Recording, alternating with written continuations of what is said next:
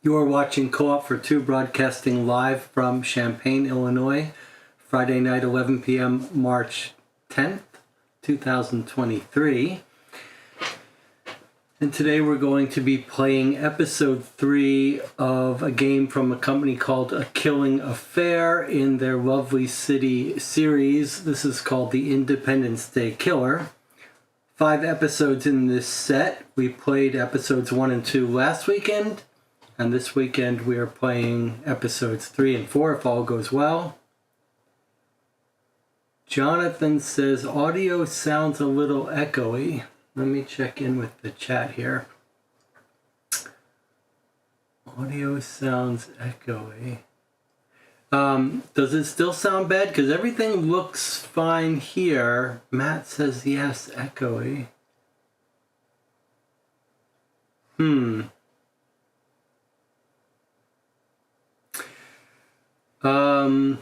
Well, you know, I constantly mess with OBS as I'm writing plugins for it, but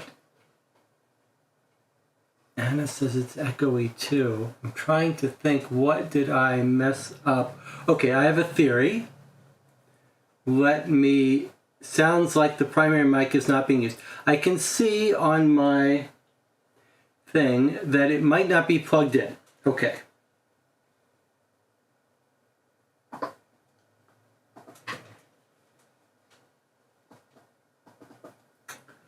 Okay, and that's not working either. All right, that's all right. Let's see what we can do here.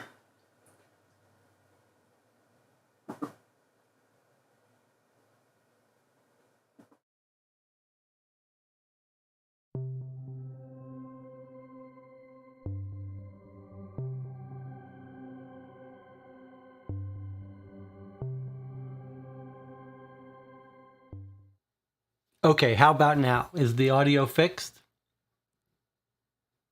I believe it should be fixed. Let's see. Let me turn this on. And I'll explain what went wrong. Thank you. Good. Okay. So I've got a front camera here. The mic for the front camera is actually wired up over the ceiling to my overhead mic, which is just out of view here.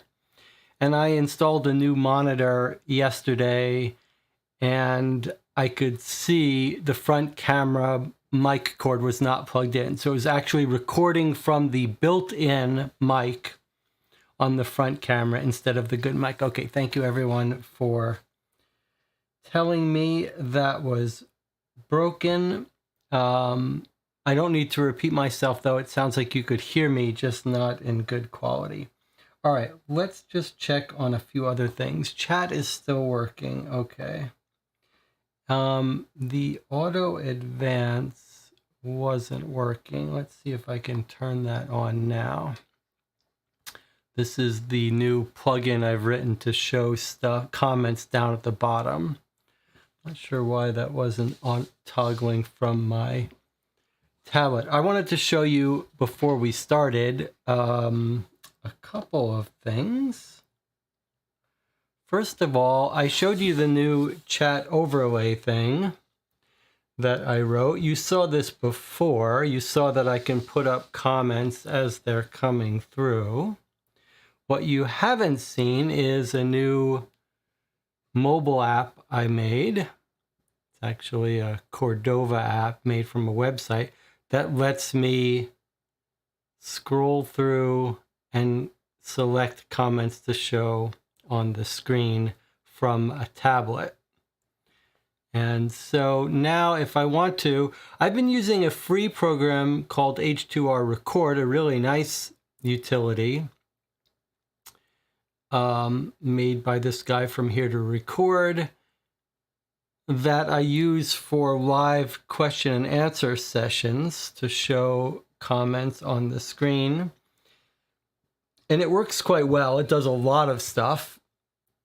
This one is just for this that I've written. But the only problem with that one is that I have to start it up separately. It's a separate app. It requires me to remember to start it up, and it eats up a little bit of overhead. So this one is nice because this one is always running using my new plugin.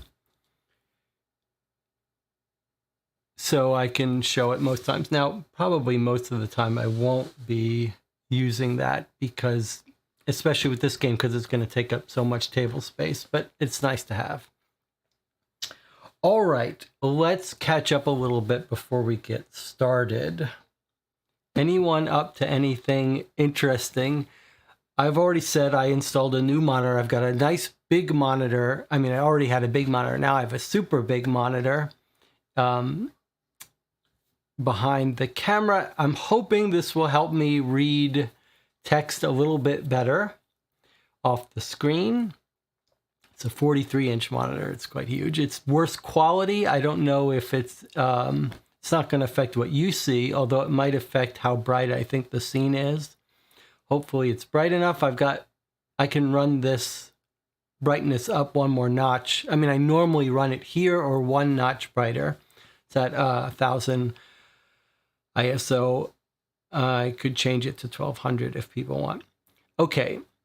Anyone see any good movies or TV? I saw 65 yesterday with my local friends here, Rebecca and Chad. I was really looking forward to it. That's the Adam Driver movie, where science fiction movie with dinosaurs and stuff.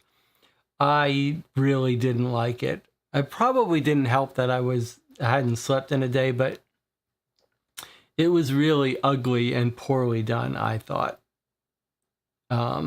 Just misfiring, which was a shame since the idea of it was so appealing to me, and I have mixed feelings about Adam Driver. I loved him in Marriage Story, but not in the Star Wars movies so much.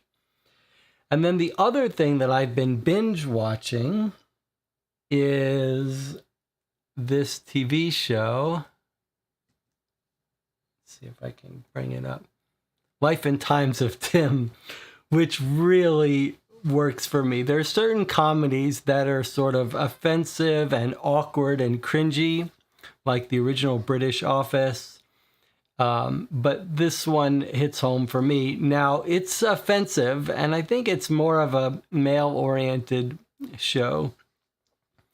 But if you like that kind of thing, it's adult.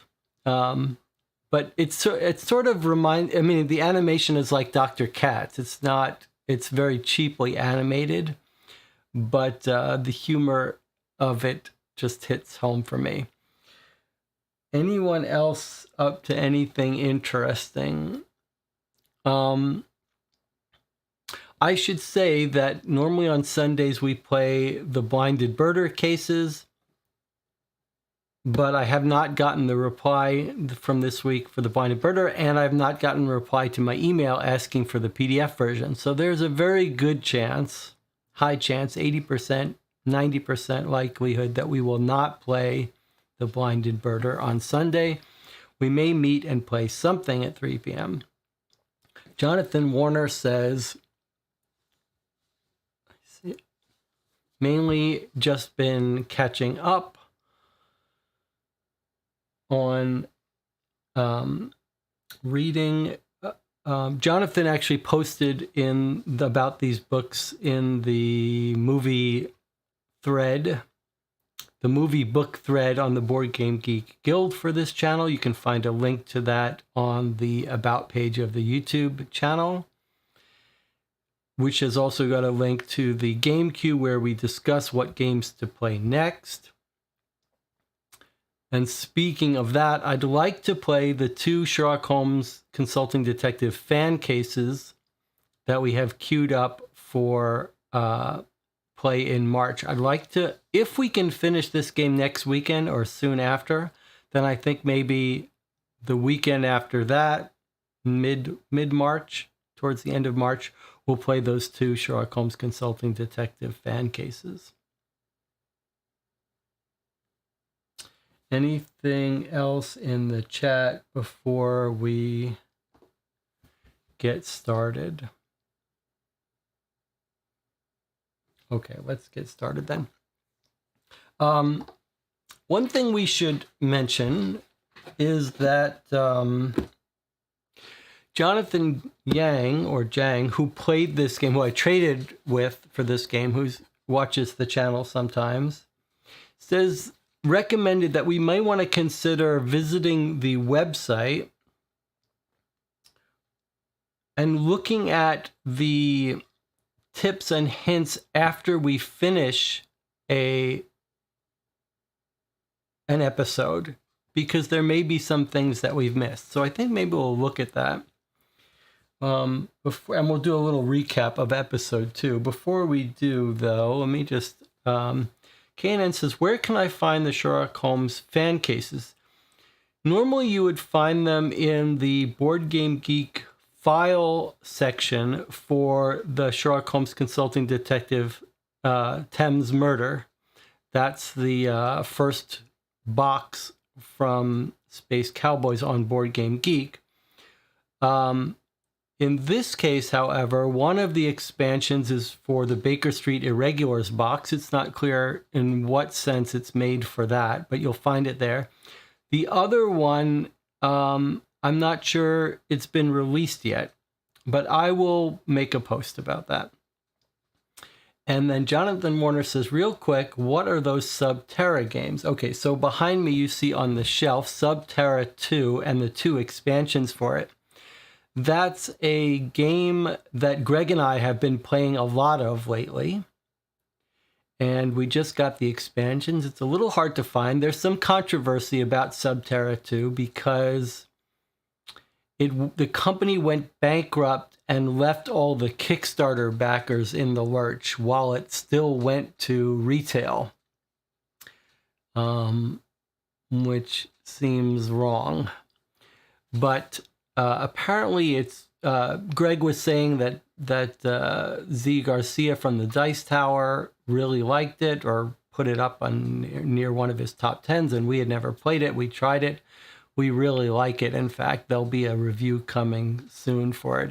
It's sort of explore a collapsing cavern with maps, but very tuned for strategy rather than sort of theme. The theme is there. The characters are very different, but feels like a very tough optimization puzzle. Okay, so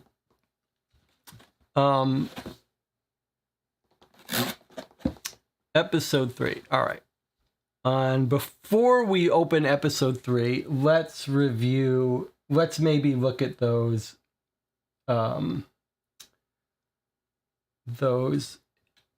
tips or hints for episodes 1 and 2, and this will be our little recap.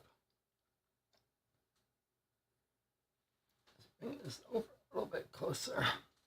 All right, so we're on their website. Okay, episode 1.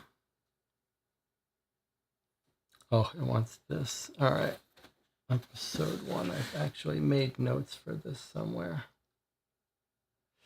Okay, so here are our notes for episode 1.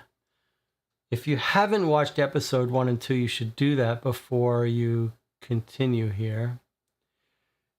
Let's see if we can get the hints for episode 1.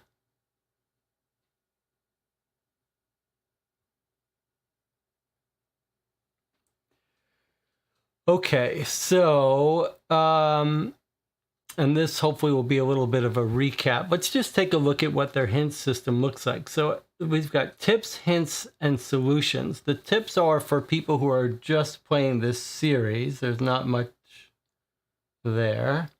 But now the hints. So let's look if there's anything we haven't figured out yet. And this is actually useful because you can see the hints give away some stuff here. So Seashell tells us to look inside.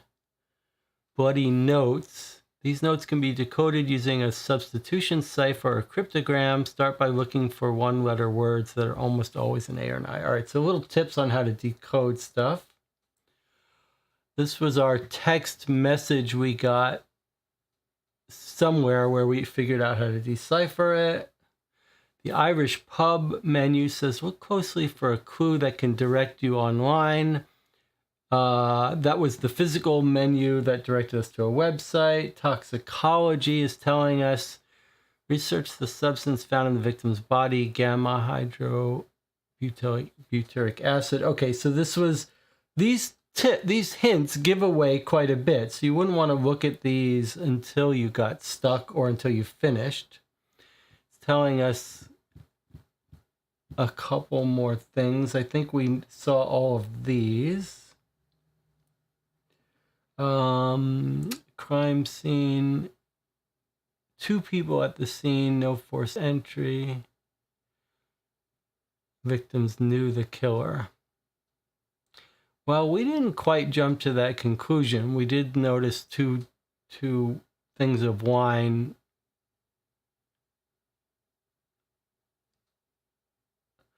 Seashell, this is just telling us to look inside the note, and then let's see. All right, and then more hints for how to decode the note. More hints for how to decode the text message. More hints for how to get to the website of the pub. A hint here about using the UV light. A hint about the beneficiary thing that we already noticed, and then a hint about the crossword puzzle. Crossword puzzle answers match another item you received.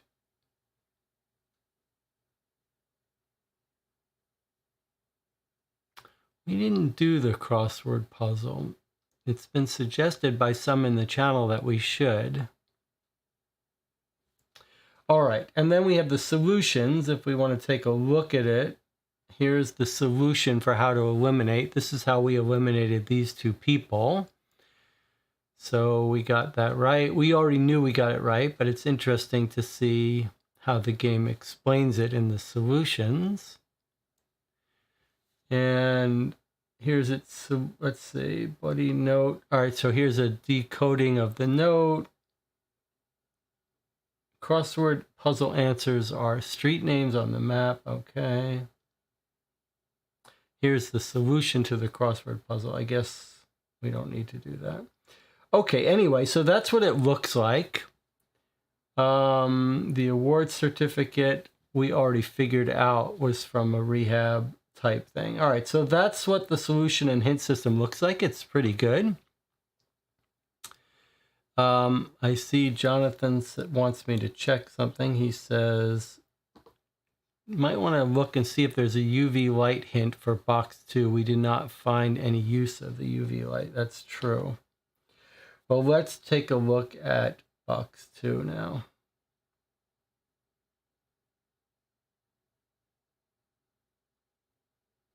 Did I go to the wrong page?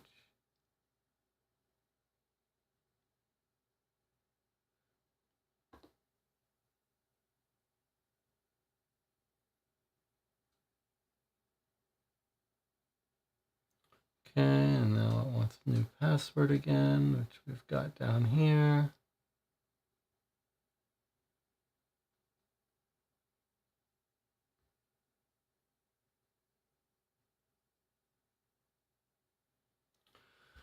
Okay, so episode 2. I believe there may be things that we haven't seen here. Okay, so we did learn doing episode 2 that we need to check here for changes, because this says business cards discontinued. So we went to the website to hear her voice message. There's a little note here for if you can't make phone calls. One of the things, I looked at this a little bit, it's clear they went into some real effort for if you don't want to have websites. Like here it says no Instagram, no problem, spoiler warning. So if you click here, you'll find out that if you don't want to log into Instagram, you could go here instead and get the images that we found on Instagram. So you wouldn't actually have to log into Instagram if you don't want. And then here's a digital copy of the 2 notes that we already saw at the end of the episode. Now, there is something here. There actually were, I looked at this, there are a couple things here that we may have missed. I'm not sure if it's wise to do these now, but I guess let's look at them. So,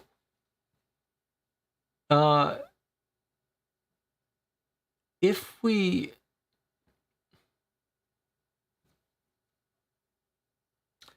did meet this, I can't remember if we did this. Does anyone remember if we got the private if we ran into a private investigator? I'm going to open up box 2. It's clear with 5 boxes, it's going to take us a little effort to organize everything.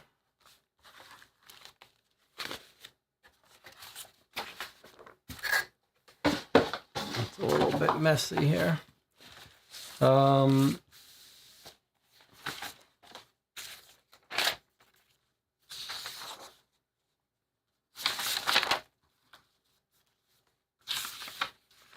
Maybe we didn't get, private investigator was introduced in the letter that came after box 2. Good, thank you for that reminder. Okay. So yes, we did see this letter from the private investigator. Okay, so if you didn't, it's not clear on some copies of this if they didn't include these. So if you go to the website here, here is the, I don't know why it's under here. No, this is something different. I'm not sure we heard this. I think what it was saying is, okay, if we go to the hints, bank statement, yeah, it was saying this. This is something interesting. It says, look at the numbers in each transaction, not just the amount. I think what it was suggesting is that if we had gone to the replacement bank records,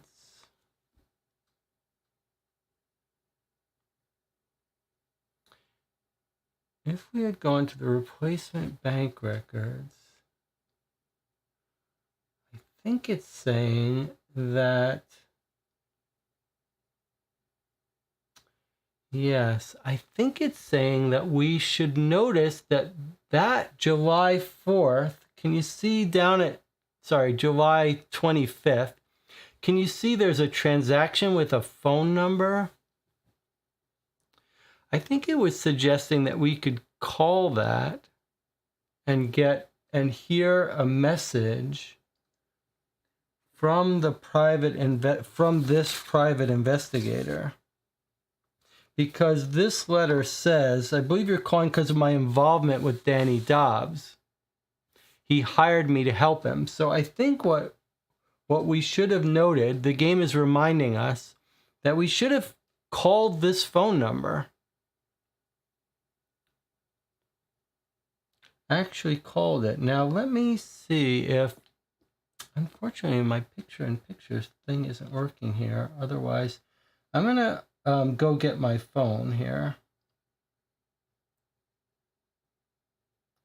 I'm gonna switch you into a tablet screen while I do.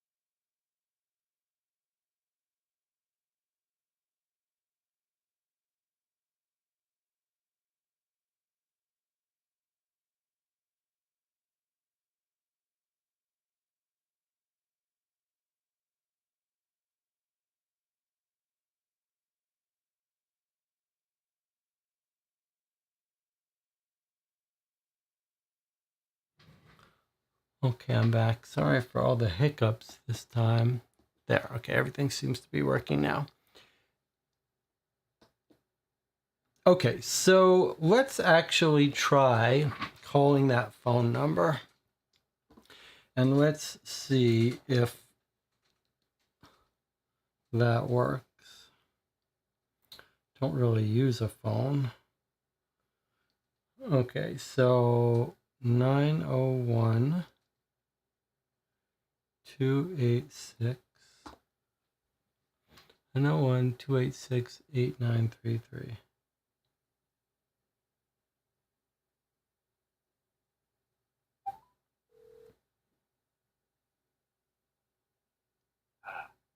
I'm Earl Evers. You've reached the offices of Earl Evers. I can't take your call this time. So please leave your name, number after the beep, and I'll get back to you as soon as possible. I'm a licensed private investigator who provides full detective service. My client's in the city of lovely Florida. With over 20 years of experience, guess what? I get results and I get them quick. Give me a call.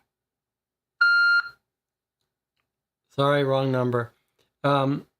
Okay, so it's good we checked that, and it's a good lesson that the game did tell us be on the lookout for phone numbers, and if you find them, call them.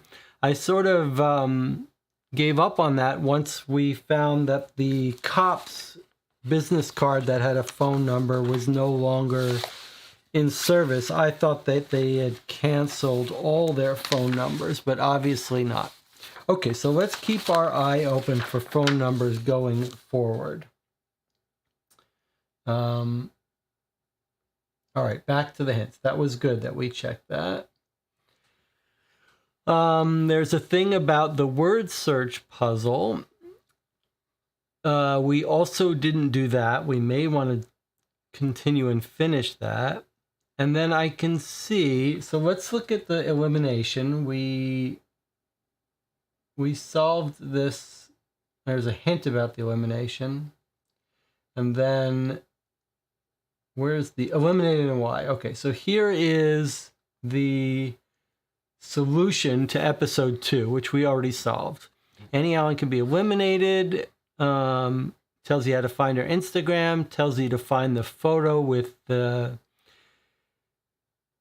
toll bill.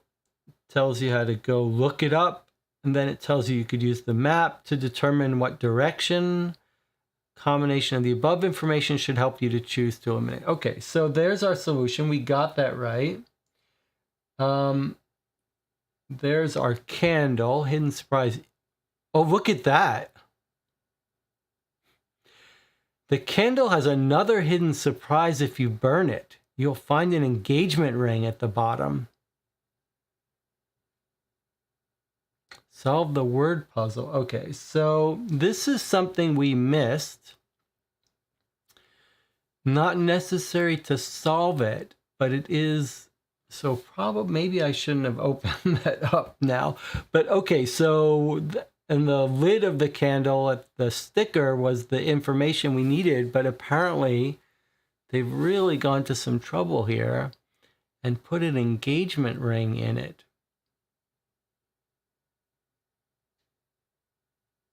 So we may want to solve that word search puzzle to see what's going on. It sounds like it's not related to our killer, but it is related to Henry, what he was up to. There's the decrypted bloody note that we knew. Let's see. And then it sounds like from looking at this, at these hints, that we knew that we shouldn't have gone so quickly past Annie's blogs.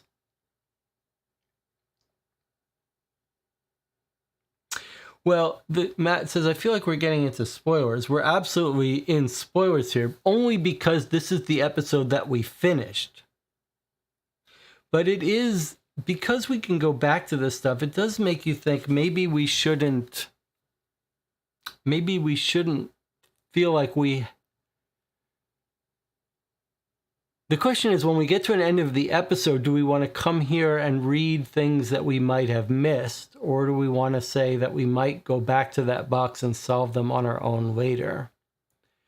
Because we do remember that Annie's website, which was here, let's open this up. Here was Annie's website. No, those are just her pictures. That one maybe. Yeah, okay, so here is her blog website. And we noticed when we went through here that she wrote a couple of posts, some of which we can't get into. So here's a post about makeup. And then a post that needs a password, which we don't know. So, and another post which needs a password that we don't. So this is good to remind us that actually we didn't.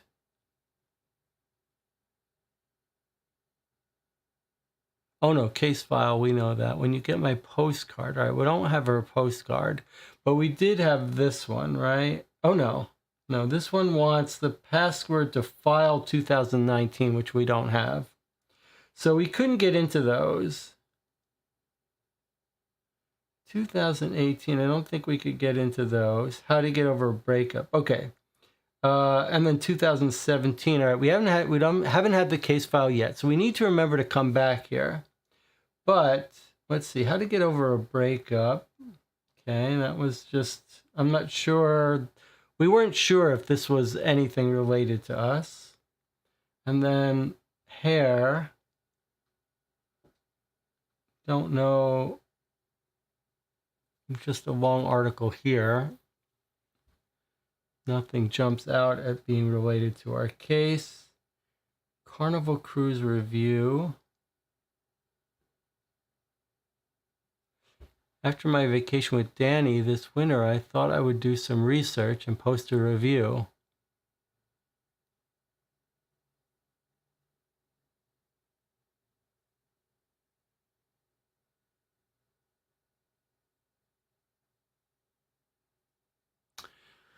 I mean, we've already eliminated her, but there might be something that's useful for us here.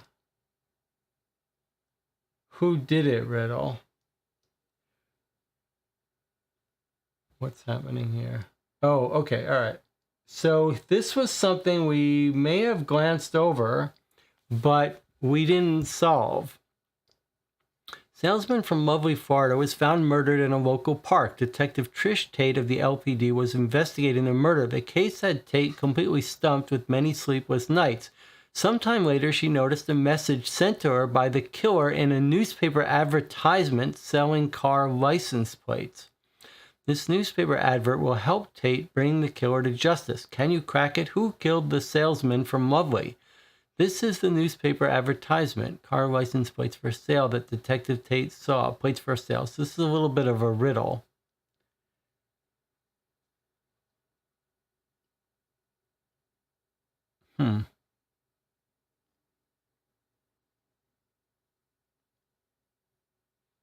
What happens if you click whodunit?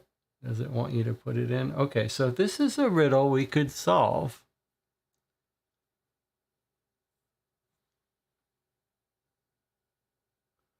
Well, again, this is weird because this is part of episode 2, which we finished, but there's other stuff we could try to understand. All right, let's see. What do you notice here? Starts with a letter. And on the letters, if you read them down, it says who done it. Who done it?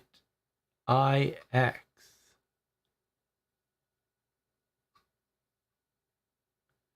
Who done it? IX. I don't know what that IX is about. All right. What about the other letters, though? 5, 13, 5, 8, 10, 4, 16, 26, 10, 26, 22. Well, numbers from 1 in the 1 to 26 range, so those could be letters. So E,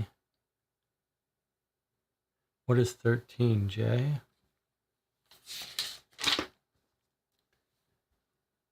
Or is J10? EME. I need my list.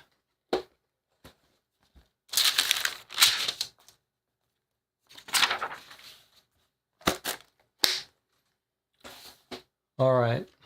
If the second thing is letters, we've got E, M, E, H, J, D, P, Z, J, Z, V. That's not very convincingly. Who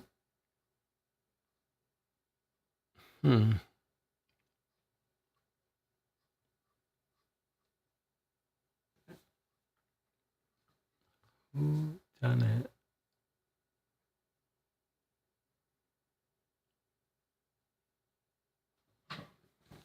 It's interesting. We haven't gotten into episode 3 box yet. We're just sort of cleaning up episode 2.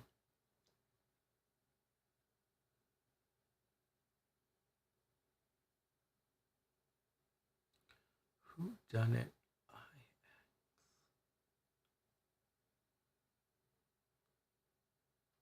Always 3 letters at the end.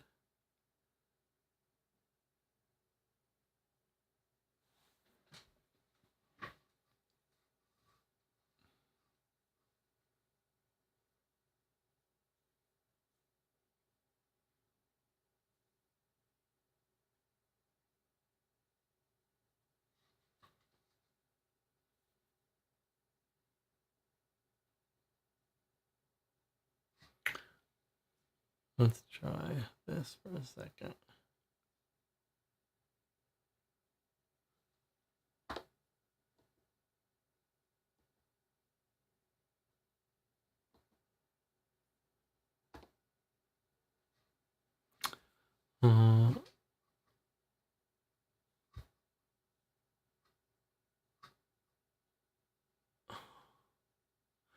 Jonathan says, could it be as simple as who done it? IX. IX is 9. We pick license plate number 9.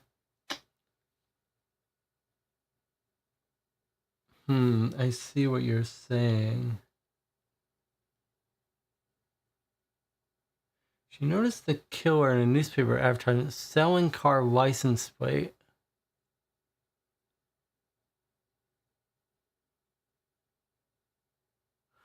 So you think, Jonathan, that the answer is going to be one of these plates? It's an interesting idea.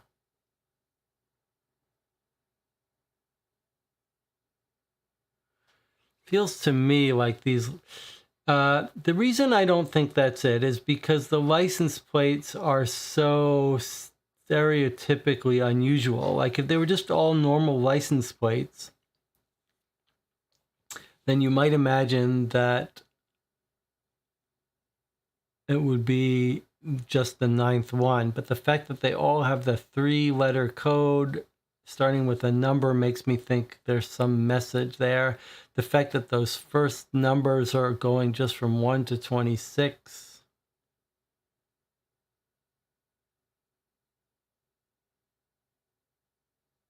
We could try it though, just for the hell of it. 4, 5, 6, 7, 8, 9. So T10AEE. Let's try it.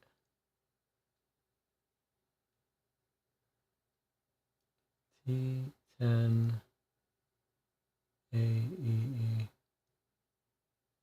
No.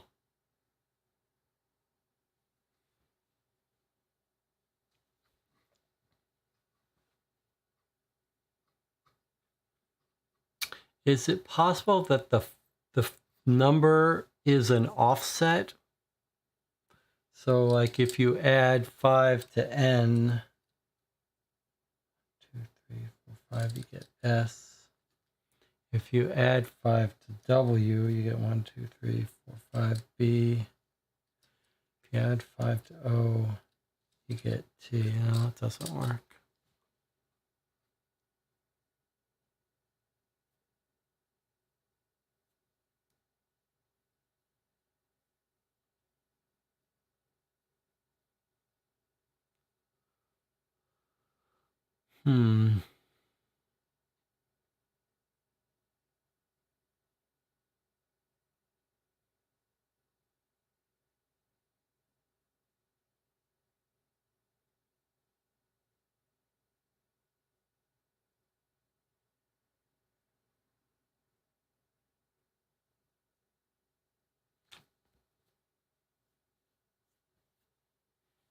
Looks like my auto messages is not quite working.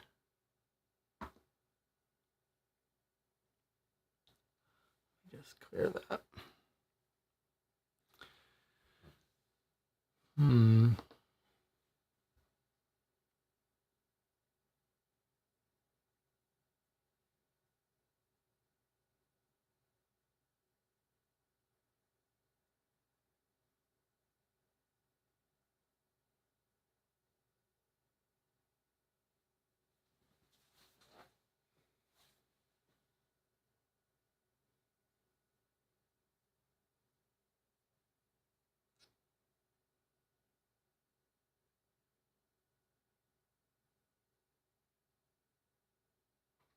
Let me make sure I did this right though. T, capital T, space, 10, space, A, E, E.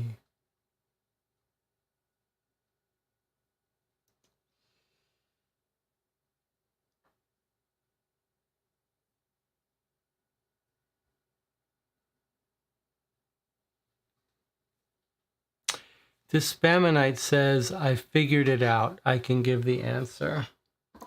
I think because this is not this is part of our box 2, and we don't think it's related to our thing so much, I think go ahead, give it to us, this Spamonite.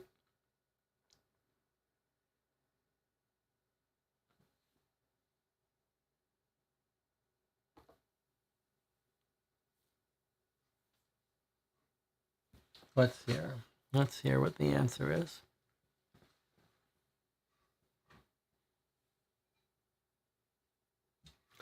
Spamonite says, it says the butler did it.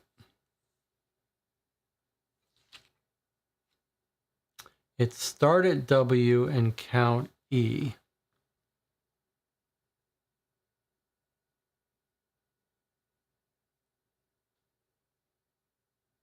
I see. Start at W, count 5. 1, 2, 3, 4, 5.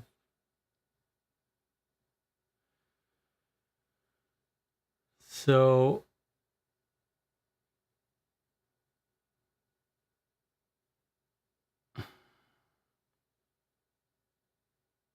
I'm trying to make sense of what I'm being told here. Start at W, count 5. Start at H, count 13. Start at O, count 5. Start at W, count 5. Start at H, count 13. I don't get it. I mean, I sort of get it. Do you mean, when you say start at, do you mean start from that third column of triplets? So from NWO, we start at W and go WOHSRE.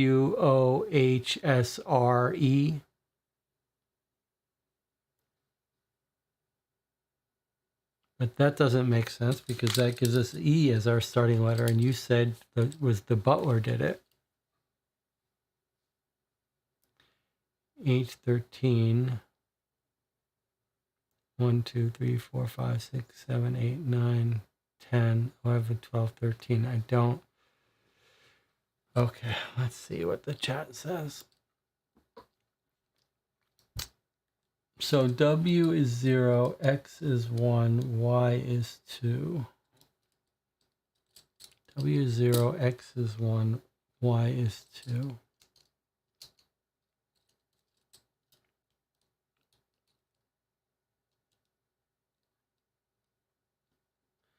Seems like the triplets don't matter. Start at the single letter. So start at the W, go 5. 1, 2, 3, 4, 5. That gives us.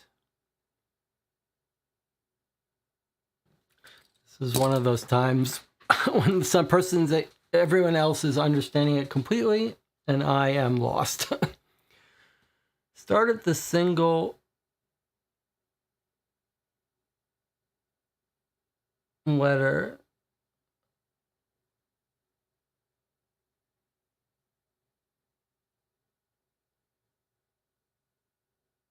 Okay.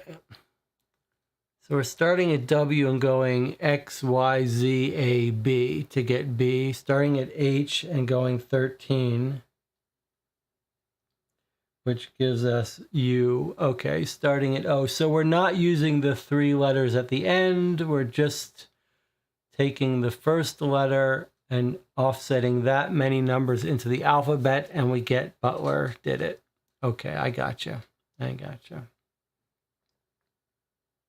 Okay, so we're going to say the answer is Butler.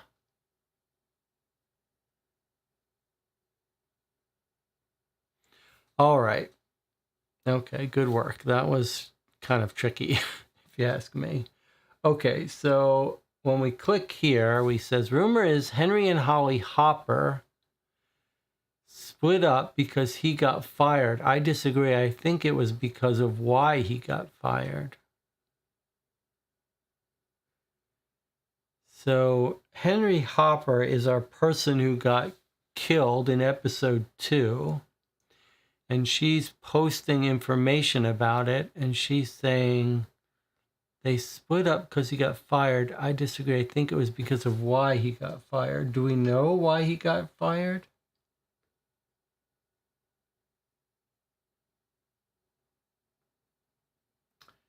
Seems like she put in another riddle. Let's look at this one. I should have made a copy of that. Let's see. Who did it, Rizzle? Let's do this one. All right, let's screenshot this.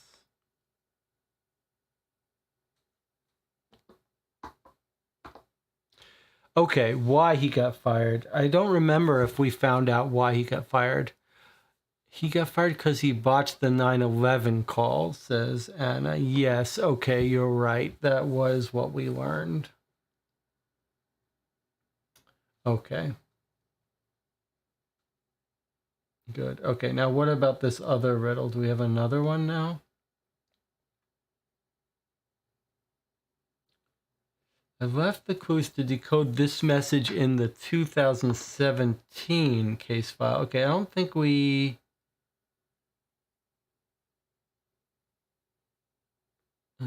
have that. Instagram riddle solvers. What's this, though? To the detectives who found my blog, hoping I can share some of my secrets with you, I'm in a position in the community to learn things that most do not know. We have had a killer on the loose, and I fear for my life. I will do anything to help solve this mystery, except hurt those I love. And then she's given us an encrypted message here. Looks like a little bit of a... It looks like it's probably just a Caesar cipher. It looks like it's just rotated, but I'm not sure. What has she got here? She's got some Python code here.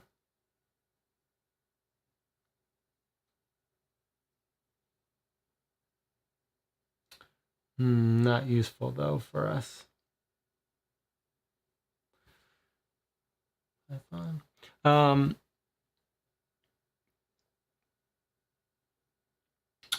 So we've got a message here.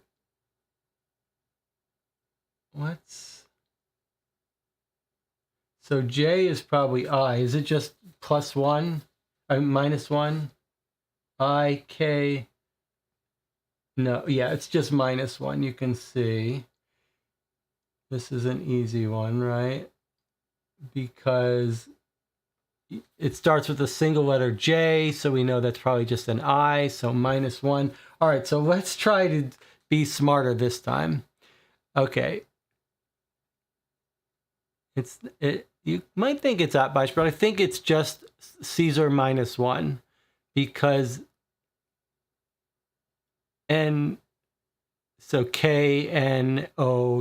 So I know that's what that is. So it's just -1. All right, let's try to do something a little more efficient this time. We're going to go to this website here. Okay. And we're going to... Oops. We're going to see if we can have it do it for us.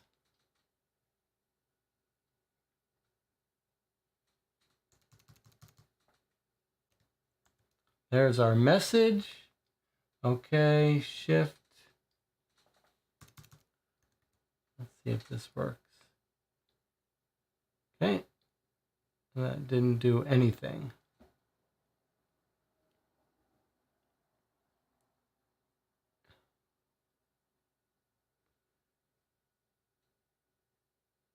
Oh, there we go.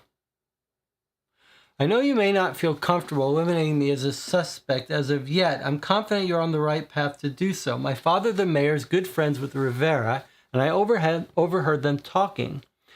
My dad had him on speakerphone. He was saying how depressed his wife was. The judge was asking a ton of questions about how Henry was killed. Okay, so you remember Rivera is one of our good suspects. He's the judge that let Mandy off easy and was having an affair with her. We intercepted their phone conversation. We intercepted their encrypted messages, and he denied it. So it sounds like he was very suspicious of how Henry died.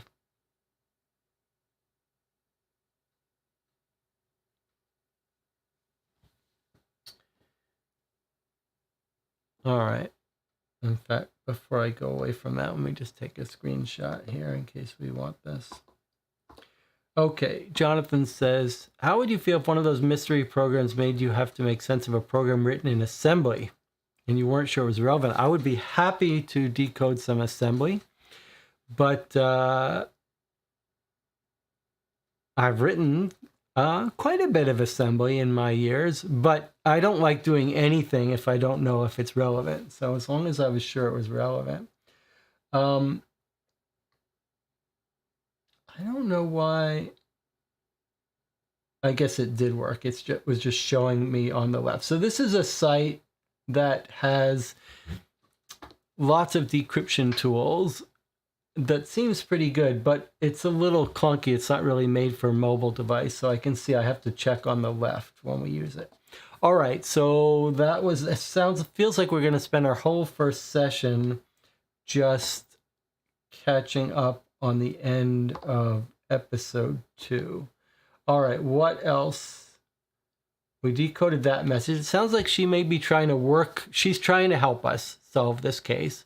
And some of these posts we're not ready for yet. It seems like most of these are just text we can ignore. But she's got a couple more riddle ones that she made to communicate with us that we're not ready for yet. But we need to remember to come back here.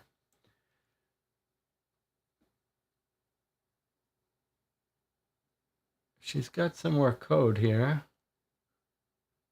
Oh, this one we actually this is all we have to decode it. But it says 2017 case file, so we haven't gotten that yet.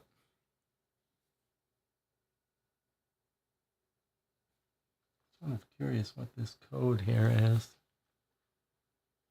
Looks like it's minified.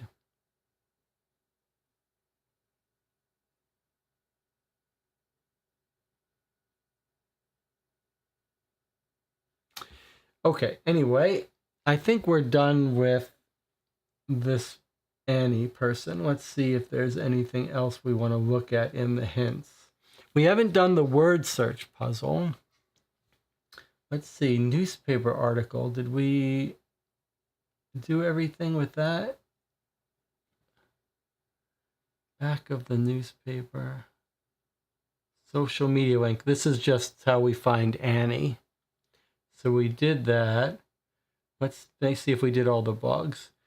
2 blogs you can crack in this episode. Okay, so we did those. Annie's Instagram. Okay, the only thing then we didn't do is the word search puzzle. Here's the hint for the word search puzzle. Find the words, don't cross out the letters that remain behind. This was one of our early theories. Jonathan, I believe, had the theory that if we circled all the letters in the words, maybe what was left would tell us something. So I guess we should finish doing this. So let's work on this together as our little intermission before we start box 3. We're not in a rush, right?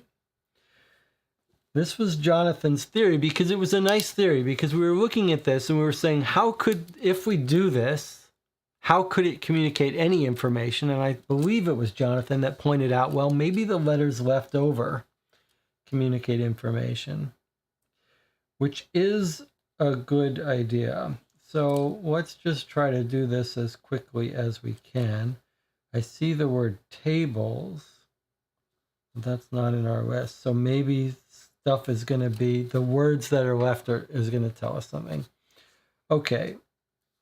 Let's try to find, this is salad. Unfortunately, you can't really help me with this because I can't. Okay. I mean, you're going to try to help me with this. Let's see if it will work. Chili, column 5, right above apples.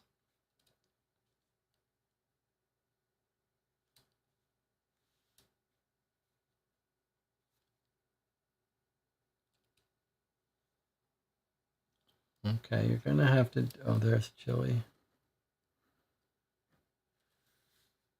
Okay. Peaches is row 3. There's peaches.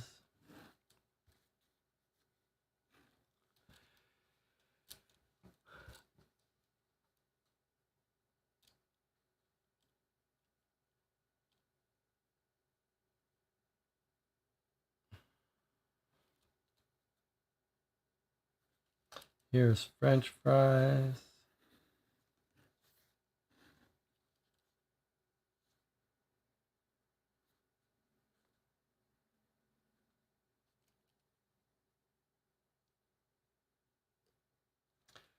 Vegetables. Mixed vegetables.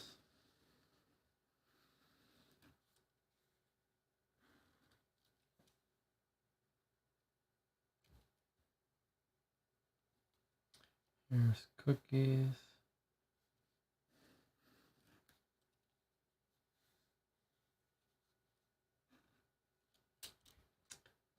Soup to the right of limes. That doesn't help. You got to give me column numbers.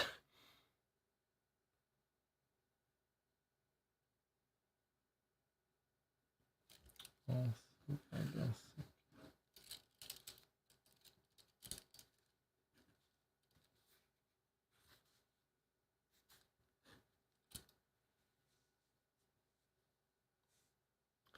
Column 5 row 6 is chips.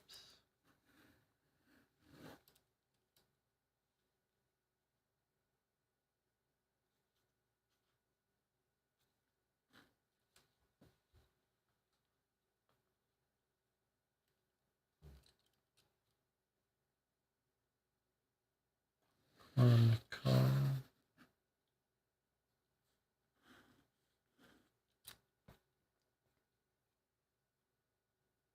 Are we allowed to go up? I guess so. Are we? There's peas if we're allowed to go up. I don't know how word searches work. Are you allowed to go in reverse order?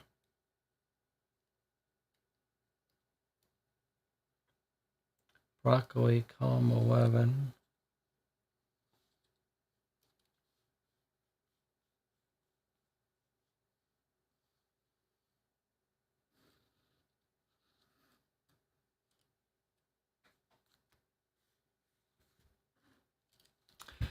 You can go up. Okay, there's peas then.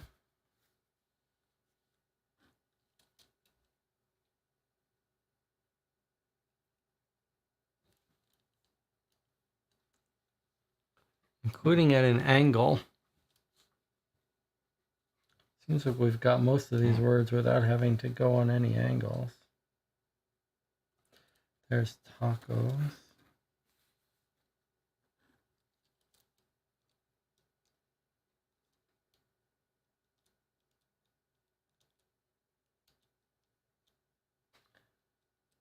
Doesn't feel like there's going to be something that you make sense of with the words that are left, but maybe I'm wrong.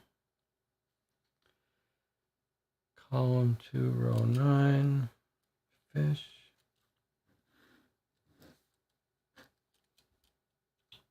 Okay, got that.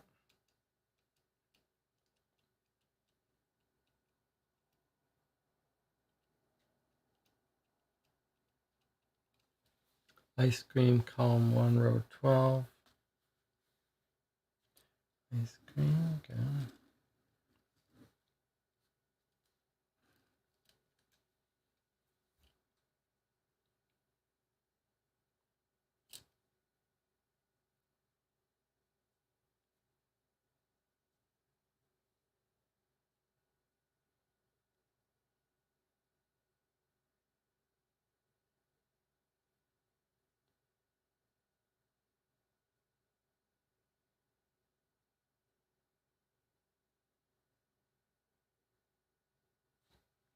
There's brownies.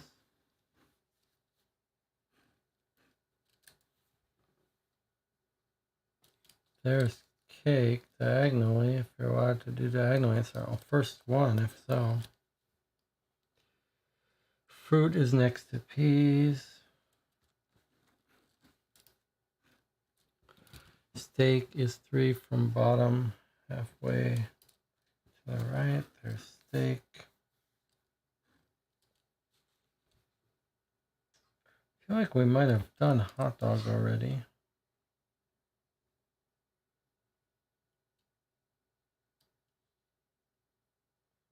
Just not circled it.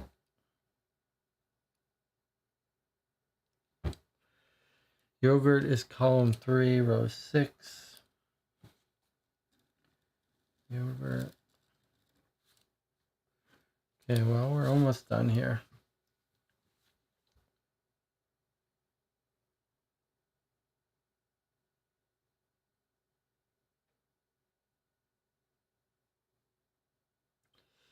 Hot dog is next to steak.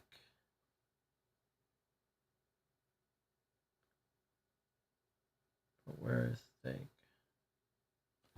Steak is hot dog. So we just have crab, grapes, and kiwi. Kiwi is row 4.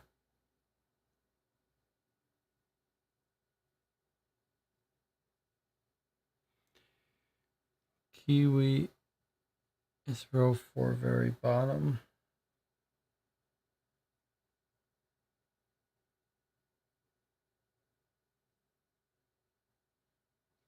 Okay, row 4, very bottom doesn't make sense. But here's kiwi, column 4. All right, grapes and crab is all we need.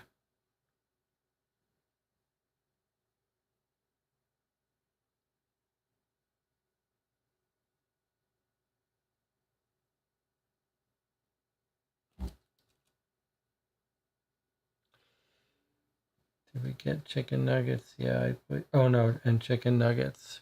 Where's chicken nuggets?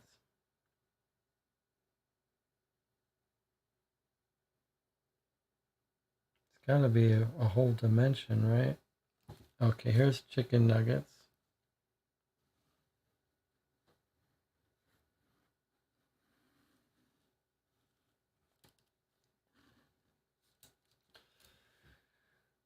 All right, not much left.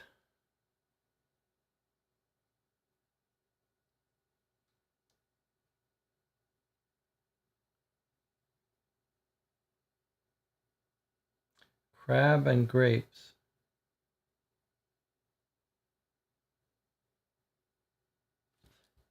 Okay, there's grapes.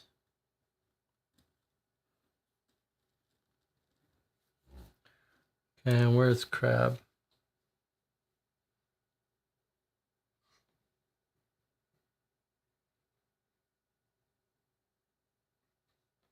Okay, so there's crab. Okay, so that's all of our words. Now what's left?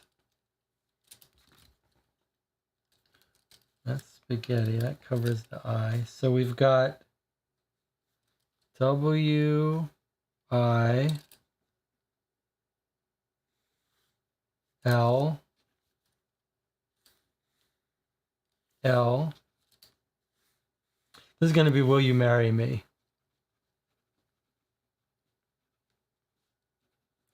Okay, so Will You Marry Me is going to be the remaining letters. I can see W-I-L-L, Y-O-U, M-A-R-R, Y-M-E,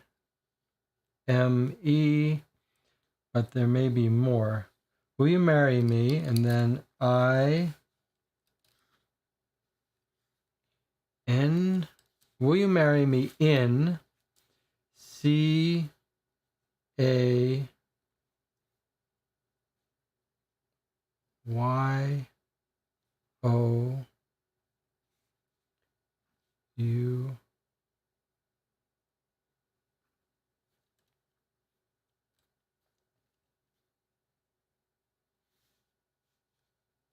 L-O-V-E,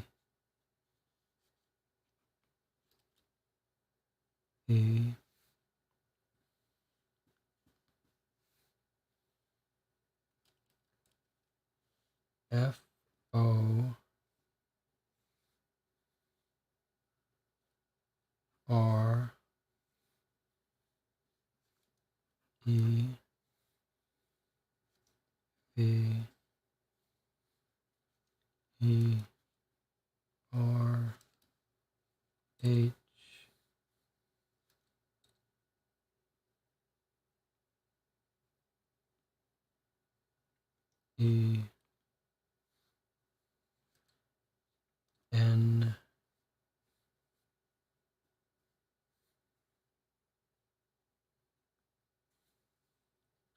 or Y. Will you marry me in CA? Your love forever, Henry. Will you marry me in Cal? I missed an A between the I and the N. I missed an A between.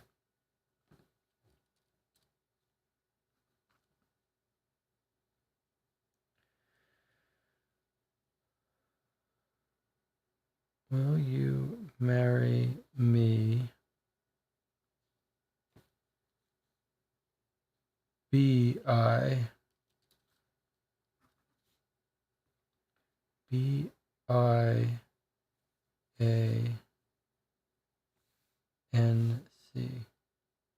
Will you marry me?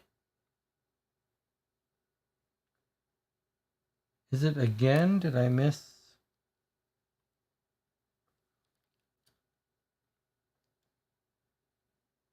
Will you marry me?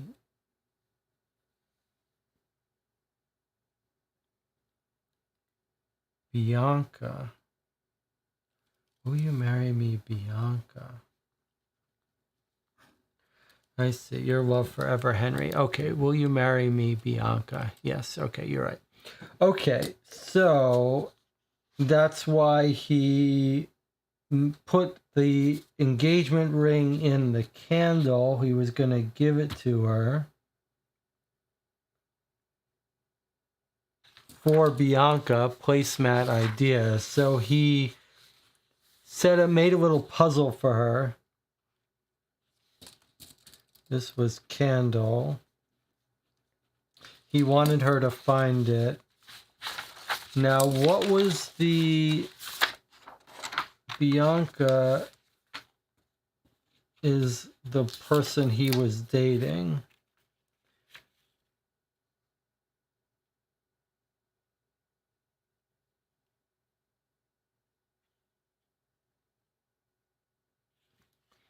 So there's our statement from Bianca, the girlfriend.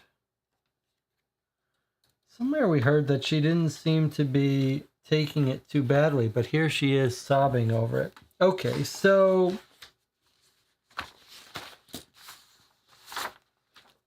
it just fleshes out a little bit of humanity to Henry Hopper, who got killed, that he actually was in love with Bianca.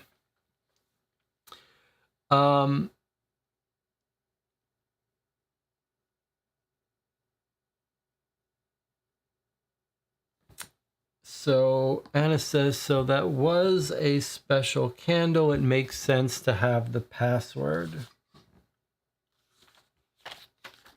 We were wondering why he password protected his USB drive, but he was giving that candle to her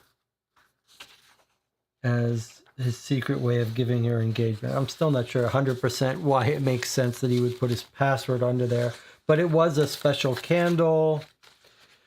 All right, let's see if we're done with everything here then. Word search puzzle. Fill the words. Be careful to cross out. Don't cross out the letters that remain behind. That gave us the answer. Candle. Candle is another hidden surprise. Let's see what it says about our judge email. The judge denies this is his email address. Is he telling the truth? From the bottom to the top, this is what we already decoded last session. This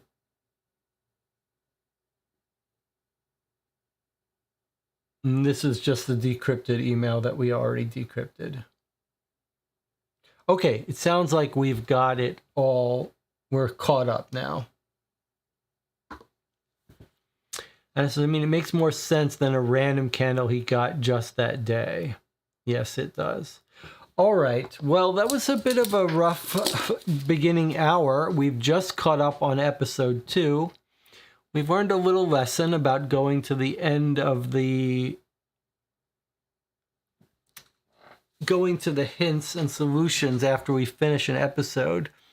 So it's clear that in this game, one of the very real oddities of this game has been how much information is in the box versus how much it requires you to answer and know to proceed to finish the box and go to the next box. There's a lot of content here that a group could miss and still get the final answer right. The game does not check that you've figured things out that you need to figure out. Maybe that's because it is okay with you jumping ahead and going back. I'm not sure. But it's time for our break.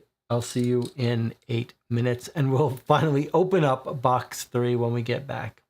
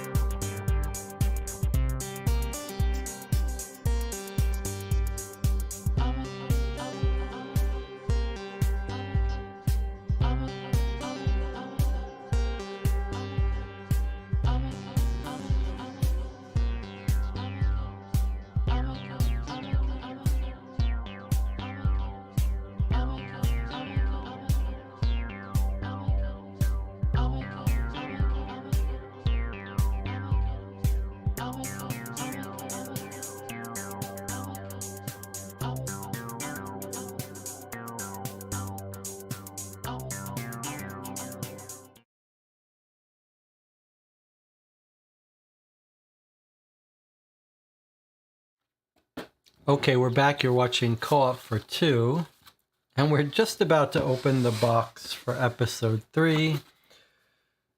I've got my 3 deaths that we've encountered so far, just to remind you.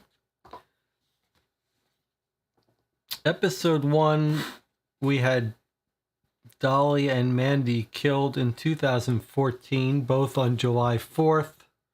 First came Dolly, then her best friend killed the next year. And then in 2016, which was episode 2, Henry Hobbs was killed. The connection we've found suggests to us that this could all be about some drunk driving accident. Henry Hobbs was the person who messed up the 911 call. Mandy Moray was into drugs and drinking. She had a long track record, rap sheet of being arrested for DUI. She was having an affair with the judge who let her off easy, it seems. Dolly, we haven't found a direct connection, but we suspect that maybe she's involved. If our theory's right, that this is about drunk driving revenge, that Dolly may have helped Mandy get off the hook, something like that. That's our current theory about motive for the killer.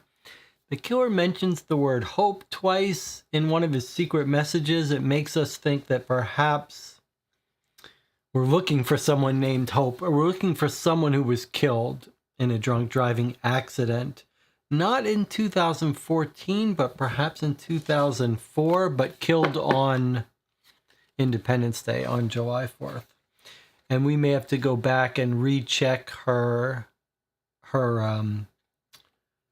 criminal cases. There's lots more for us. There's lots of reasons for us to go back to previous episodes to check some history. But first, let's open this box and see what's in episode 3. All right. Got some evidence, notes, there's evidence out of its bag. Okay, so we got poker chip, piece of soap, napkin, bracelet of some sort. The quality of the physical stuff here has been pretty impressive so far. We've got an end of episode letter, which we're not going to read yet. Another piece of evidence. This is our buddy note. Our welcome thing. Some new photographs. Case file. Letter. Nice big thick case today. All right, let's start with this.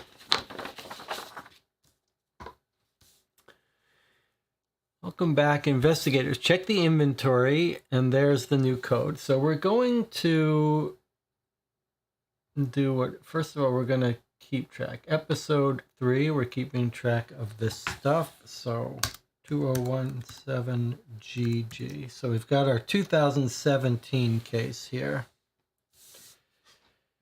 All right. Oops, sorry, I didn't show you that. I just entered the case code into our online notes. Okay, and then everything is the same as before.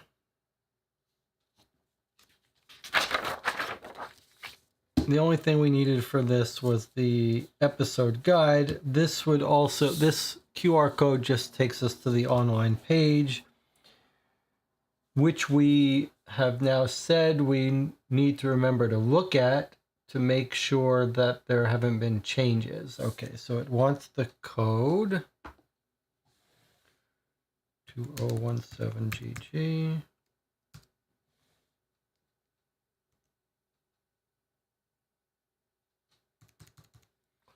Okay, doesn't like that.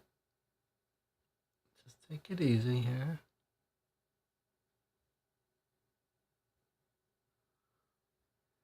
Doesn't want me to go back.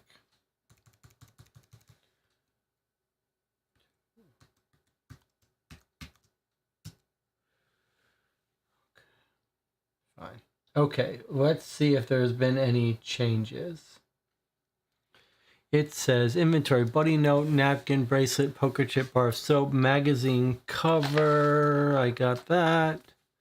And then there's the contents of the LPD file, photo, start here, letter from Trish Tate. Okay, doesn't look like there have been any errata for this. So we can get back to our case. All right, let's read our introduction letter.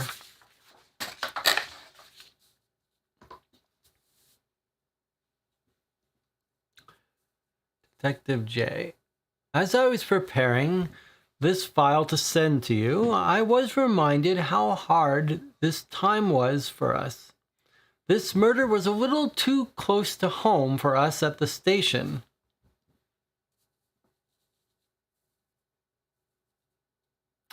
Dr. Gray was not only the wife of our judge, she was also a friend to us. Dr. Grace Gray, Judge Ray Rivera's wife, was found murdered in a park near her home. All evidence we felt was of importance we included for your review. Judge Rivera called in that morning to notify the LPD that she had been missing. He left a voicemail for me, and I included this recording in our shared evidence file. Okay, so there's a link to that voice recording, which we'll go listen to in a minute. The password to access this page is Grace Gray, all one word and case sensitive. During our investigation, we were informed by Judge Rivera of a suspicious person around the Gray's home prior to her death. His name is Tony Tyson. Tony owns a landscaping company in Lovely. We shared his picture with all involved. Their responses are found in their interviews, with the exception of Molly, Becky, and Annie. Becky did not recognize him, and Molly and Annie said the same thing. They both referenced him as the creepy lawn guy. Shortly after Grace's murder, we received a tip about Johnson's involvement in a drug ring. This allowed us to obtain a search warrant for his home and vehicle. We think he was tipped off about our search as we didn't find any drugs. We did find in the glove compartment of his vehicle a peculiar worksheet with numbers. Maybe you can make some sense out of it. Johnson continues to get smarter and has avoided any new charges for a long time. We also received an anonymous letter at the station. It came in right after the doctor was murdered, and we felt it may be related to our case. We were unable to make any sense of it and are sending it to you for your review. We believe that there is enough information here to help you eliminate at least 2 suspects this time. I can feel we're getting closer to finding the killer. Please hurry and let me know when you're ready for the next case file. All right, so if we're keeping our notes here. So Judge Rivera, who was dating Mandy, who we think is crooked and involved in this, he was a suspect of ours. He still is, but now his wife was killed. That cuts both ways. First of all, we know from his message, secret encrypted message to Mandy, that he tells her, the time's not right for the two of us to get together yet because of my wife. If I divorce her, she'll get all the money. So it could very well be that he's finally killed his wife a year later after that message. On the other hand, if he's also involved in DUI, getting people off, the killer would have reason to kill. But the killer would have reason to kill him, not his wife, right? So this makes us more suspicious that he's killed her. But I wonder if he's done it as a copycat killing rather than him being really the killer.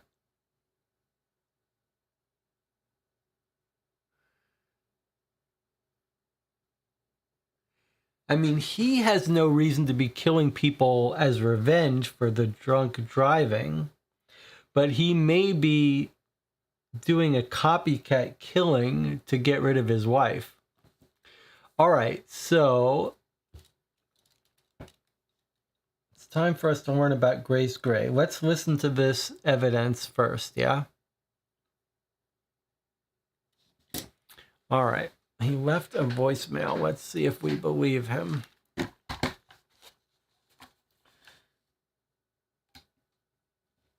Let's see if I can get a... I guess I have to type it in. I'm going to keep Annie's page open. Let's go to a new one. Okay, here. Let's see what this says.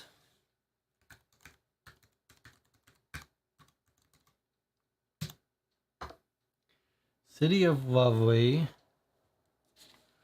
What is the link here? It says Tate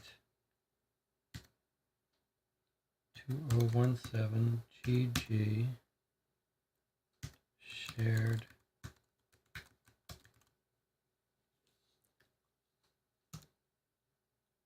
No. Okay, I spelled it wrong.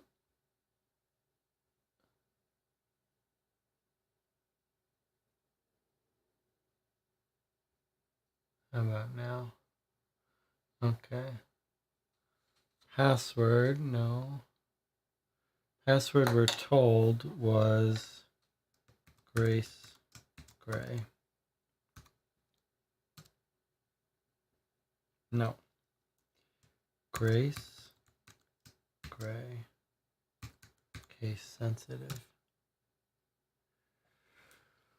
All right, whatever. Let's bookmark it. All right, Ray Rivera's voicemail recording. All right, let's listen to it together.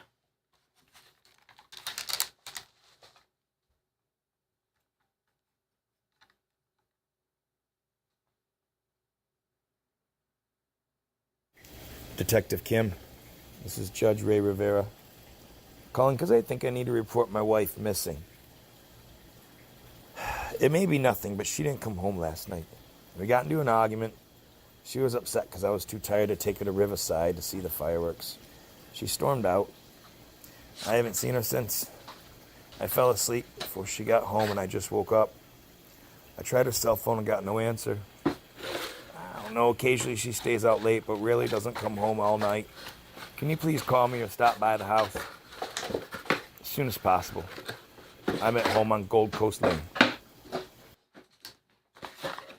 All right, let's listen to that again. Detective Kim, this is Judge Ray Rivera. Calling because I think I need to report my wife missing. It may be nothing, but she didn't come home last night. We got into an argument. She was upset because I was too tired to take her to Riverside to see the fireworks. She stormed out. I haven't seen her since. I fell asleep before she got home and I just woke up. I tried her cell phone and got no answer. I don't know, occasionally she stays out late, but really doesn't come home all night. Can you please call me or stop by the house as soon as possible? I'm at home on Gold Coast Lane. All right, he's at home on Gold Coast Lane. He wouldn't take her to fireworks.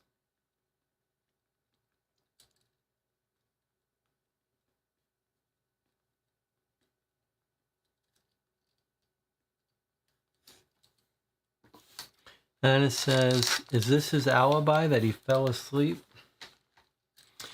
All right, so I wanted to get out our photographs and our map and our encryption. And then from episode 2, where are our photographs? It's a little, on one hand I want to keep all the stuff with it, but on the other hand there are certain things from each episode that we need going forward, so I guess we'll just play it by ear. But let's take a look at our photographs. So here is what we got in episode 1. Our first victim, Dolly Dobbs. Our second victim, Mandy Murray. Our third victim, Henry Hopper. Here's Ray Rivera, who we just heard the voicemail from, the judge. And this is our episode 3, New Suspects or People. There's the wife that just got killed. His wife.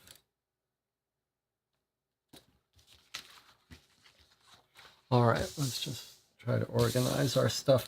All right, now, did we already know where his address was? Gold Coast. I mean, I suppose we should know from his statements. We'll get those out in a second.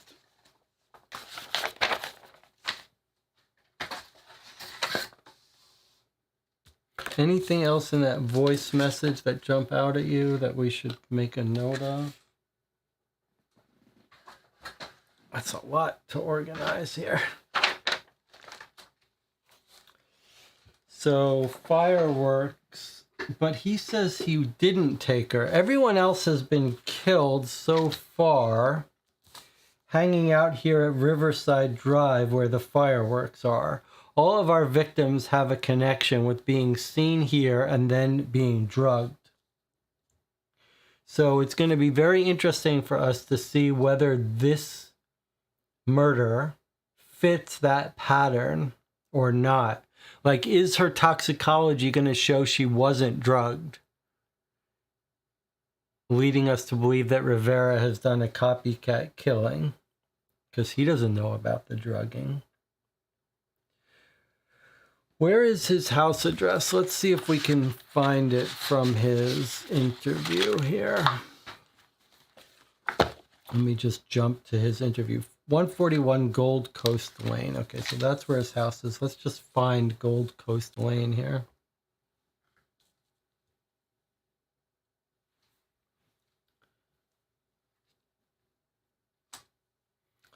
Gold Coast Lane. We had already marked his house. It's down here. Okay, so that's Rivera. I'll just put an R here. Okay, so he lives down here on Gold Coast Lane. That's the fireworks. We're up here. All right, well, so that's when we're finished. Okay, everything else, we've read the letter. She's told us about the anonymous letter that came in. She told us about the search warrant. There's the anonymous letter that we may want to... Oh, that's pretty interesting. Okay, what shall we do first? Do you want to start? I think we should probably start with the case file to find out how this woman got killed. And then we'll look at some of the other evidence here. All right, here we go. Lovely City Police Report. Grace Gray. Location, Lakewood Park at 8:15 a.m. Grace Gray, home address 141. Okay, Lakewood Park. Where is Lakewood Park? Let's find that first, and let's make a new card for our Grace Gray.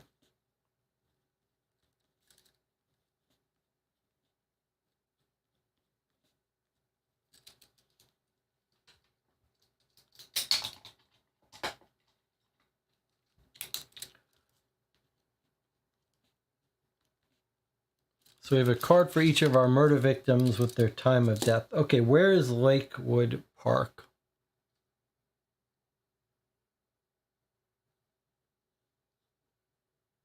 Here are the major parks. Sorry. Here are the major parks. It's not one of those, though. Lakewood Park. Madison, Lakewood. Okay, so here's Lakewood Park. Here's where body found, I suppose. Put a mark.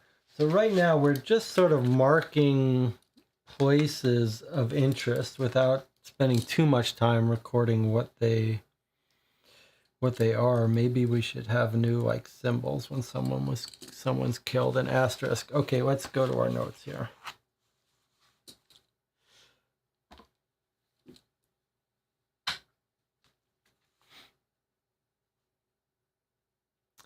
I was dispatched by 911. A call was placed by a woman who was on a morning jog. She had discovered a deceased woman with dark hair in Lakewood Park. I arrived at the park at 8:35 a.m. I immediately recognized her as Dr. Grace Gray, Judge Rivera's wife. Judge Rivera had reported his wife missing around 6:30 a.m. that same day. Body was found in the center of the park near bushes and a park bench. Her purse was set on the bench as if she had set it next to her while sitting on the bench. Purse was next to her as if she had set it next to her while sitting on the bench. Upon further investigation, I noticed the note with symbols left near the body. This led me to believe Dr. Gray was the fourth victim of the Independence Day killer.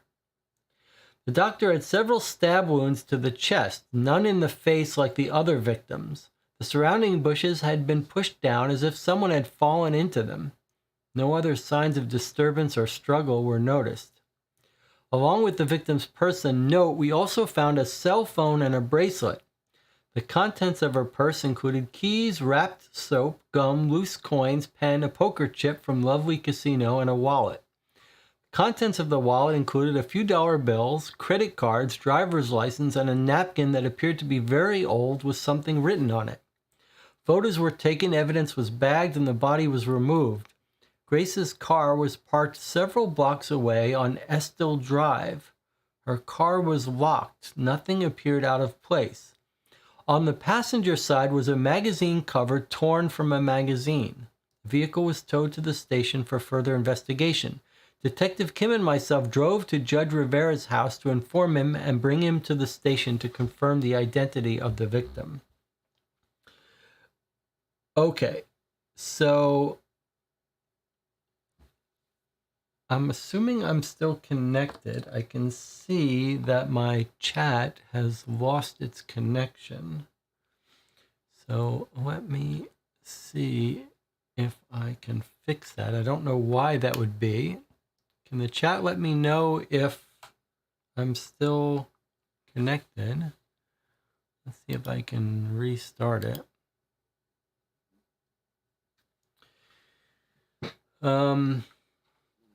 Okay, that's good.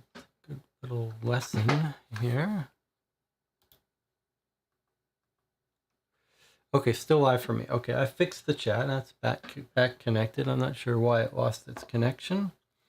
All right, so let's. She was not stabbed in the eye. That's very tricky. Everyone says everything's okay. All right, let's find where her car was parked. He said it was on Estill Drive. Okay, so car was parked as if she was meeting someone at the park. She parked it, walked over to the park, sat down, stabbed in the chest, not in the eye. I think this is going to be a copycat killing by the judge. That's my gut. That's what my gut tells me. Now, as we read about stuff, let's get it out. So let's take a look at the evidence that was found. We're told, okay, purse was set on the bench. The note with symbols. Okay, so we've got a note. Let's go through all our evidence here. Body was found. Purse was set on the bench, as if she sat it next to her. Note with symbols. That's going to be our bloody thing. I mean, if that's in code, Rivera has no way to know that code, so that would seem to suggest it really was the killer, but it could be, yeah, it could be him that's the killer. Stab wounds. Okay. Along with the victim's purse and note, a cell phone and bracelet. Okay, so there's our bracelet. Purse included the soap, poker chip, few dollar bills, credit cards, driver's license, and napkin. Okay, there's our napkin.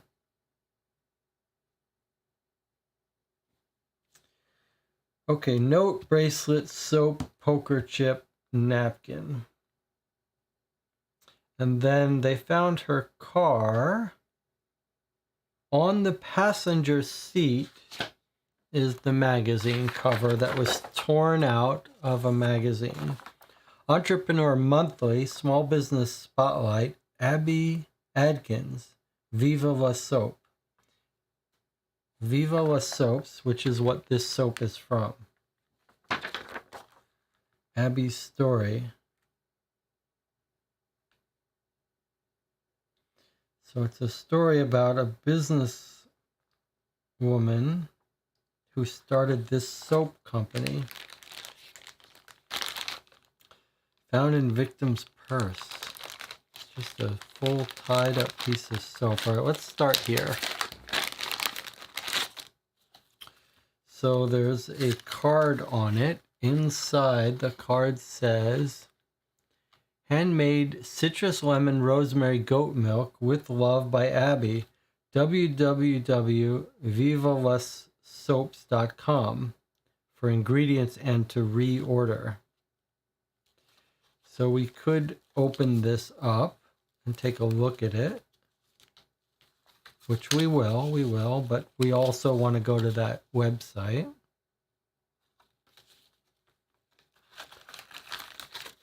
She's obviously somehow involved with this woman and her soaps. Let's just set that aside for a second. Poker chip. Anything abnormal about it? It's just a poker chip for Lovely Casino. No website. No link. Not sure what that's about. Found in her purse. Her bracelet. Looks like it might be broken off. What are we told about it?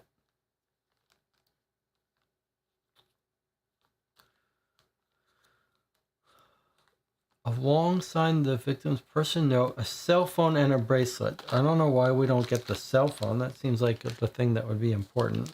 Let's take a look at this note and see if it's by our killer.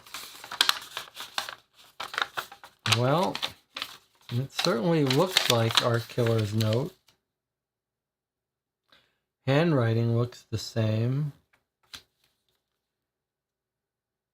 Let's decrypt this note. Where's our key?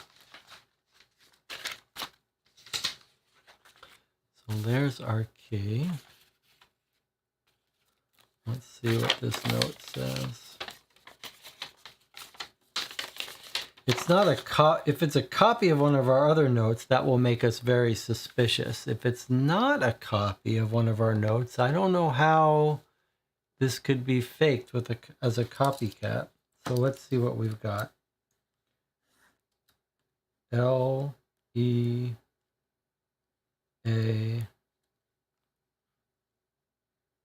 R learn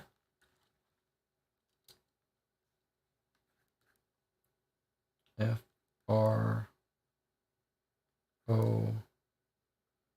it's going to be M. Learn from, wow, I guess this is not a copycat unless he's figured it out. L-E-S, it's going to be T-E-R-D-A-Y.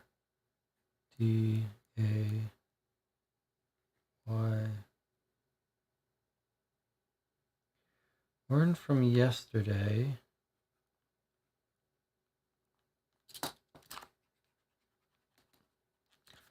Learn from yesterday. L-I-V.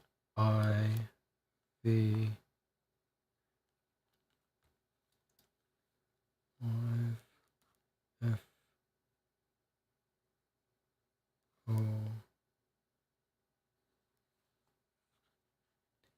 Learn from yesterday. For T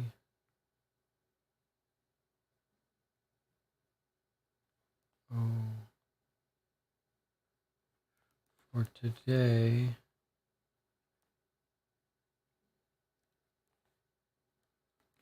For today, and this is going to be our hope, right? Oh, yeah, heart.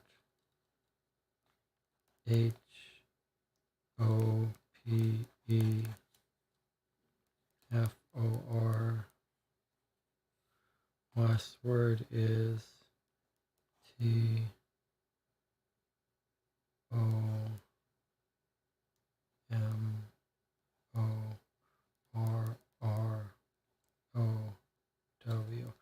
Learn from yesterday, live for today, and hope for tomorrow. Learn from yesterday, live for today, and hope for tomorrow. Well, this sure seems like a genuine note from our killer. Unless Rivera has figured out the code and gotten access to these notes, which surely the police should not give him, although he is connected to law enforcement as a judge, he might have a way to get them. Seems unlikely. So have we changed our theory now that this is a copycat killing? Seems a lot less likely now, doesn't it?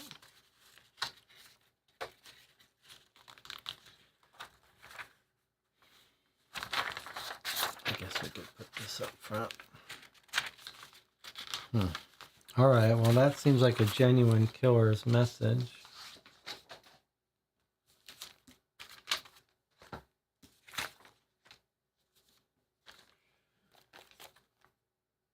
So, body note. I guess let me write on here.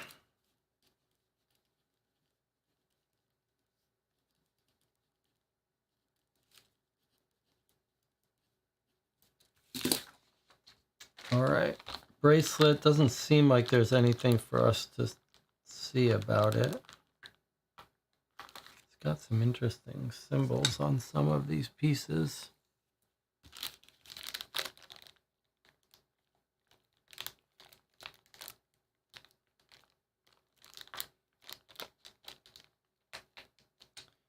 but no real writing that I can see. Bracelet found near victim. Okay. We're checking this. All right. So that's our evidence except for the napkin. Let's take a look at the napkin.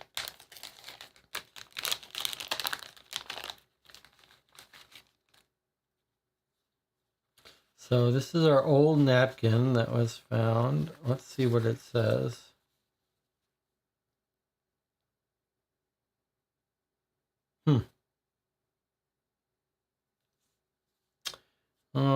Looks like it. I wonder if it's mirrored text? No. All right, what were we told about this napkin? Contents of the wallet included a napkin that appeared to be very old with something written on it. All right, so what does that napkin have written on it? Where's my notes here?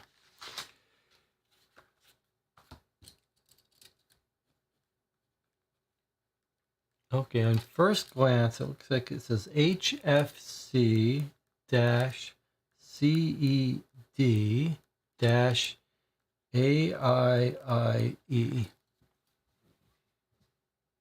HFC-CED-AIIE. 3 letters, 4 letters.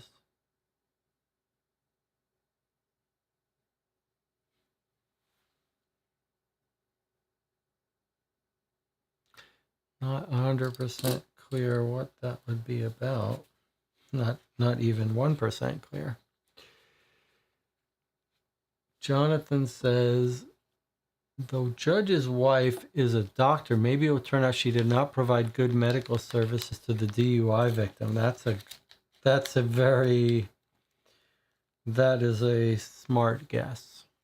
That's a pretty smart guess that she could be tied in with death as a doctor. All right. Let's continue with her police report here.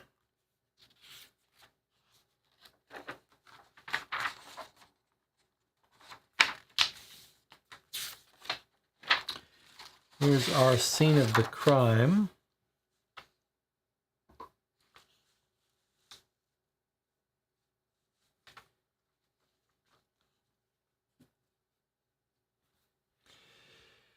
Lakewood Park. So here we are at the park. Here she is, killed right off the bench. Purse is sitting on the bench. There's the bloody note. There's her phone and bracelet. Stabbed in the chest, not in the face. Very strange to us. And then there was something about, looked like someone fell in the bushes. Okay, and this is just a broken bracelet, cell phone, paper with symbols, purse.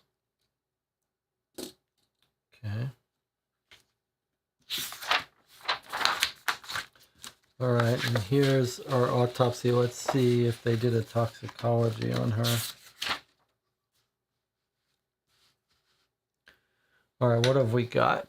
Grace Gray, white, female, 48. No defense wounds again. Stab entrances. Look how many times she was stabbed this time. 9 penetrating wounds to the chest.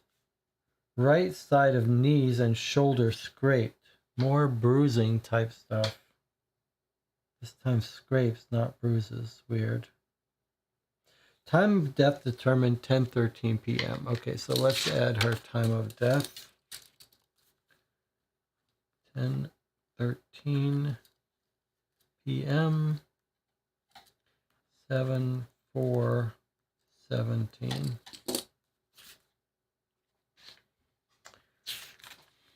Very strange that she was killed slightly differently and not bruised but scraped, and weird where she was scraped.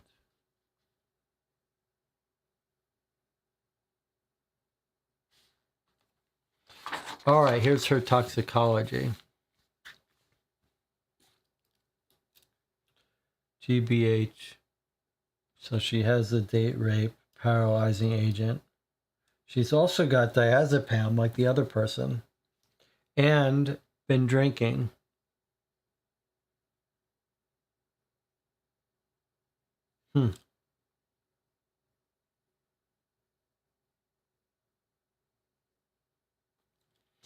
Is it, I wonder if it's worth comparing to the other person.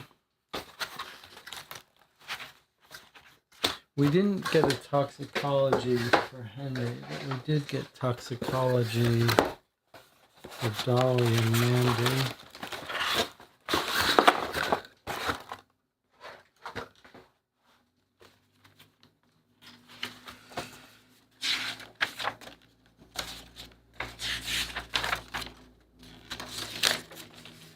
So Dolly had no alcohol, 500 milligrams of GBH, and 100 milligrams of diazepam.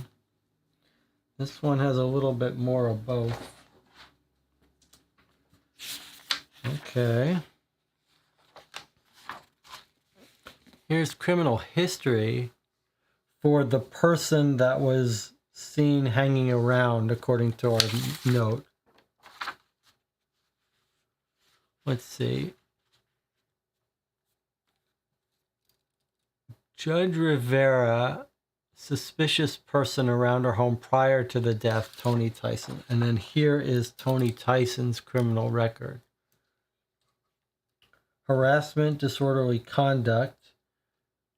Judge Rivera is the judge. Lewd and lascivious conduct, restraining order. Speeding, public urination, disorderly conduct, speeding, harassment, and stalking. All right. Well, I mean, nothing jumps out there. Anything, I guess we should, whenever we see these reports and dates, we should be looking for our July 4th date. I don't see any July 4th dates. All right. Let's read the newspaper article.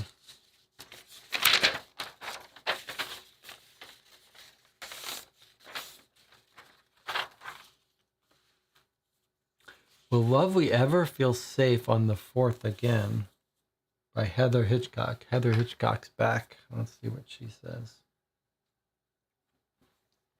48-year-old Dr. Grace Gray Rivera was found murdered yesterday morning in Lakewood Park. A local woman who was out for her morning jog found her near a bench in the park. Gray had been reported missing early that morning by her husband, Judge Ray Rivera. Rivera told detectives the last time he had seen his wife was the night before around 7 p.m. when she left their home on Gold Coast Lane. Gray is the fourth Lovely resident found murdered on the 4th of July. Lovely residents want to know if the doctor's murder is connected with any other Independence Day murders. LPD's detective Kim Kimball stated, "We're currently investigating her death as a homicide. We're waiting for the city medical examiner to determine the cause of death. At this time, we have not identified a suspect or possible motive." Let me just get this out of the way here.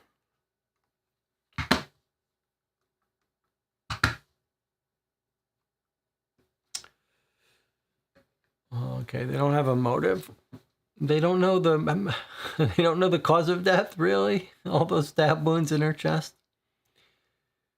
Outside the park Wednesday afternoon, police cars filled Bell Avenue, a short residential street. At the end of the street, beyond the yellow tape, police officers combed the park, searching for possible clues. Neighbors said Bell Avenue and Lakewood Park are typically quiet. "This is a quiet block," said Ron Reagan, a 52-year-old man who lives in the area. "We don't have any problems here at all," he added. "The most congestion we have here is when the annual walkathon events are hosted in the park." Judge Rivera made a brief statement to the Daily Press. "My wife was a healer. She helped people and had her entire life ahead of her. The animal who did this will be brought to justice, and his or her date in court will come. I will offer a $10,000 reward to anyone who has evidence that leads us to the person who killed my wife."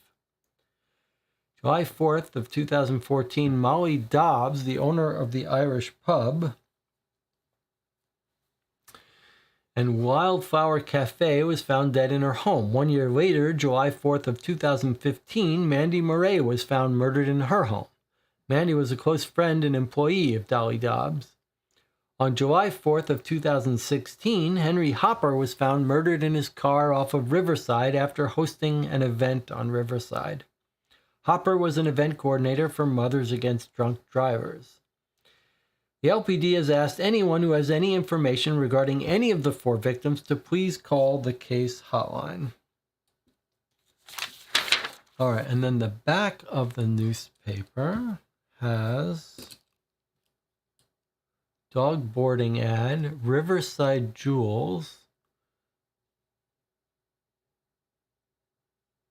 secret message bracelets made with precious stones. Oh, I wonder if this is a secret message with dots and dashes. Like, is this going to be dot, dot, dot, dot? This is going to be a secret message, perhaps, encoded here. It is, interestingly, asymmetric. I'll bet there is a secret message here. 4 of one symbol, 1 of another, 3 of one symbol, 1 of another. Almost looks like Morse code. Very interesting.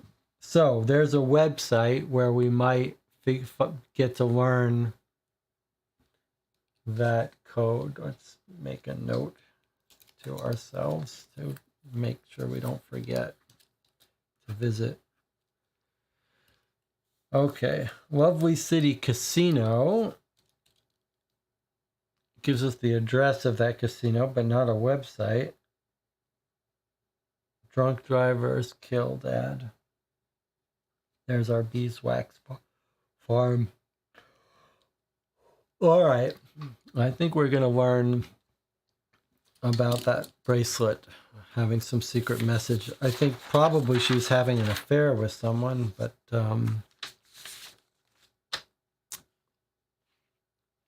is that, Megan says, is that the detective that the judge called? What detective?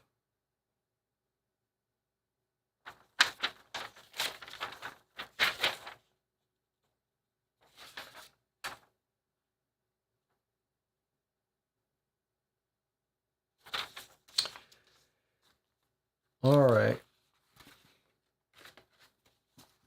What do we have here? It looks like the cops pulled some records. Let's see what they've got here. Oops. Okay, so here's the prenup with the judge and his wife. This prenuptial agreement is made September 12th, 2000, so almost 20 years ago, by and between Raymond Rivera and Grace Gray, in consideration of the contemplated marriage of the above-named parties. This agreement shall not be effective until the marriage contemplated by the parties is solemnized. Made on the basis of the following facts. The parties contemplate marriage to one another in the immediate future. The parties desire to define their rights and responsibilities regarding property and financial matters to the extent these can be foreseen. In consideration of the marriage about to be entered into by and between the parties and other valuable consideration as described below, the parties mutually agree to the following. 1. Separate property. Except as otherwise provided in this agreement, the following property now owned or later acquired by either party shall remain and be their separate property. Property currently owned by each party is described in Exhibits A and B to this agreement, which by this reference are incorporated into this agreement. Exhibit A describes the property currently owned by Raymond Rivera. Exhibit B describes the property currently owned by Grace Gray. Such separate property of each party shall be subject exclusively to that party's own individual use, control, benefit, and disposition. Neither party shall, before or after the contemplated marriage, acquire for himself or herself individually, nor for his or her assignees or creditors, any interest in the separate property of the other party, nor any right to the use, control, benefit, or disposition of such property. Okay, so they both have property. They came into the marriage. They're going to keep private ownership. Waiver. Additionally, each party waives, releases, and relinquishes any ownership or right in the separate property of the other, including the right to use, control, benefit, or dispose of the other's separate property. B. Each party waives the right of reimbursement under Family Code 2640 for the party's separate property contributions to the acquisition of property of a community property estate and the party's separate property contribution to the acquisition of property of the other party's separate property estate, regardless of tracing to the source. I'm not sure what that means. They're waiving the right to reimbursement. I think it's just saying that you can't, under divorce, say that your joint money was used to upkeep that property or acquire it. Residence. It is the intention of the parties that the residence presently owned by Dr. Grace Gray, located at 141 Gold Coast Lane, shall not be affected by this agreement. Okay, so they own separate properties, but they're going to stay at 141 Gold Coast, which was Grace Gray's property prior to this, but they didn't, it's not going to be listed as her private ownership. The expenses associated with the maintenance of the residence shall be paid as follows. Mortgage payments shall be made equally by both parties. Payment of all real estate taxes shall be made equally by both parties. Insurance premiums shall be paid equally. So this is their joint, going to become their joint home. Earnings during the marriage. All earnings, salaries, commissions, income, pensions, stock, or stock options. Each party voluntarily relinquishes all of his or her interest in all such property of the other. Each of the parties understands that except for this agreement, such earnings and accumulations of the other throughout the marriage would be joint property, and that by this agreement, such earnings and accumulations during the marriage are made with the separate property of the person to whom the earnings and accumulations are attributable.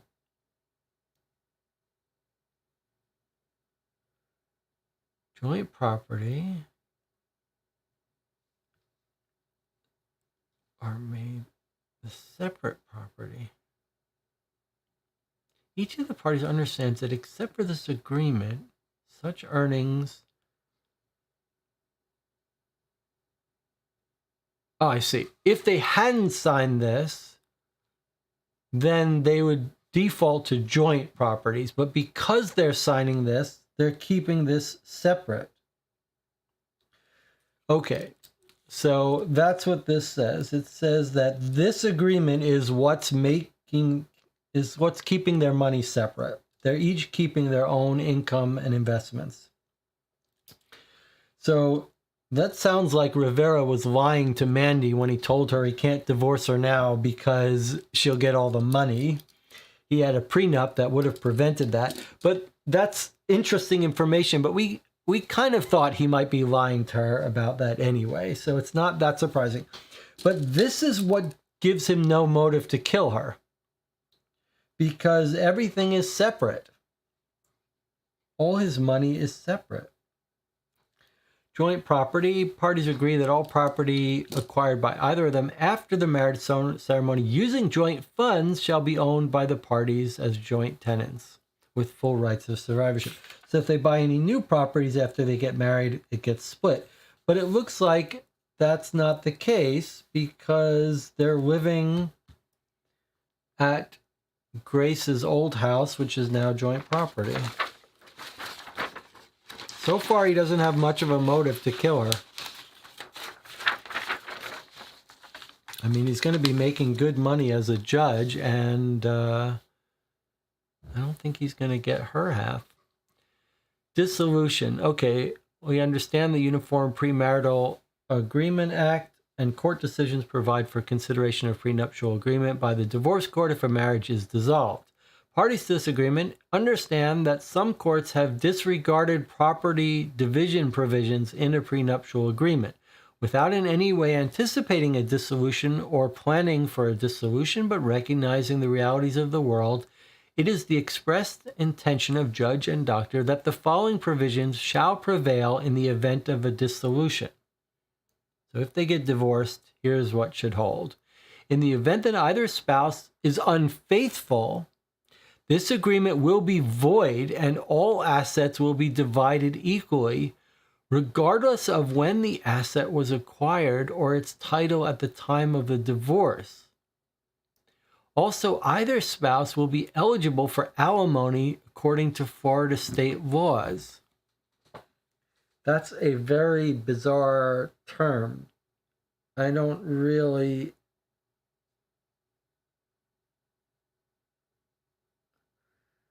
That doesn't make any sense to me. I understand that they're saying, here's a term, like if someone's unfaithful, they're going to forfeit stuff. But this is really weird. This is if either of them are unfaithful, then it voids everything. So if you want the other person's money, you go and have an affair and now it's joint. Like if you're the spouse that earns less and has less to gain, then you would purposely have an affair. Shouldn't it really say the person who had the affair has to forfeit their half, but not vice versa? So that's a little weird to me. Death. Nothing in this agreement shall be construed as to waive the right of either party to inherit from the other or to forgo any right of election in the estate of the other. Okay, so if you die, you still get the other person's half.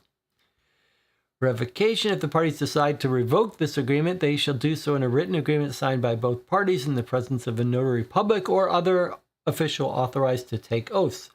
Such revocation shall be ineffective until recorded with the recorder in the county where both parties maintain their primary residence, or both counties if the parties are maintaining separate residences in separate counties. Additional instruments. Without any additional consideration, each party shall promptly, at the request of the other, execute, acknowledge, and deliver from time to time whatever additional instruments may be required in order to accomplish the intent of this agreement. They've both signed it. We've got their handwriting here. That's her handwriting, same handwriting we saw on the napkin, I believe. Okay, so this was pretty cool. Robert Woods, notary, signed this.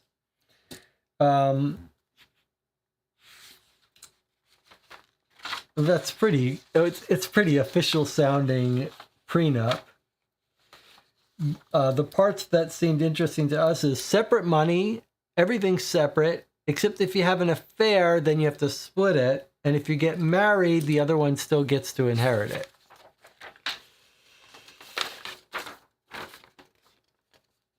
And then here are the two exhibits attached detailing their private ownership before they get married. So here, let's see who has the most incentive. Raymond Rivera owns $2.25 million worth of property, stocks, real estate, some fancy cars, business property, CDs, IRA, retirement plan. He's doing great. Annual income, $173,000. Okay. And now let's see how much the wife is bringing in. She's got the $1 million house, or $1 million investment house. I believe this is different than the house they're living in. So she's also got 1.3 million. Why is her net worth listed at minus 100,000? Because she's got a mortgage for that house. Vehicle loans. So she owns $1 million house, but it's actually fully mortgaged. So she's not making much. Where's her income? Annual income, Lovely Hospital, $75,000. All right, she's making plenty of money, but she has no investments. Looks like she's got $1 million house, but she doesn't. It's just a real estate investment that's fully mortgaged. So he has nothing to gain by killing her. Unless she's found that he's having the affair and would divorce him and take half his money. So maybe he was telling the truth when he told Mandy the time's not right, because if he tried to divorce and it came out he was having an affair, he could lose half his money. Okay, so he does have a motive to kill her.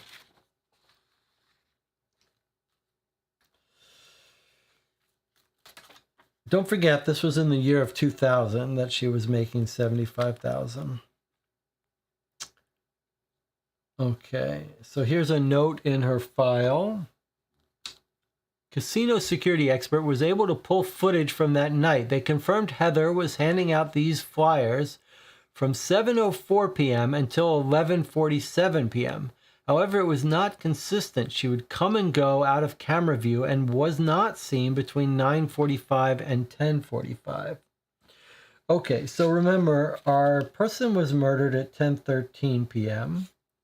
Here's a flyer that Heather, the reporter, was handing out. Drunk driving.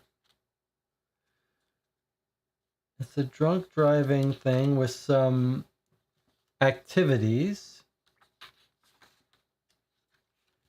A little numeric code thing that might be relevant for us. Another little pattern.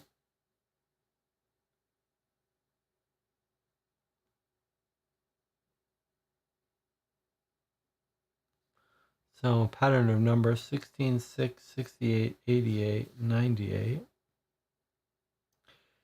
Looks like this is just a game though. Normally I like these kinds of puzzles.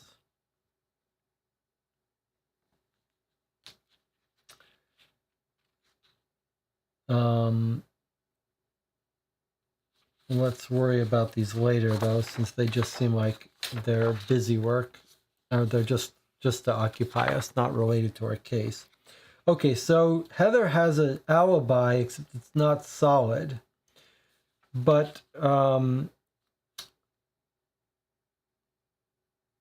we did find out from the newspaper the address of the casino, right? 1 Roy Drive. Let's mark where that is in case that's relevant, because now we know that's where this one person was. Okay, where is Roy Drive?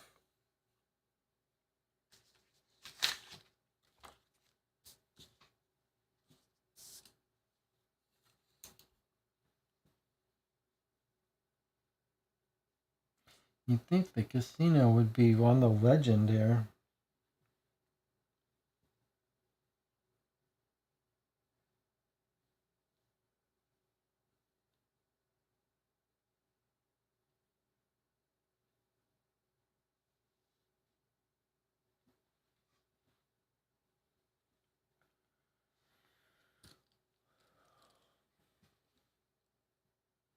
Let me know if you spot it.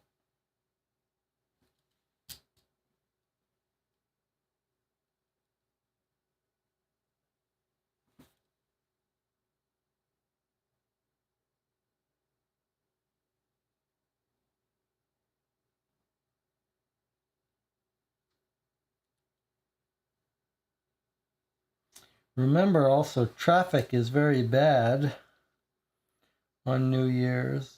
Not New Year's, on July 4th, so it takes a while to get anywhere.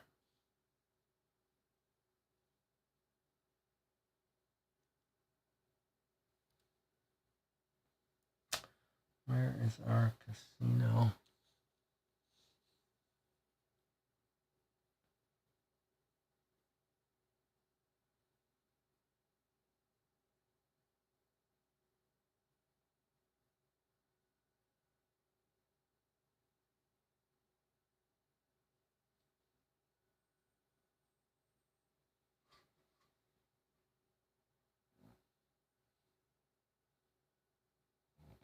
I don't see it. Does anyone see it?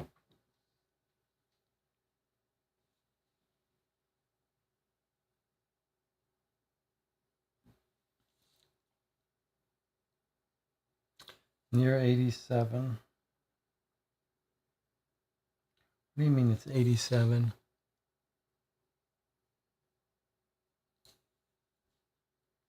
I think that's chat talking about something else.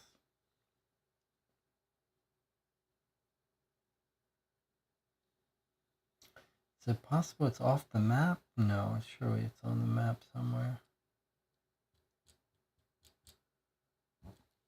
It's not near the crime scene.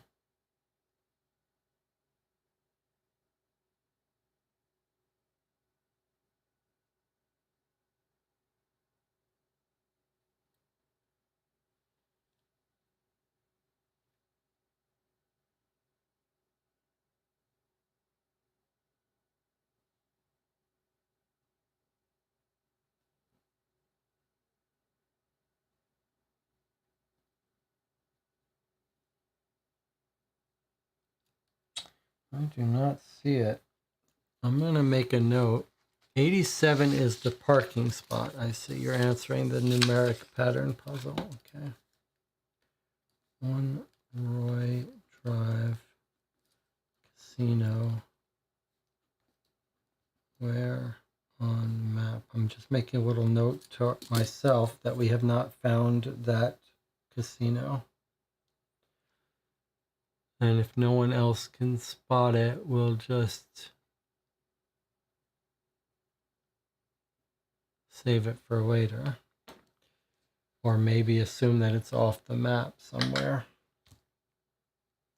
All right, so that's our partial alibi. But if she could have gotten there, she had an hour that she was not on camera. That hour was the time that our person was killed. But she would only have a half hour to get there and back. That's not much time. All right, let's take a little break. And I'll see you in 8 minutes.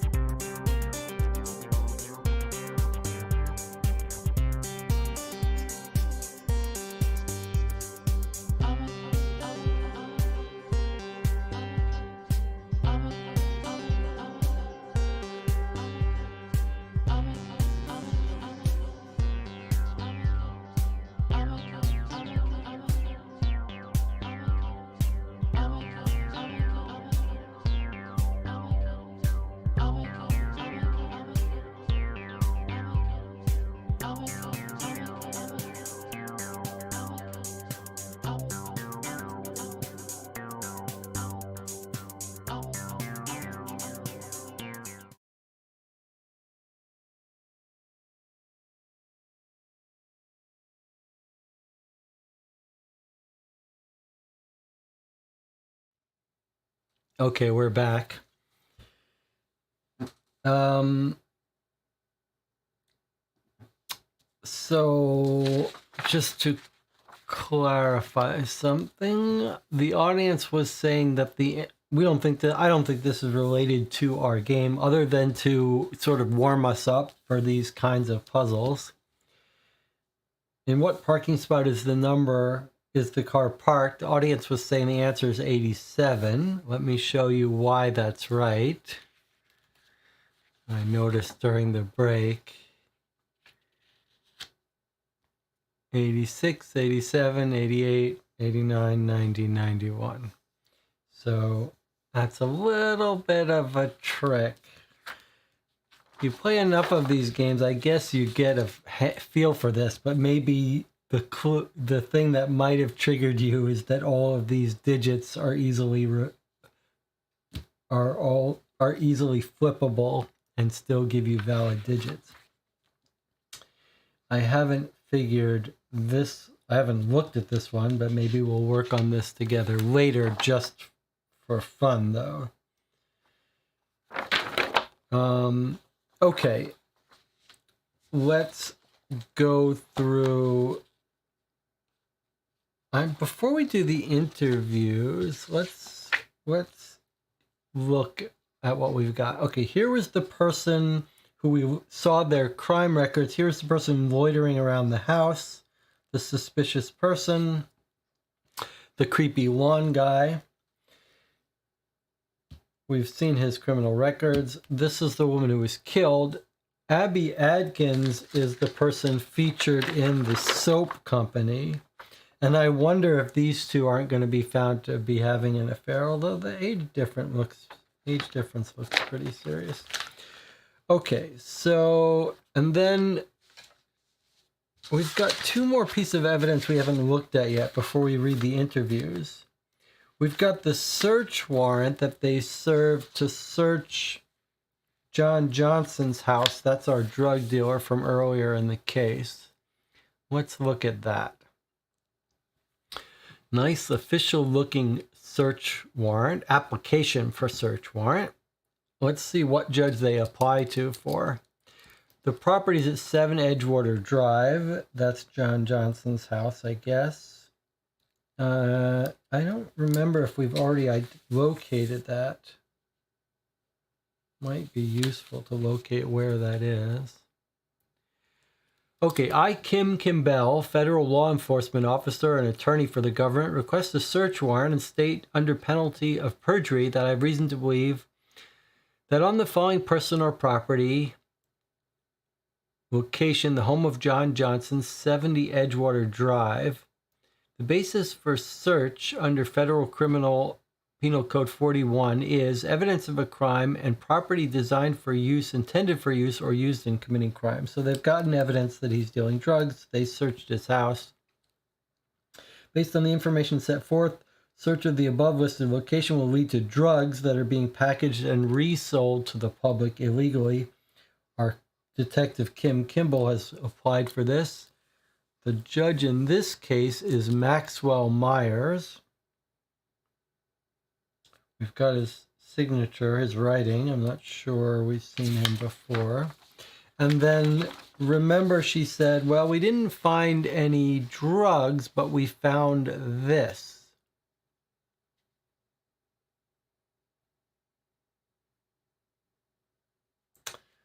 Going to be some encoded message, and it looks like it's going to be a pain to decode. If you look at this, so just on first glance, I see a couple things. My first guess was going to be these are doubles, like each thing is 2 letters, but no, it's all of these mathematical statements all seem to give us integers. 25 divided by 5 is 5. They're all small, but relatively small valued integers. In fact, they're all less than 10. And a lot of zeros. 9 minus 9 is 0. 0 plus 0 is 0.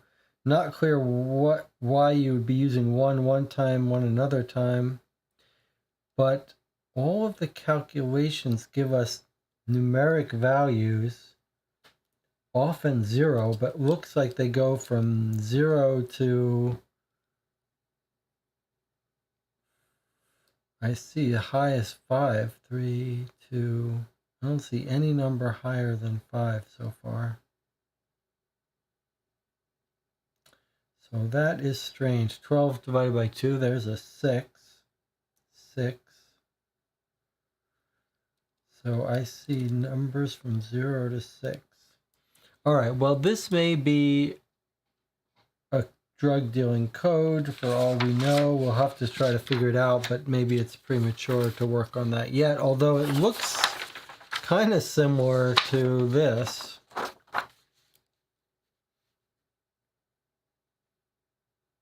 A little bit.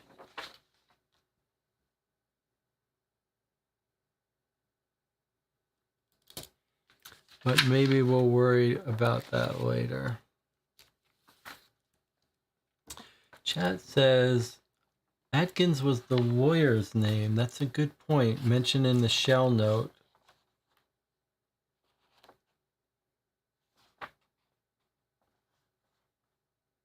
Note that this was signed by Kim.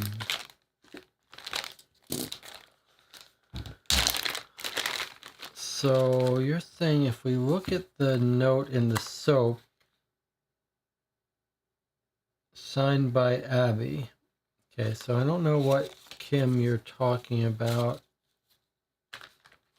The soap is Abby, who's Abby Adkins. But you're right that the lawyer was also Adkins, so it's going to probably turn out that they're related. Okay, so I don't know. Megan needs to clarify who she thought the note was signed by. And then the other piece of evidence, in addition to this search warrant of John Johnson's house, was this anonymous letter that the LAPD came up with. The LPD received that she thought, Trish Tate thought might be related to our case. So before we read the interviews, let's look at this.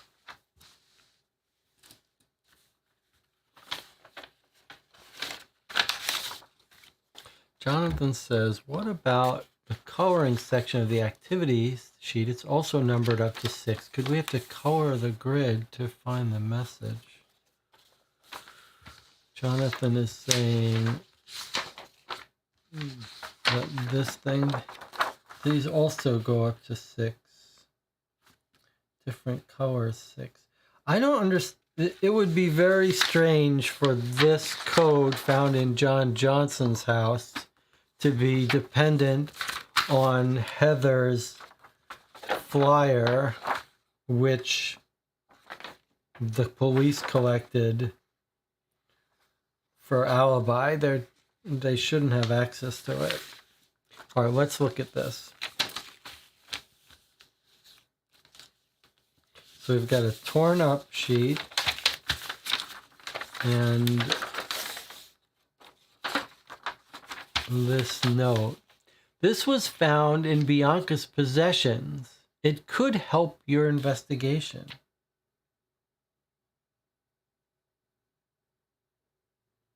So someone has sent an anonymous note that this was found in Bianca's possessions. What is it? Why is it? Bianca's not dead, so this is the second time someone is writing to us about Bianca. The shell note was about Bianca, and now we've got this about Bianca. And we should check these for UV light, right? All right, let's work on this.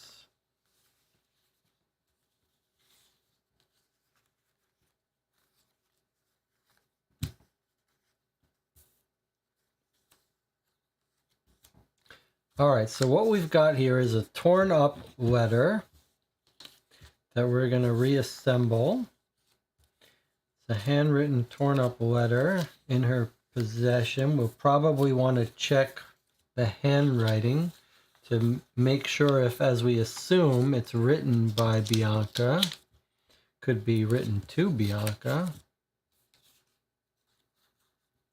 So it will be important for us to identify the handwriting. And everyone can just relax and settle in while I put together this, reassemble this letter. Shouldn't take too long, but it's fairly... Let's put all the ones without writing off to the side.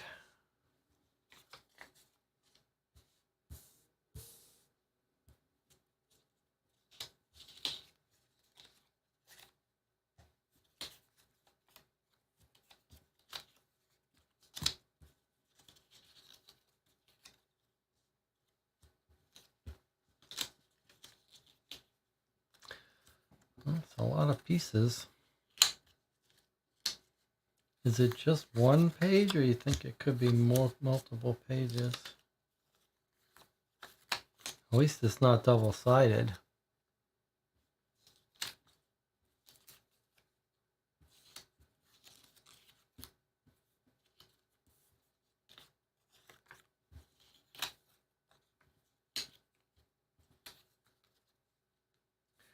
All right, well, it's like doing a puzzle. We can put the corner pieces up.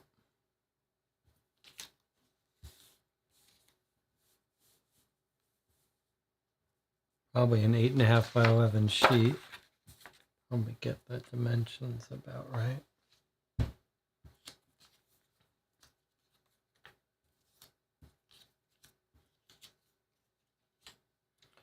Whereas our corners, our other corners are probably unwritten on. Okay, we can mark the tops, the right hand sides.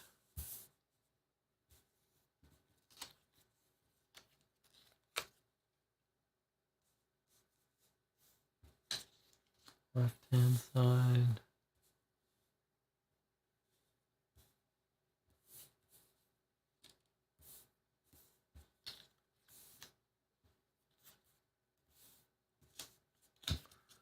Left hand.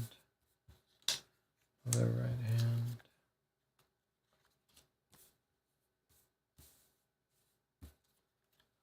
Top. On the top piece. Turn everything right side up.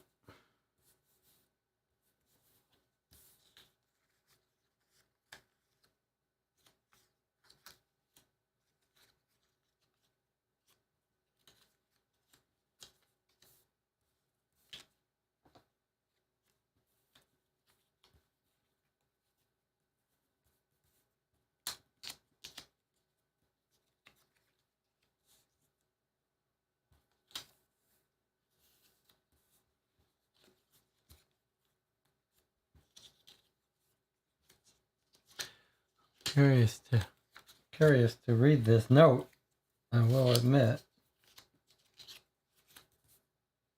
I'm also curious why Bianca is figuring so prominently in these mysteries. Like, why is someone trying so hard to convey information about Bianca? All right. Feels like there's some pieces missing, but let's see.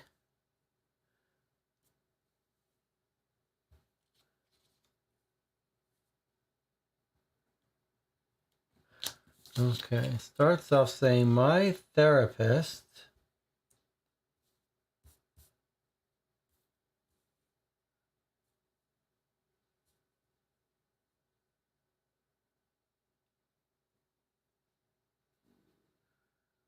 my therapist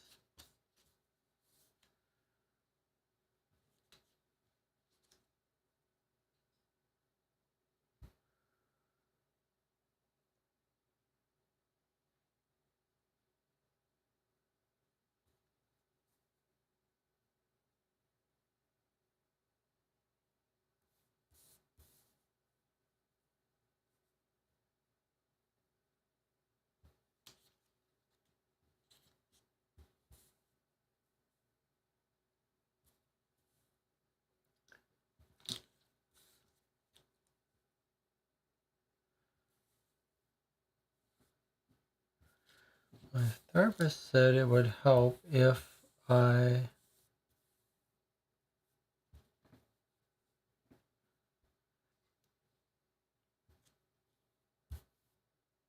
help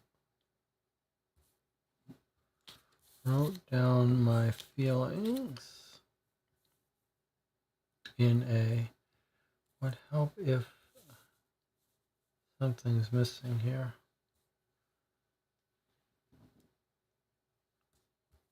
My therapist said it would help if I something wrote down my feelings in a. So what are we missing? Why is that?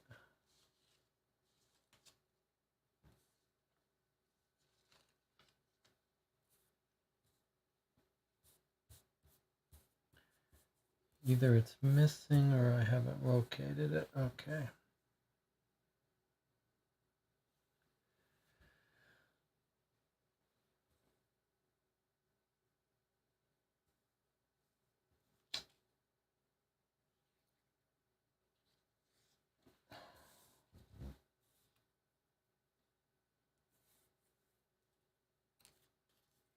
I wonder how they, how do you think they made this?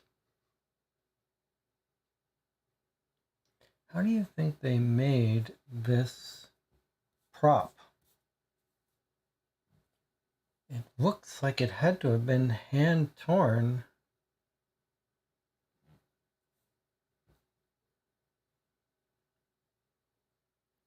Also feels like it's not all here.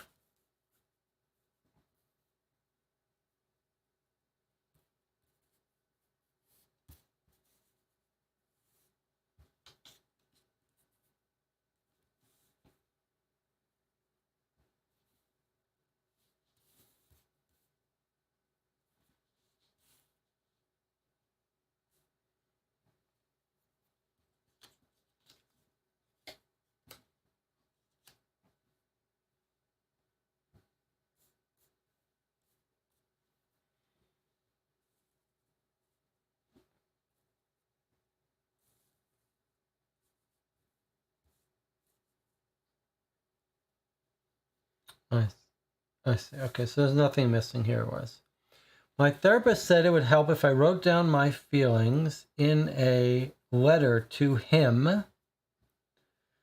Then when I'm done writing it, I can rip it up and throw it away. It's something, something, something. Trying to reassemble these pieces. Okay, so we're still missing a left-hand piece here.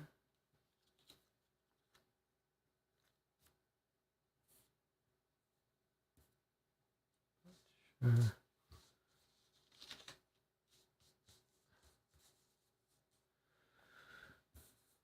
Okay.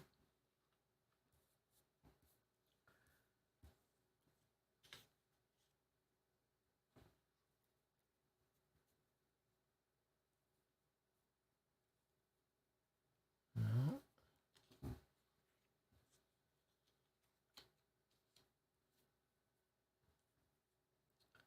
Okay. We're getting there.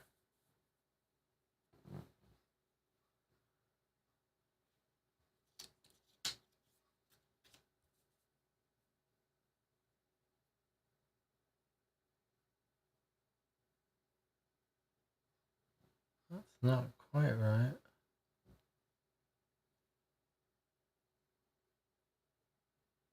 This feels like this is like this.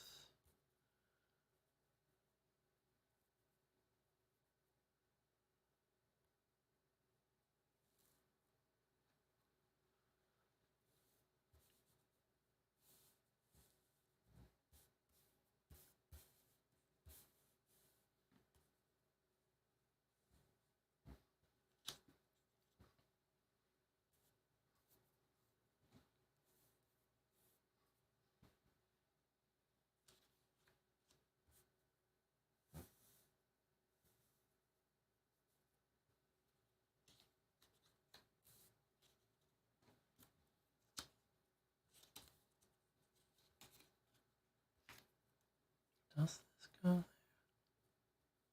Sure seems like this goes there.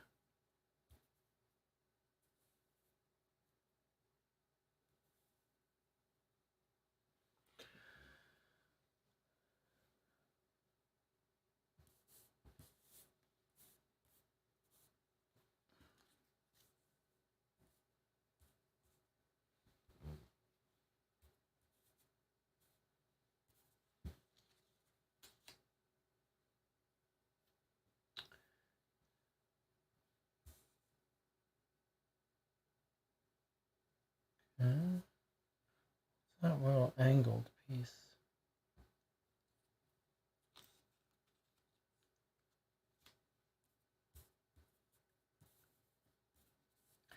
This may be one of those times in the audience you can just disappear and come back later.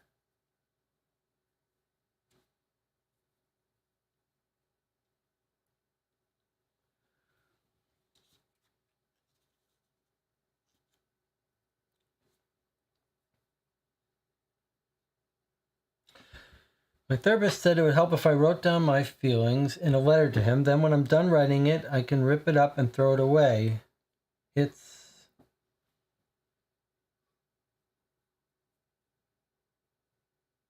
No, I guess that's not right.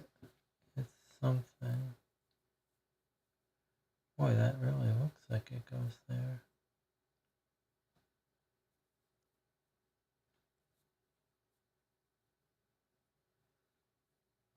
But maybe not.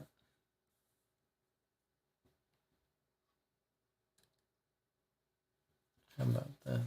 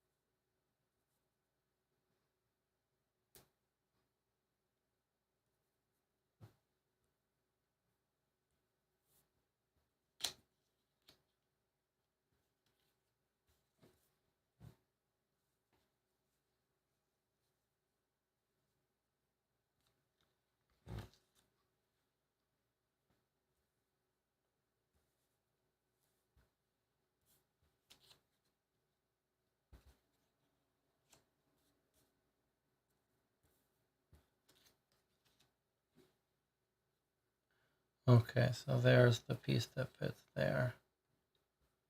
It's supposed to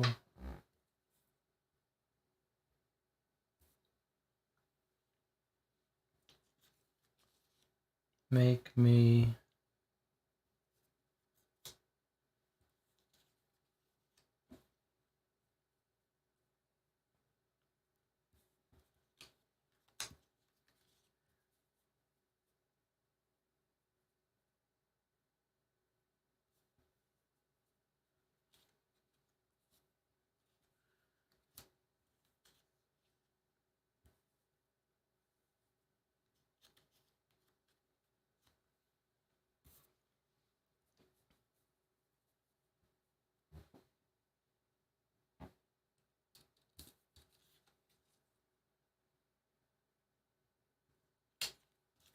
feel better.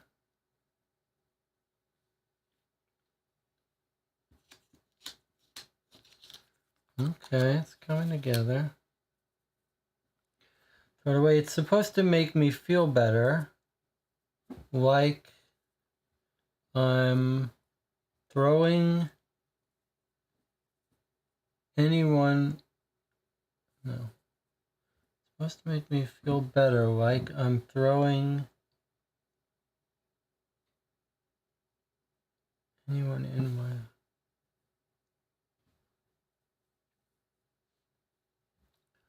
Like I'm throwing. I don't understand.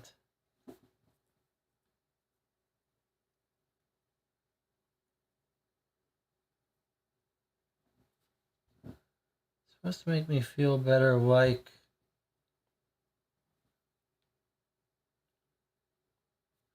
You were my hope, so here goes. I'm really hoping this will work. Anyone in my life...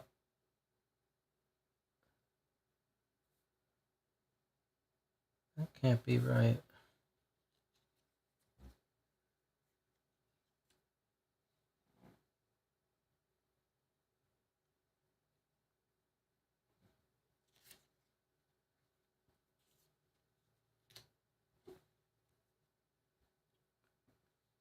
Maybe this doesn't go here.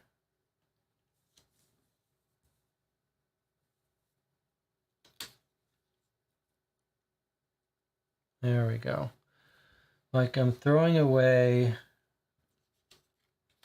Boy, it's trickier than you would think.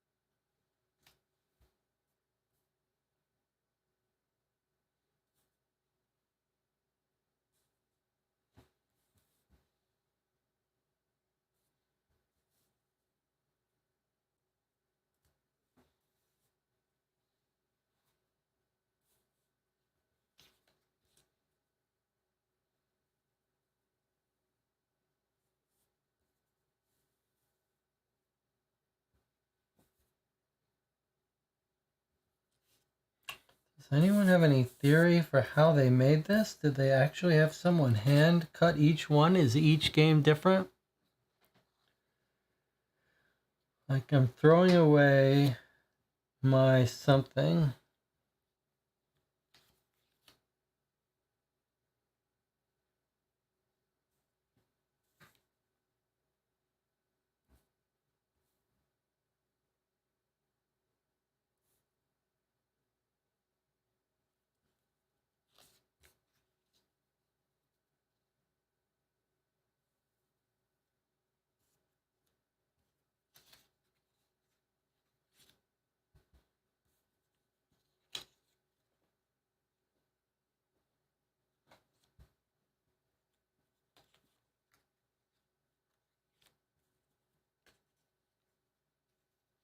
Throwing away my pain.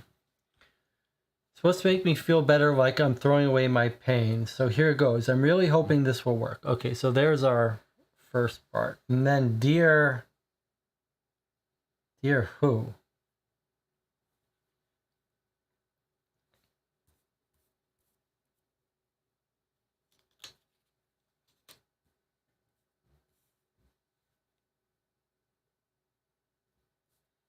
I almost feel like this part might be missing. The name dear something.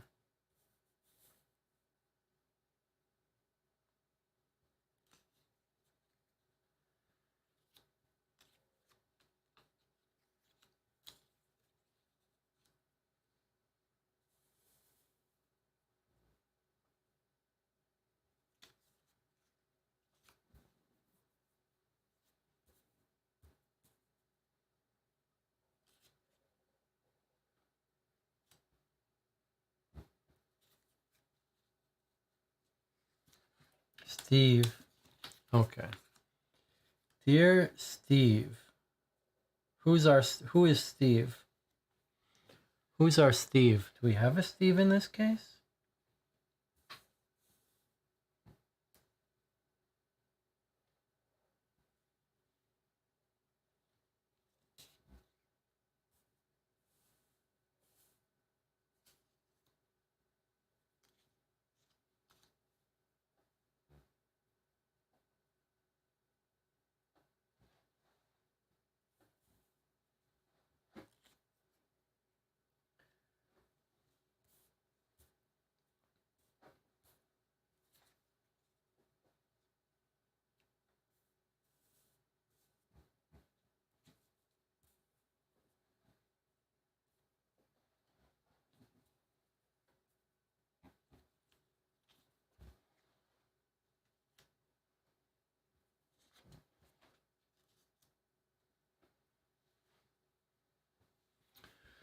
Dear Steve, it's been so long since I have been something.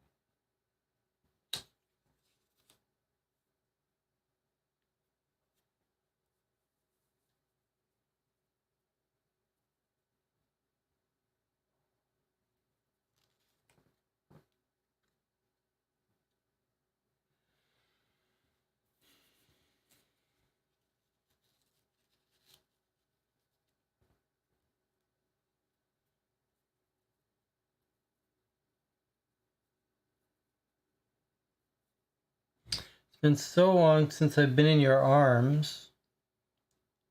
I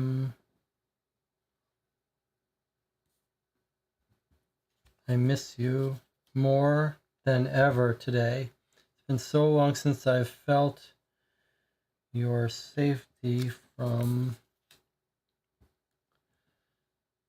the outside world.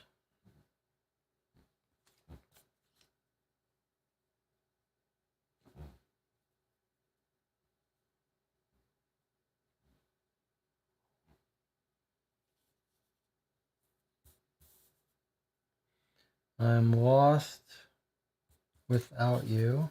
Okay, so it's starting to all click into place now. You were my everything. You were my hope for a better future. I have not been able to trust anyone in my life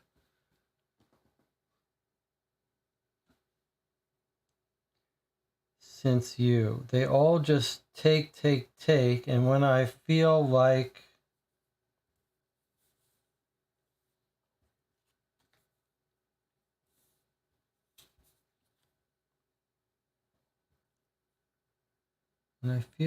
I found a friend or a lover,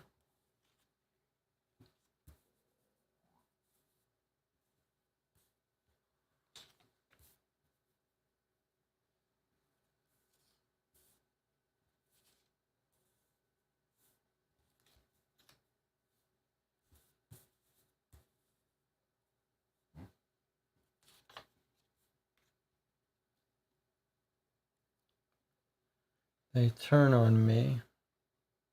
I feel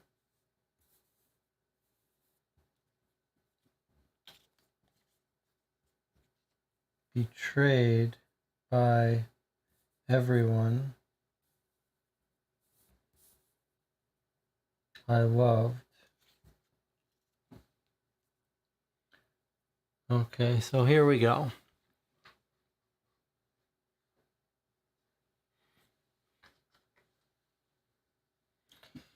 Let's write this down so we don't have to ever reassemble this.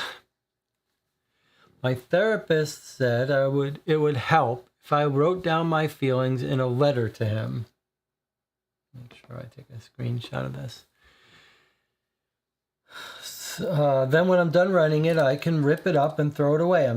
It's supposed to make me feel better, like I'm throwing away my pain. So here goes. I'm really hoping it will work.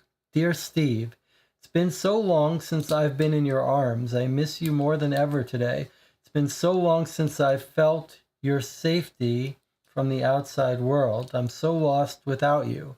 You are my everything. You are my hope for a better future. I have not been able to trust anyone in my life since you. They all just take. And when I feel like I found a friend or lover that I can count on, they turn on me. I feel betrayed by everyone I loved. My hope for a better future died when you died. My hope died when you died. Love forever. Bianca. So Steve is our person who got killed. I think we've got our key here. I think Steve is our dead person who is being revenged by our serial killer, which could be Bianca. Bianca could be our serial killer. The question now is, who is Steve to her? It's gotta be... Could it be ex-husband? What do we know about Bianca's past? Maybe the interview will clear it up, but Bianca's looking like our best suspect right now, isn't she? Because our shell note told us that Bianca knew about something that would make her upset, that she was going to be kicked out of the inheritance from Dolly, and now we've got Steve. Steve, don't forget, there's also that photograph with an unidentified blonde guy. I wonder if that's going to turn out to be Steve. Let's take a look at Bianca, our number one suspect, as well as being my crush in high school. Bianca Bryce. We may have to reread Bianca's statements if we've settled on her. Okay, and then the note that came with this said, this was found in Bianca's possession. It could help your investigation. Well, if Bianca's our serial killer, who sent this in?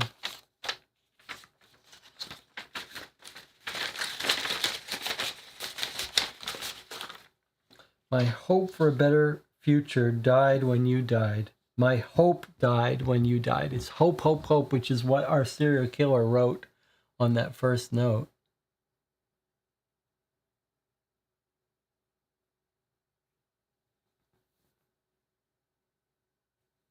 Let me make sure that I've taken a copy of this.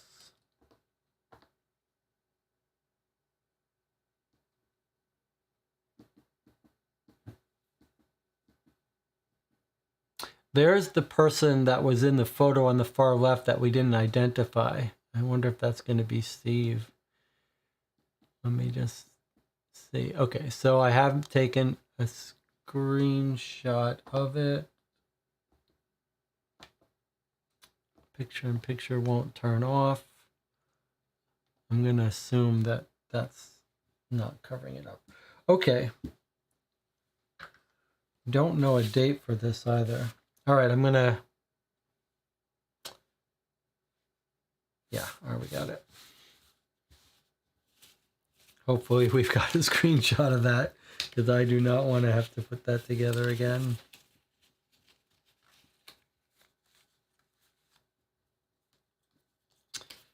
So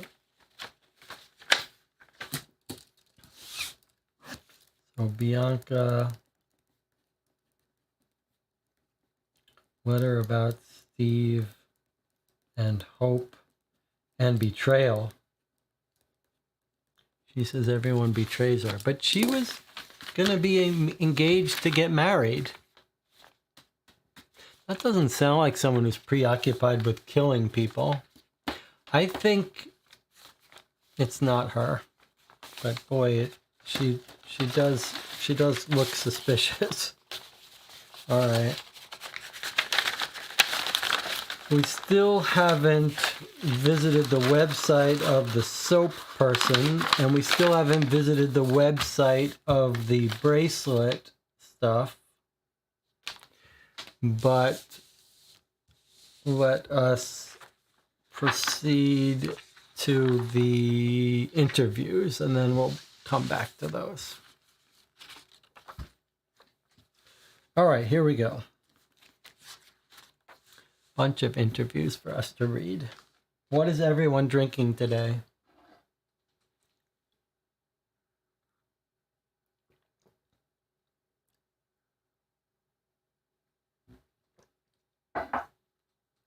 You can buy a little espresso mug with the Co-op for Two logos on it. If you want, there's a link somewhere on the YouTube community tab. There's a link to purchase this from Zazzle. There's no profit in it for me. It's just priced at what it costs.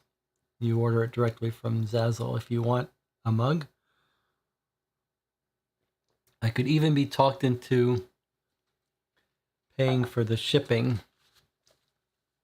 if you need help paying for the shipping. Okay, let's start reading our interviews here. Ray Rivera, the judge. Rivera, I want everything you know. I want everything you know now, detective. The fact this person is still walking the streets and you have no idea who the hell he or she is poses a problem. Your jobs are on the line. Judge, I know you're upset and I know how hard this is for you. I assure you we're doing everything we can and will not leave one stone unturned. We need your help in tracking where Grace was and who she was with last night. I need you to tell me everything you remember. Rivera. She wanted to go to Riverside to see the fireworks and spend time with her sister. I had a long week already at work and just wanted to stay in and relax. She was upset with me. She was ranting about how we never spend any time together anymore. For the love of God, that was the last thing she said to me. We've been married for almost 17 years. We've been together for over 20 years, and the last thing my wife said to me was I didn't spend enough time with her. Detective, do you remember what time that was? Rivera, I'd say around 7 p.m. She grabbed her purse and slammed the door. Detective, do you know where she may have gone? Rivera, oh, I thought she went down to the fireworks to catch up with her sister. I called her sister, Abby Adkins, this morning before I called you. She had not heard from her at all, not since they had lunch together the day before to celebrate her sister's article in Entrepreneur Monthly. Detective, did she ever leave the house and not come home all night? Rivera, I think I remember 2 times over the last 20 years, and both times she had reasons. One was her sister's bachelorette party, and she stayed with Abby. I didn't expect her anyway. And her other? And the other? Rivera, well, she was out with coworkers, drank too much, and stayed at their house. Sounds like she might be having an affair. Detective, does she have any other friends or family she may have called or visited? Rivera, her parents, I also called them this morning. They had not heard from her. I don't know how I'm going to tell any of them. They'll be crushed. Detective, how about friends? Rivera, well, usually if she did anything outside the hospital, it was with coworkers. She and I were too busy for friends most of the time. A doctor and a judge. We worked a lot. Detective, is there anything else you can think of at all? Rivera, this has to be random. The killer's motives must be for sick pleasure. I can't think of any reason anyone would ever want to even say a mean word to Grace, let alone kill her. Detective, we want nothing more than to find the truth, to stop anyone else from getting hurt. The smallest details that don't feel like they matter now can help us. Detective. Rivera, well, our lawn guy. Grace recently said he made her uncomfortable. She didn't spook easily and had asked me to hire someone else. His name is Tony Tyson. Detective, can you verify your whereabouts last night? Can anyone verify your whereabouts last night? Rivera says, what do you think? I was sleeping at home. Okay, so his alibi is sleeping. He doesn't have an alibi, but he tries to push some blame on Tony. Now we've got a victim with Tony Tyson and a note left by our detective. Let's see what the interview says. Detective. He lives at 69 Bunt Road. Detective. I noticed you've not been very lucky with the law. That's his rap sheet. That was a long time ago. I stay out of trouble. Detective. I see that just last December you were arrested on charges of harassment and stalking. Can you tell me about that? I already had my day in court. I just finished my probation and I don't see how that's any of your business any longer. Detective, I just want to understand what your relationship is with the people that you've been convicted of assaulting, harassing, or stalking. Can you help me with that, Tony? Tell me why I'm here. Detective Tony, tell me what you know about Dr. Grace Gray. Doctor? Detective, Judge Ray Rivera's wife. Tyson, oh, that one, the spoiled rich chick that lives on Gold Coast? Detective, yeah, she lives on Gold Coast. Tyson, doctor, huh? Didn't know she was a doctor. I was curious about her. Wouldn't have pegged her for the doctor type. She seems to have a lot of problems, like drinking problems and a few more. Detective, so you watched her a lot. Tyson, I pay attention to stuff. I take care of their lawn. They pay well. I make sure it's done well. Detective, did you follow Grace around like you've done in the past, Tony? Tyson, is that what she's saying? Is that what you think I do? I wasn't interested in her that way at all. Detective, were you interested enough to kill her, Tony? Tyson, kill her? Detective, Grace was found murdered this morning in Lakewood Park. Your name came up. Tyson, I may have done things I'm not proud of, Detective, but I never killed anyone. Detective, when was the last time you saw the doctor? Tyson, I was working on the Smith's sprinkler system. It went haywire and they had given me an emergency call to come fix it. Smith's lived across the street from the Riveras. I went over to fix it. It was around 7:30 and I was working on it when I saw her car pull out of the driveway. 15 minutes later, I saw the judge pull out. Detective, and where were you between the hours of 9 and 11 p.m. last night, Tony? Tyson, home alone. Detective, can anyone verify you were home? Tyson, I was home alone, so no. Detective, can anyone verify you were working at the Smiths at 7:30? Tyson, the Smiths called me while they were heading out of town for the rest of the summer, Detective. I had nothing to do with the doctor's death. I may have a few things on my record, but murder? Come on now. Detective, where were you the last few years on July 4th? Tyson, I don't celebrate the 4th of July. I don't know where I was. Detective, Tony, do not leave town until further notice. All right, so we noticed a couple things there, right? So he gets called into work. We know they would have called him. That's his alibi for 7:30, but not for the murder. But he says that Rivera leaves, right? He's across the street. The judge said he's asleep, but we know the judge leaves 15 minutes later. So the judge is lying about his whereabouts. Let's see what this note is. The Smiths confirmed Tony's story, but they're not able to confirm day and time. They said their security surveillance has never been plugged in. They felt no reason to do so as they live in a safe community and they would never watch it anyway. So 7:30 she leaves, and then the 15 minutes later the judge pulls out. Judge doesn't say anything about that.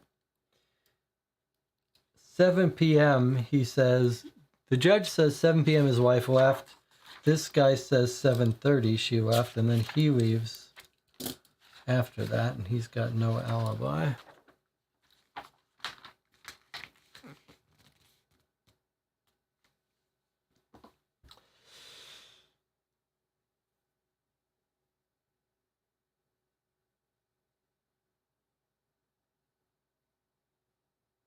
Interesting observation. So I guess he's already talking about it in the past.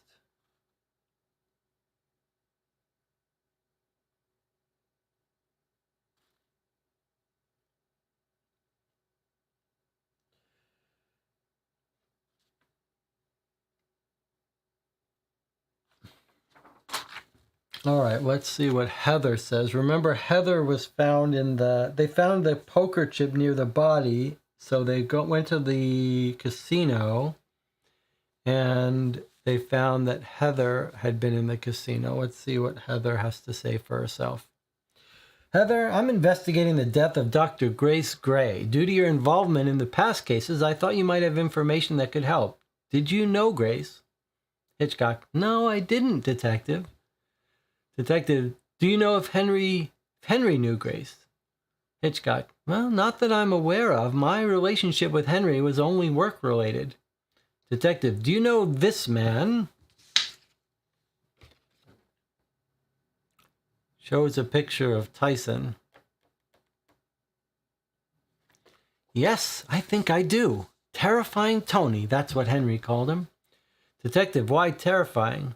Hitchcock, oh, it was just once. Henry and I were having lunch at Wildflower, and he had walked by us. This was a few years ago, and Henry said, that guy is terrifying.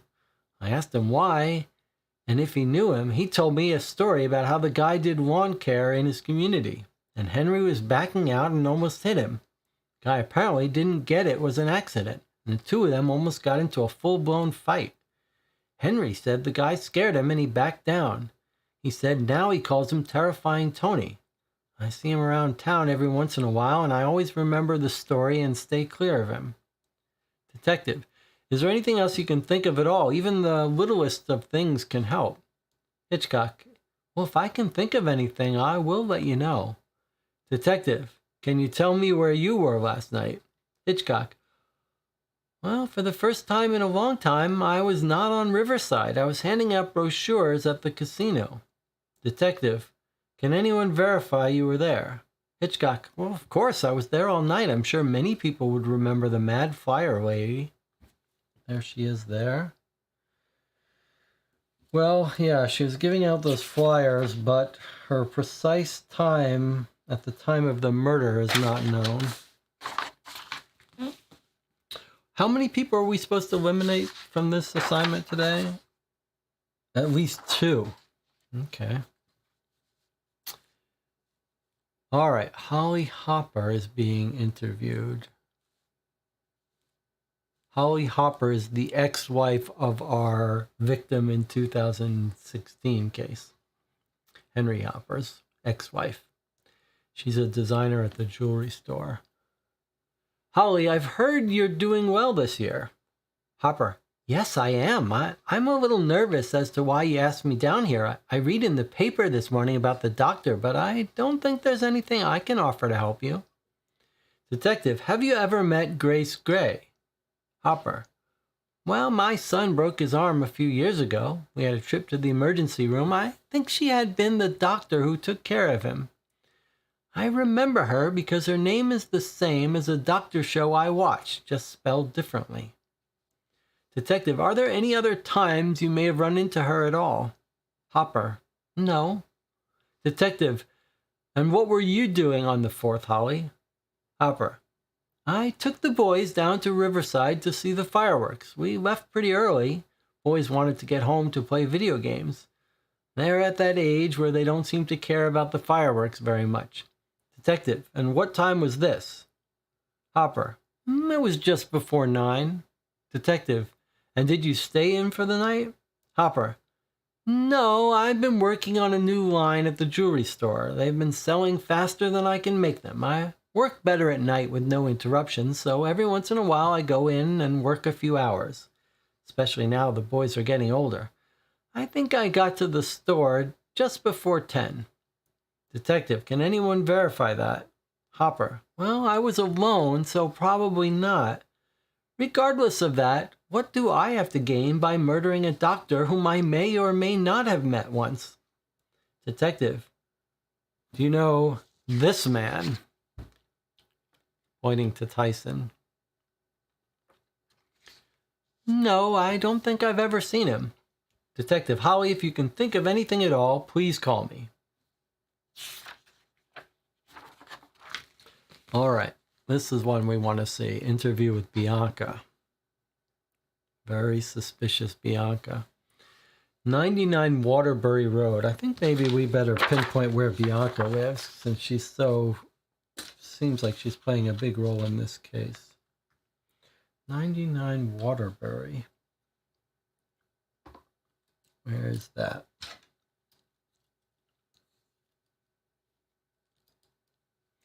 '99 Waterbury.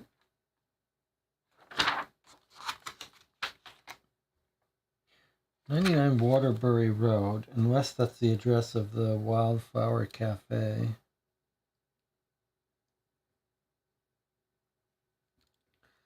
All right, where's Waterbury Road? Okay, here's Waterbury Road. All right, let's just put Bianca on the map.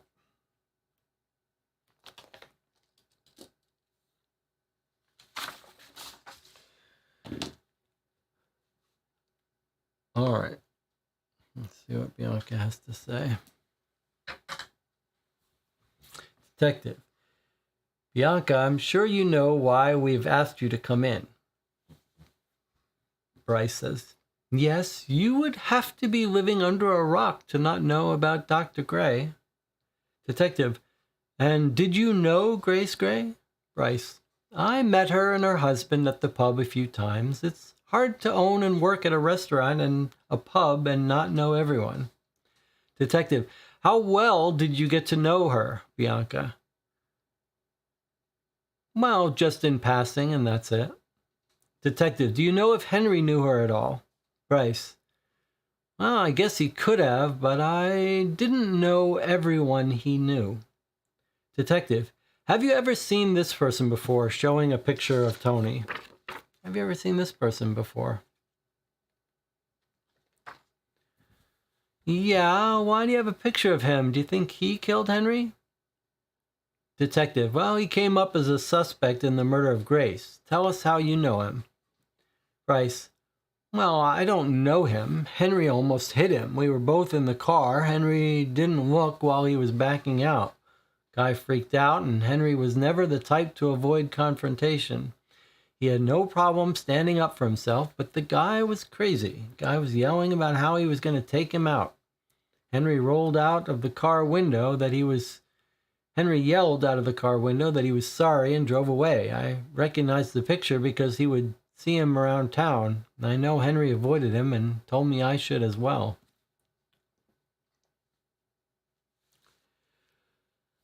Detective, tell me about the other times you would see him around town. Bryce, well, in the cafe a few times, in Henry's neighborhood mostly. Detective, where were you on the night of the 4th, Bianca? Bryce, well, as I've said now for the last 4 years, home alone. 4th of July brings back memories from my past. I stay in and watch Lifetime. Detective, what kind of memories? Bryce, the obvious. I lost everyone on the 4th. I think that is an obvious answer, Detective. Detective, I'm sorry for your losses, Bianca. Can anyone verify you were home? Bryce, no, but I guess next year I'll invite a friend over to make sure I have an alibi and I'm not the next victim, as it doesn't seem like you're going to be catching this killer soon. Well, she's thinking of what we thought, like on July 4th, everyone should be having a couple of alibis with them. She says, I lost everyone on July the 4th. I think we're supposed to read that as the previous 3 deaths, right? Because she was dating Henry and she was friends with the others. But maybe there's someone else in her past that died on the 4th. All right.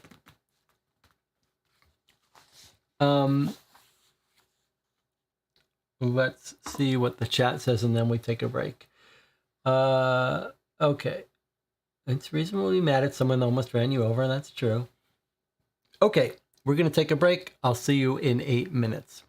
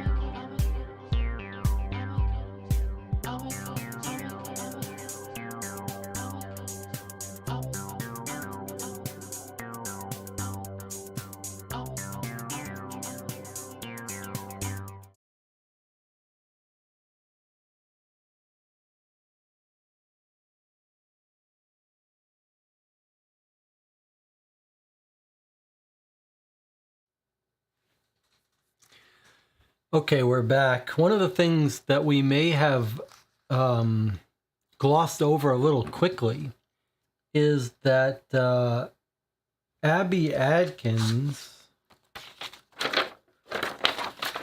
who Grace had this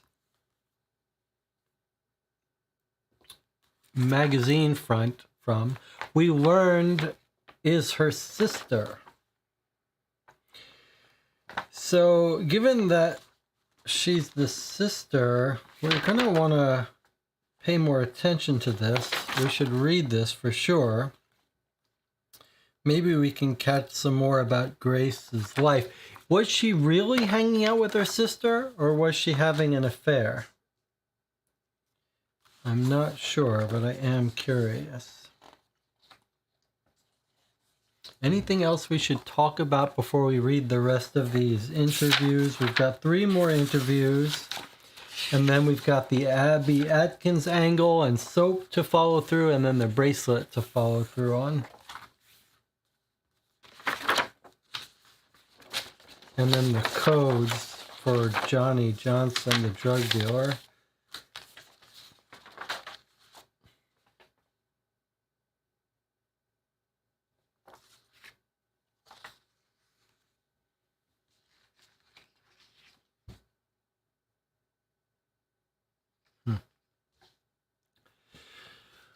All right.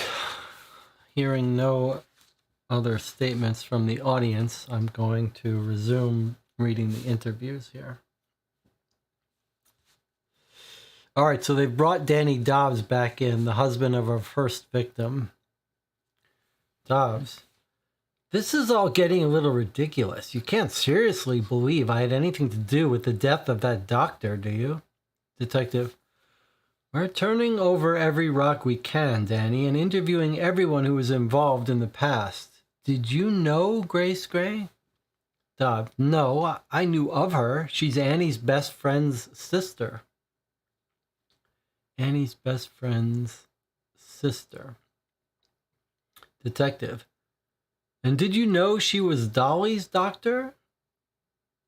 Uh-huh. Dobbs, no, I didn't know that. Detective, do you know if Henry or Mandy knew her? Dobbs, as I told you last year, I didn't talk to Henry or know him that way. I never heard Mandy ever talk about a doctor. Mandy and I didn't speak much after Dolly died.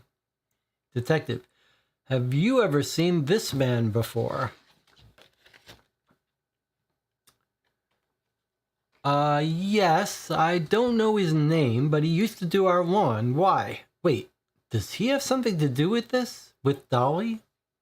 Detective, he's someone of interest in Grace Gray's murder investigation. We're checking for other connections with the other victims. Is there anything else you can tell us about him? Dobbs, well, other than he used to do our lawn, no. I can't even tell you the last time I saw him. Our community hires the companies for lawn care, and his company no longer does it. Detective, just one last thing, Danny. Where were you the night of the 4th? Dobbs, I was home alone. Detective, not at the pub or watching fireworks? Dobbs, I felt unsafe and that it would be best if I just stayed in for the night. Until you catch the person responsible for these deaths, no one will feel safe this time of year. Staff at the pub have a pretty good handle these days on things there. Detective, can anyone confirm you were home alone between 9:30 and 10:30? Dobbs, I don't think so. I was watching the news. Does this all matter, Detective? I've no reason to kill anyone, let alone a doctor. You need a lot more than no alibi. It's already bad enough that you're able to get your hands on my bank records for no reason. Detective, you're just trying to find the truth, Danny, and if you have nothing to hide, this should not matter. Dobbs, I've told you everything. Are we done here? Detective, yes. If you think of anything at all, please let us know. So, Grace Gray was the doctor for Dolly who told her she was pregnant. Found out she was pregnant. Interesting. Okay, here's Jonathan Johnson, our drug dealer. Detective John, we'd like to ask you a few questions regarding the murder of Dr. Grace Gray. Johnson, what does that have to do with me? Detective, I'm not sure. We're pretty certain the same person who killed Dolly, Mandy, and Henry killed Grace.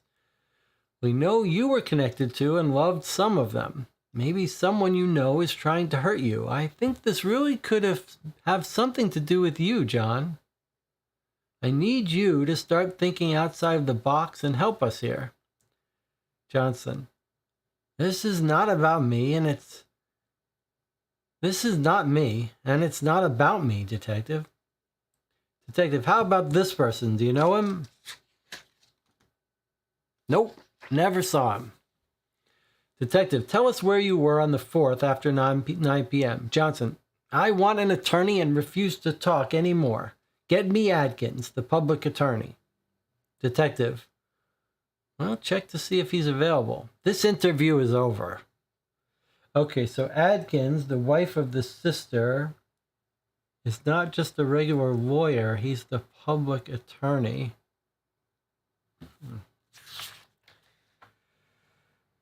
The detective thinks this has something to do with him.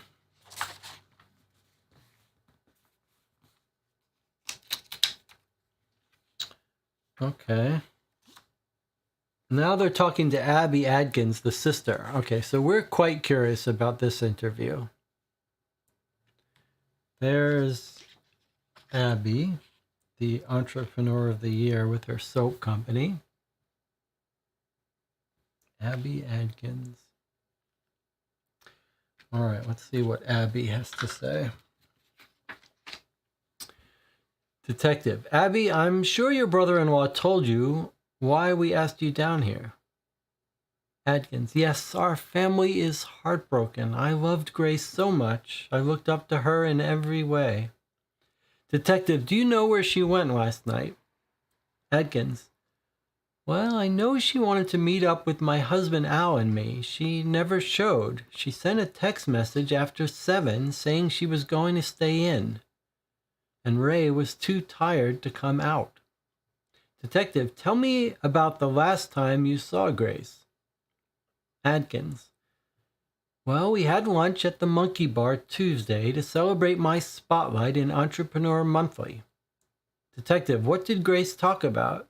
Adkins, oh, she was busy at the hospital. She had a new group of interns starting. She mentioned Ray being distracted lately and thought he could be having an affair. I'm pretty sure it was not the first time.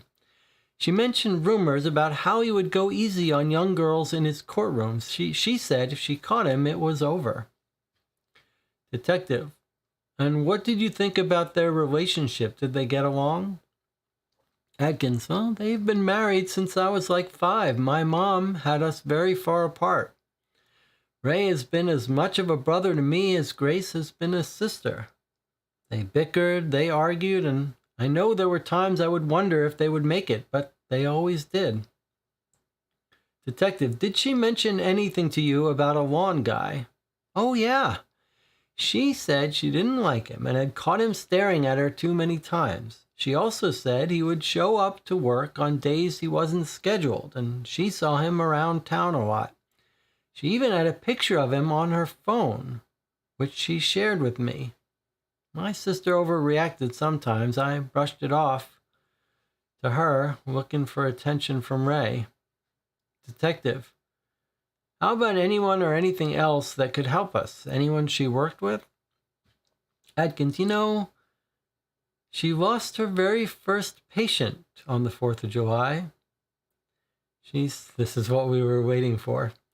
She has saved so many lives since then. So many, Detective. I can't help but think God had a master plan for my sister, and Independence Day was like her flag in the road.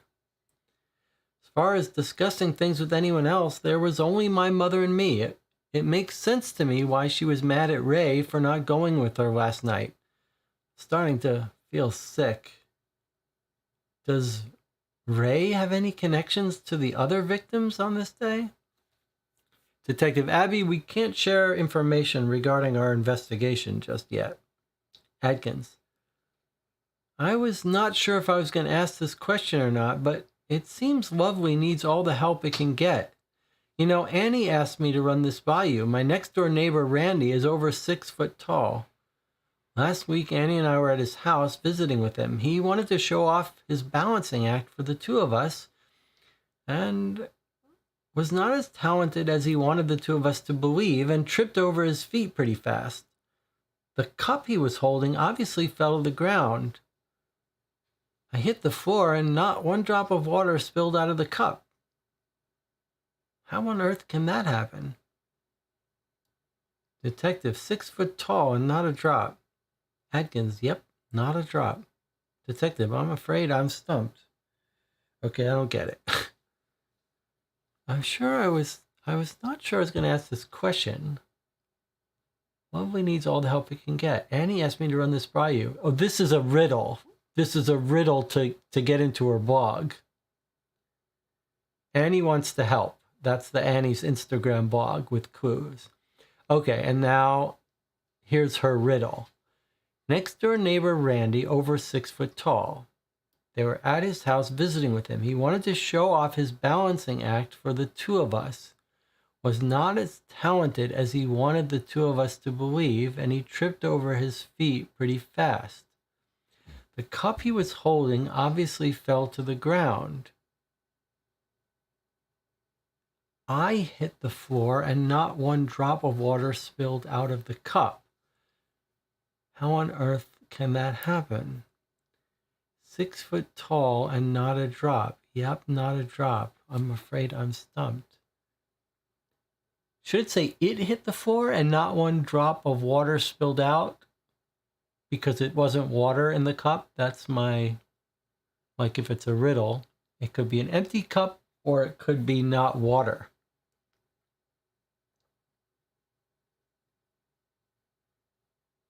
That's a weird riddle, but I think that's what we're looking at. All right, so now let's look at this note added.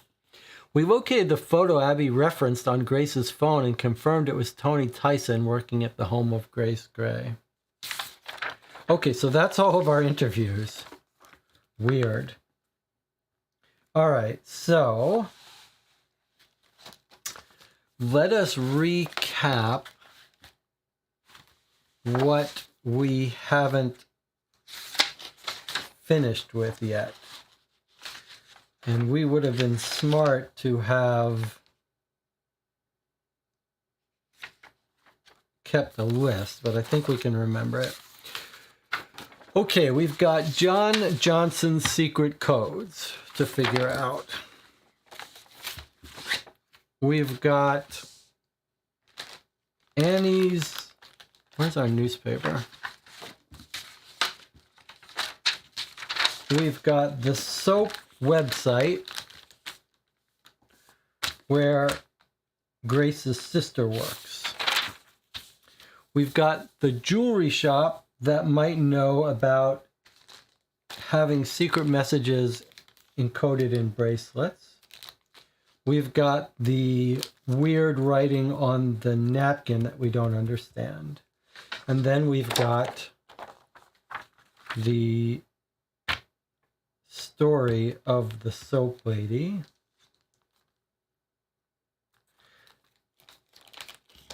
We've got a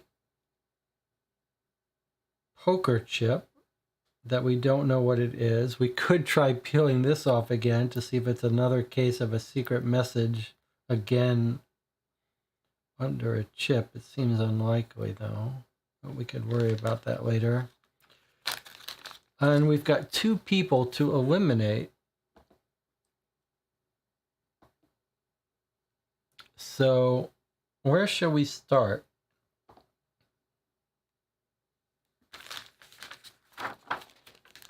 How about the soap? John Johnson's code, maybe an activity sheet.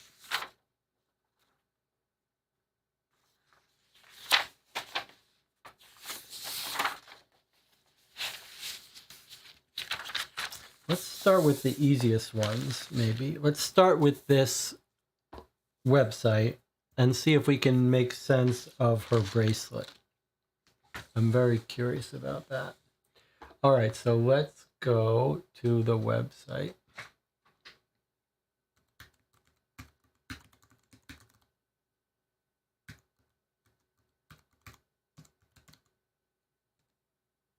Oops.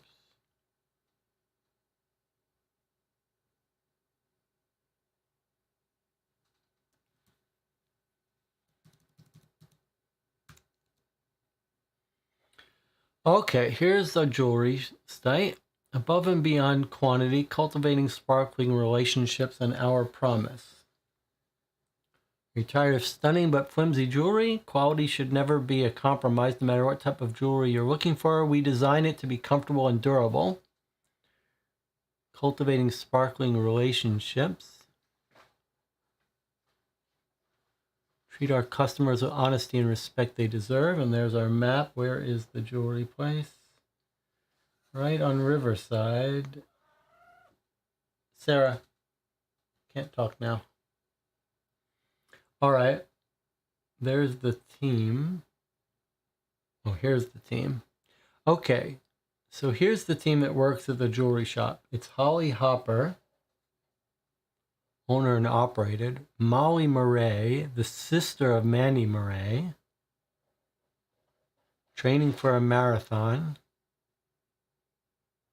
Holly Hopper is our owner. That's the ex-wife of Henry. Okay, who else do we got?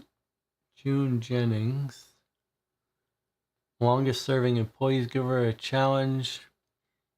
Help you find your favorite piece. I assure you she will not disappoint. And then there's Abby.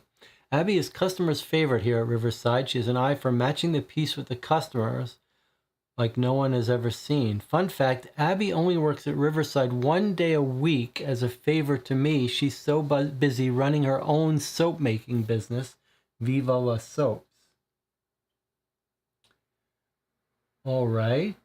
Well, that's fine. That's the team. Where do we get information about the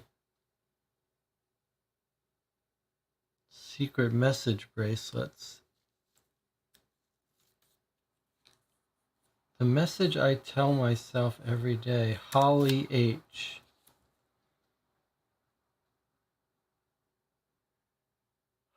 It's Holly Hopper that does the secret. Is there more? Can we... What's happening? We can... Holly Hopper, owner, operator, and artist. What does that say? Go to link. Go to link, go to link, go to link. What does that mean? Holly Hopper. Holly Hopper's employee portal. Huh. That's weird.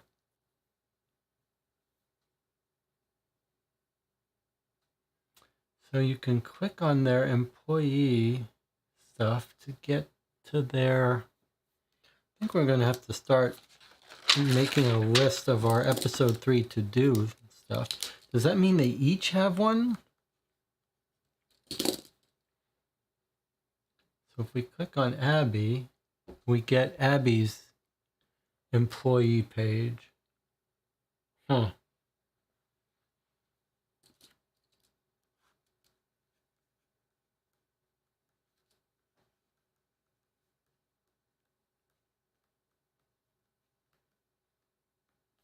So each of the 4 of them who work there have employee login information.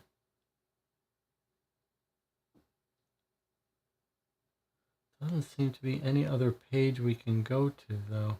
Okay, let's read the...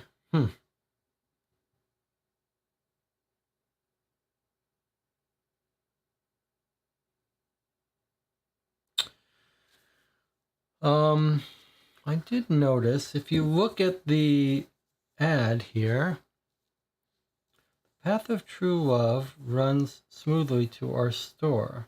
Secret message bracelets made with precious stones. Look how similar this looks to this one. We've got large circles, small circles, and then oblong pieces. So three things here. You could see the same three things. Large, small, this.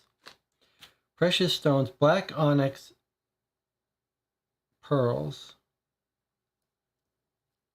I wonder if this is going to be her login.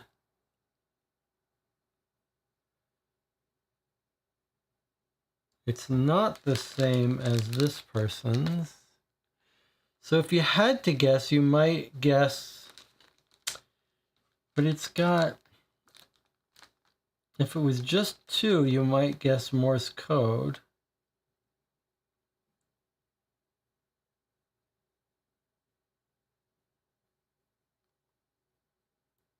Although if you look at this, let's bring up some Morse code. Let's just take a look at it. Because maybe those are separators. So if we were looking up this Morse code, this might be 4 dots, 3 dashes, then dot, dash, dash, dot, and then dot. So if we treat these as separators, which I'm not sure we should, then what do we have here? Dot, dot, dot, dot. Well, let's see. Where does this start? Okay, so let's say it starts here. So that's H. And then if this is a separator, we have 3 dashes. That's an O. If that's another separator, then we have a dot, dash, dash, dot. That's a P. And then a dot. Guess what that spells?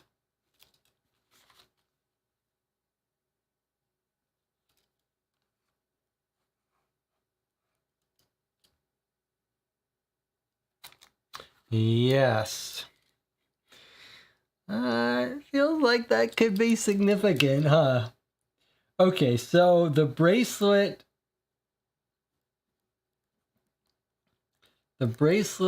at Grace's body is Morse code. And it says Hope. We're going to run into someone that the person killed at that drunk driving is going to be named Hope. I can feel it. Okay, so this is either Grace's bracelet or left at the scene of Grace. But now let's decode this one and maybe we can break into this person's login.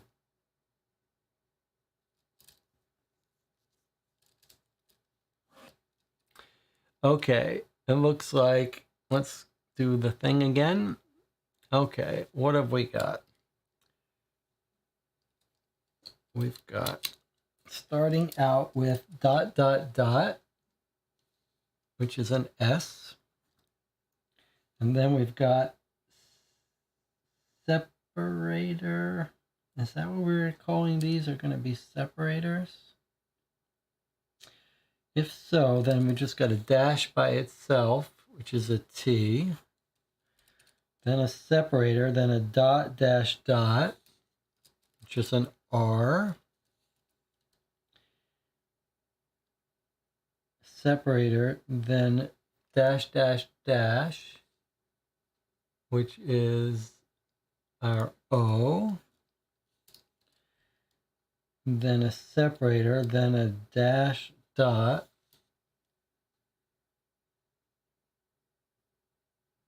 which is an N. I guess it's going to be strong, huh? Then we've got dash, dash, dot. Dash, dash, dot is our G. Okay, so the bracelet here in the newspaper ad has a password of strong, or has a code word of strong. Now let's see if that's a login on our website. This is going to be bracelet from Riverside. Okay, so if this is Holly,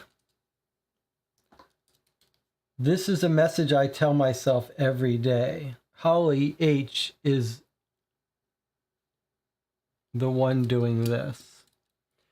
So if we go to our website and we look at Holly Hopper, the owner, if we assume that this might be her bracelet, maybe we can get into all of their accounts with this one password. I'm not sure. But let's see if strong is the password here. S.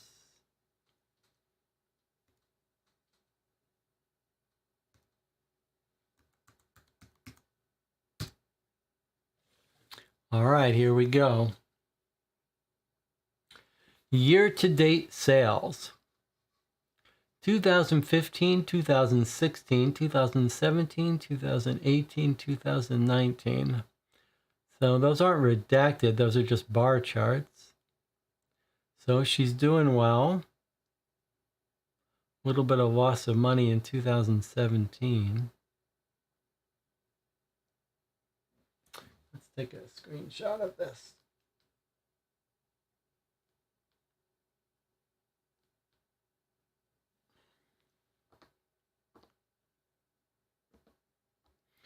All right, we can go to payroll. What's the password for payroll? Are these all going to be the same password? What? Maybe that just means we aren't supposed to look at it. Projects, really? Everything wants a password?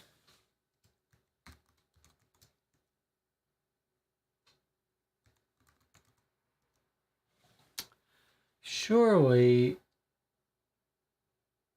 employee records. Ah, really?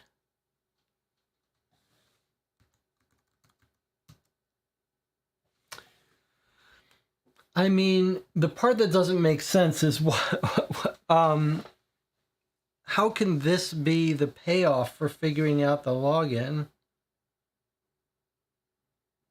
Just this information.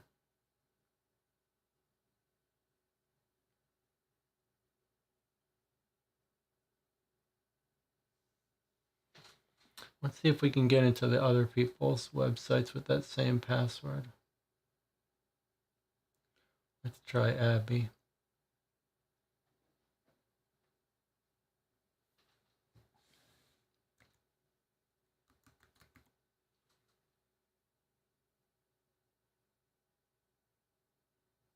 Really?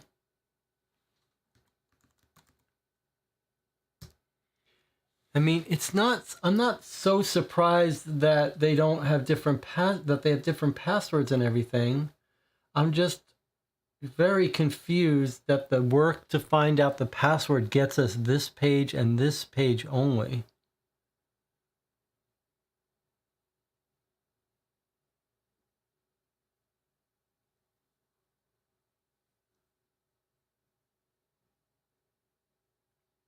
Try hope for the other things. It would be important if we found someone whose password is hope. I mean, we can try it.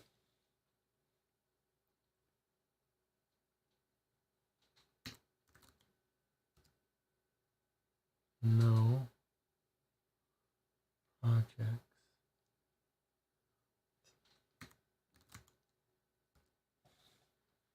How strange.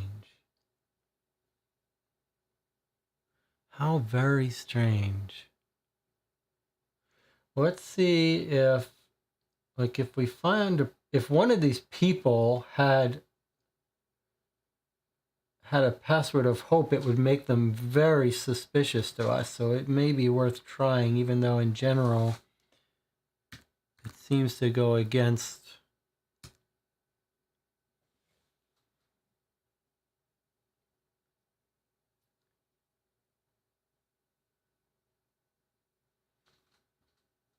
Seems to go against our rule about just trying things. Hope. No. Just want to make sure. H-O-P-E. Okay. Very strange.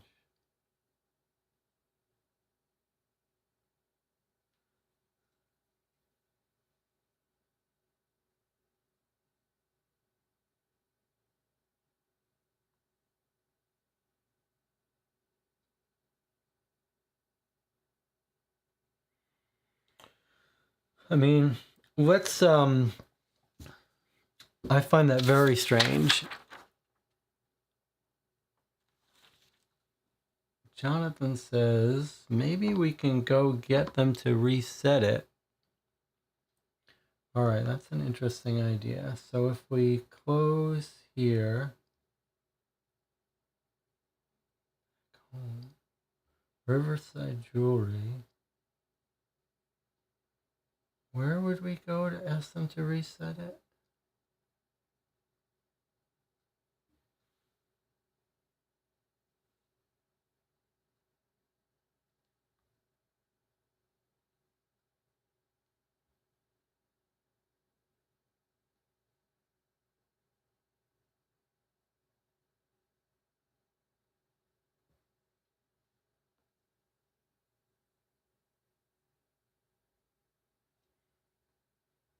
Well, fun facts. They each have fun facts. I wonder if their fun facts might be their. Let's try this. Her fun fact is she's training for. Stop that. Her fun fact is she's training for a marathon. No. All right, let's pause. Company name on the web page after the strong login. Okay. So Jonathan, that's useful. I didn't pay much attention to that. Let's try this again. If we go to her thing and then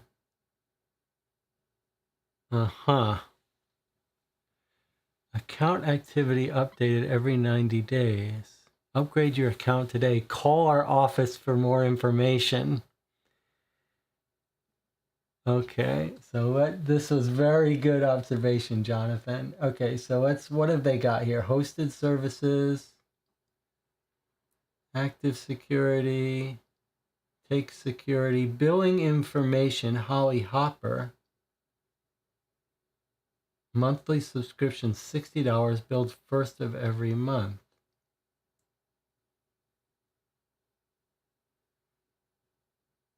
Card registered to account Holly Hopper, June Jennings, Molly Mora, and Abby Adkins. Okay, so the employees. Oh, here we're going to be able to eliminate someone. Let's see.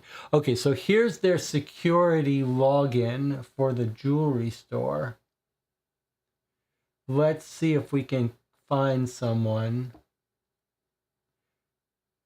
2017, July 4th is what we want.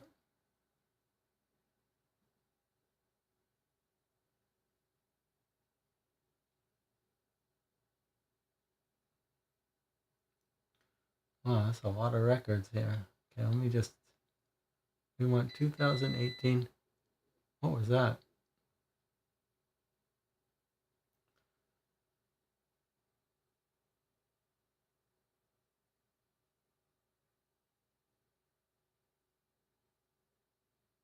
That was a good observation of yours. Okay, so here's our July 4th. Oh, that's 2017. Okay, here we go. 10:20 p.m. July 4th. Entrance side door 1. Is that someone coming and leaving?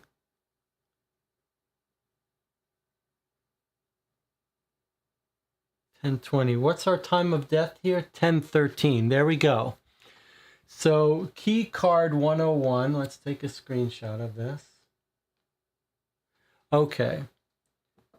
So we've got our first alibi. We've got key card 101 coming in at 8 p.m., leaving at 10:20 p.m., which is after the time of death. So the only thing we need to know is who's reminded of who's card 101, Holly Hopper. So there's our alibi for Holly Hopper.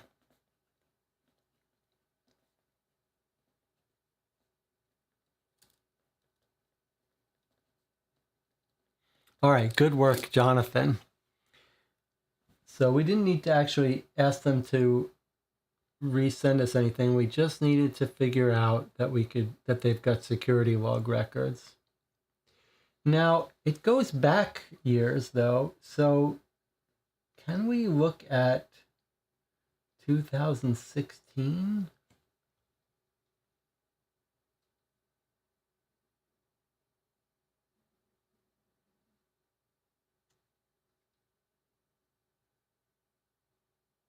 Earliest it goes back is September 2016, so that's it.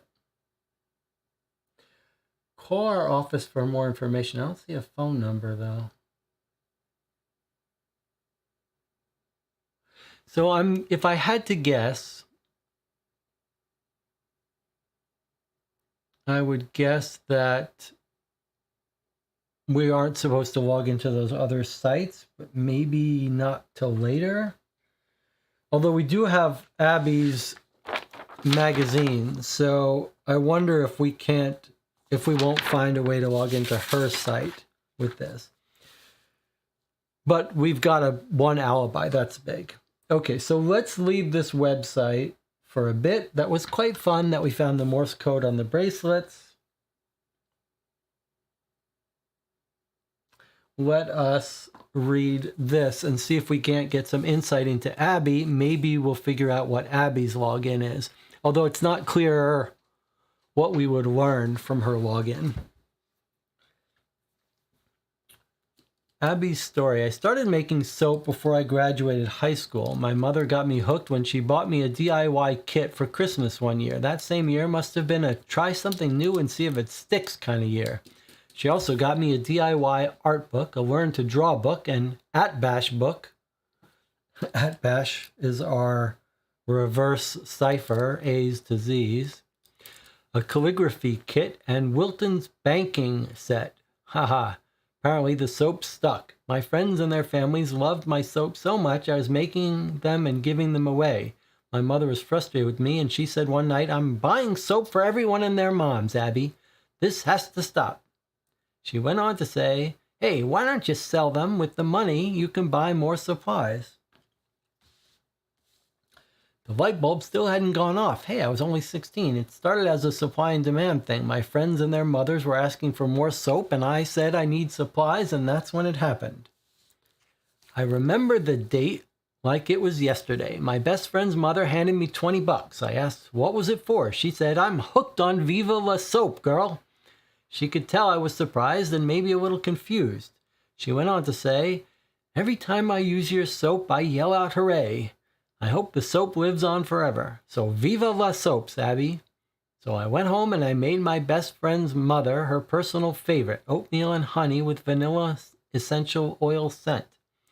That was how the first deal went down. No, I still had not gotten it yet. My best friend's mother, tearing up, passed away that year in a car accident. After she died, her friends were calling and texting me directly, asking if I could supply them with soap. I always wondered what she did with all the soap I made her. It was then when I realized I could make some money. With my mom's help, my company was born. Okay, so is this our missing piece of our puzzle?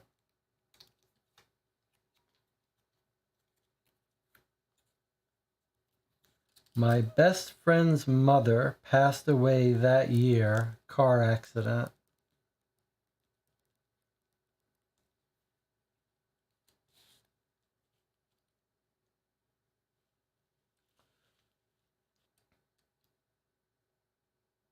The light bulb hadn't gone off. I think this is how we're going to figure out what year it was. I was only 16. I remember that date like it was yesterday. Okay. So 16 years old. This is Abby. At 16, car accident, best friend's mother. Now, who was her best friend? Were we just told that? Was it Dolly? Was Dolly her best friend?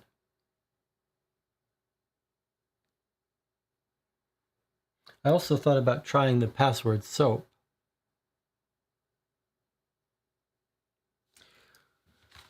Where's her date of birth?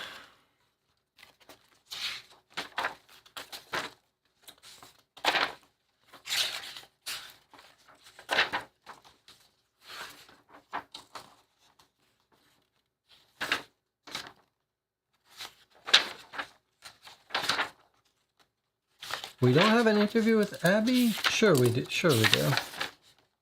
Abby. We don't have her date of birth, though.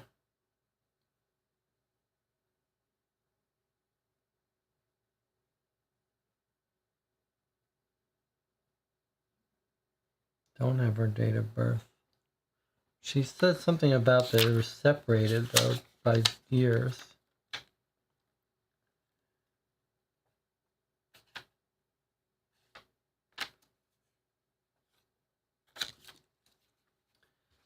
Let me read this again. I loved Grace so much. I looked up to her in every way. We were going to meet up. They've been married since I was 5. My mom had us very far apart.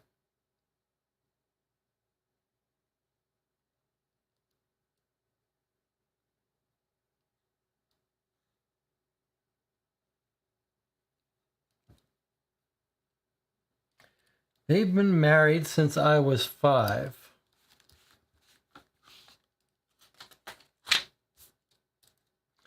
Abby, 5 years old when Grace married. Okay, where's our prenup? Prenup was July 2017. They're about to be married. Oh no, that's the search warrant. That didn't make sense, did it? Okay, where's our prenup? September 2000. So at the year 2000, Abby is 5.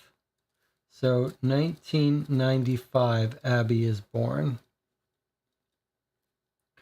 So if that's true, then this event that Abby remembers when she was 16 is 2011, right? No. Yes, 2011. Right? If she was born in 95, 10 years later would be 2005. 16 years later is 2011.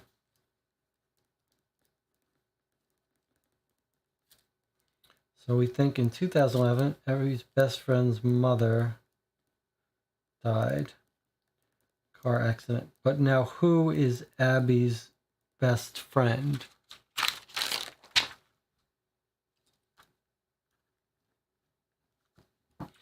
And was Mandy the driver in 2011 of a car? Let's find Mandy's DUI records.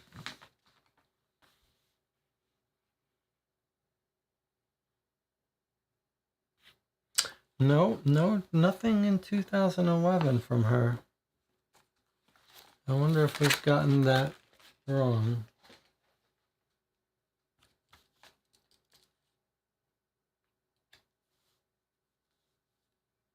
Did we get any of that wrong?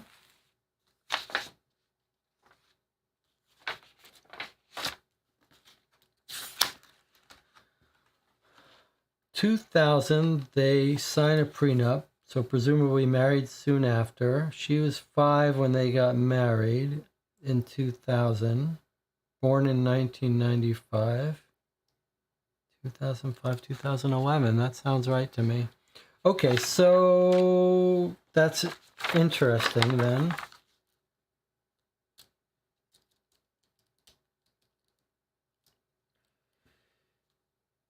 All right, well,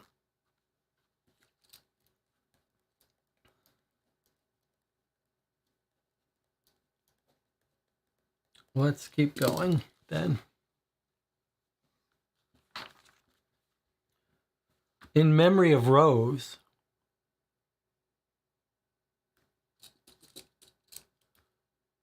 is Rose her mother or her best friend's mother who inspired her?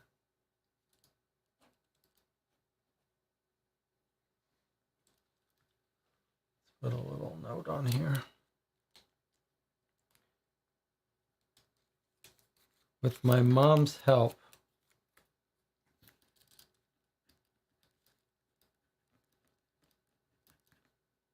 I'm guessing that's her mother. Another possible password. We've got soap, we've got Rose. Okay. I went to business school to learn how to run this thing that had a life of its own. Even in college, I was picking up customers almost daily. It's hard to keep up with demand.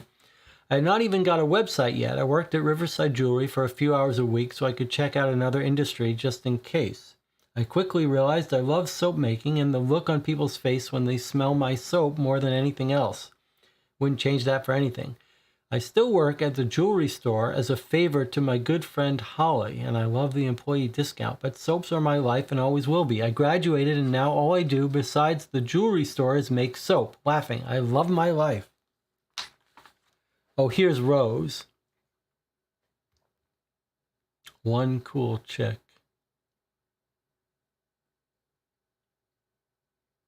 In memory of Rose, one cool chick.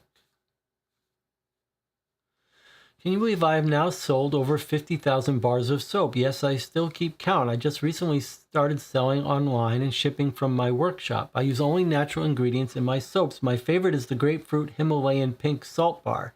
It exfoliates while it awakens. But my customer's favorite has always been the lavender lime and honey bar.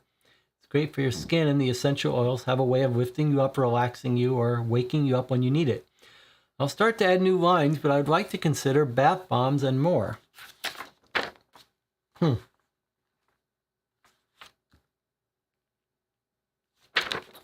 Abby, so Rose is one cool chick.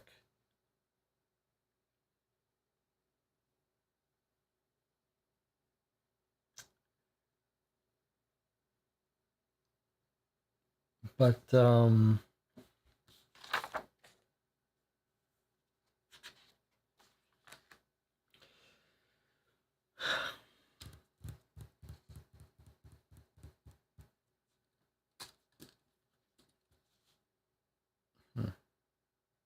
let me see if the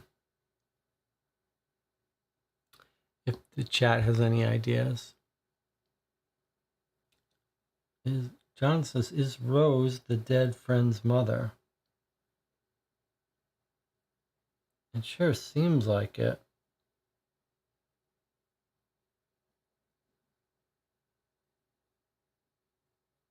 Ah, okay, good. So I can clarify one thing. I was asking, is this in memory of her mother or in memory of the best friend's mother? But here's our answer. When I realized I could make some money with my mom's help, my company was born. So the mom was alive and well when the company was made. That means this has to be the best friend's mother, Rose.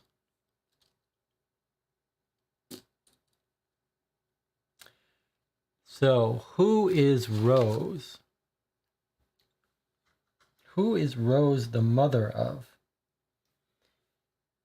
Is it going to be Dolly?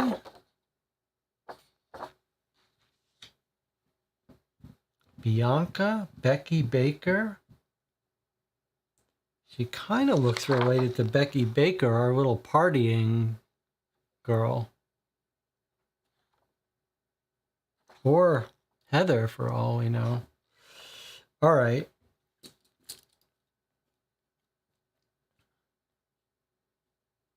Let's take a little screenshot of this so we have it in case we need it for later.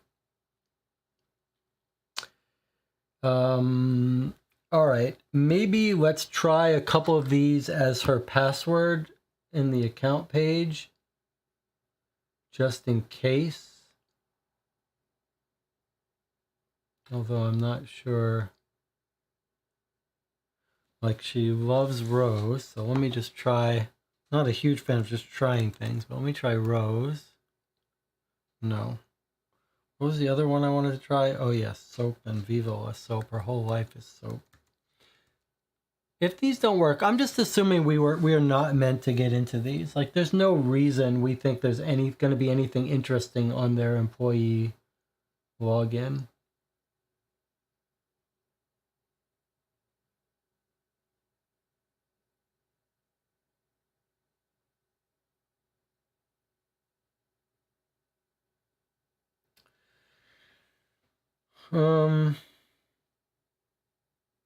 All right. How about we look at that soap?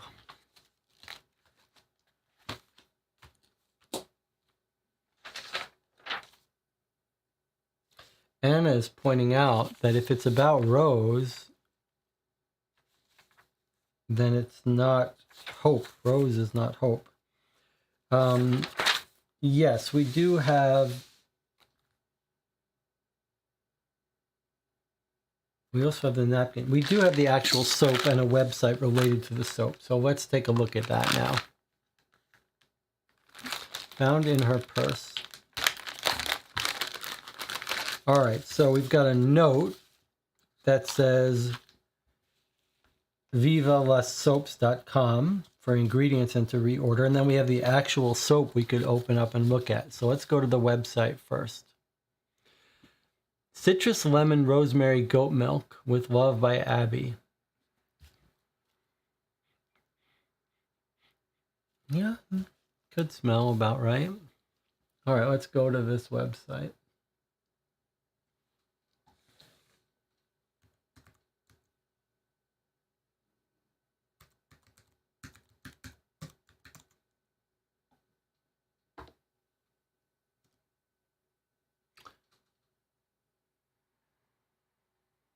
And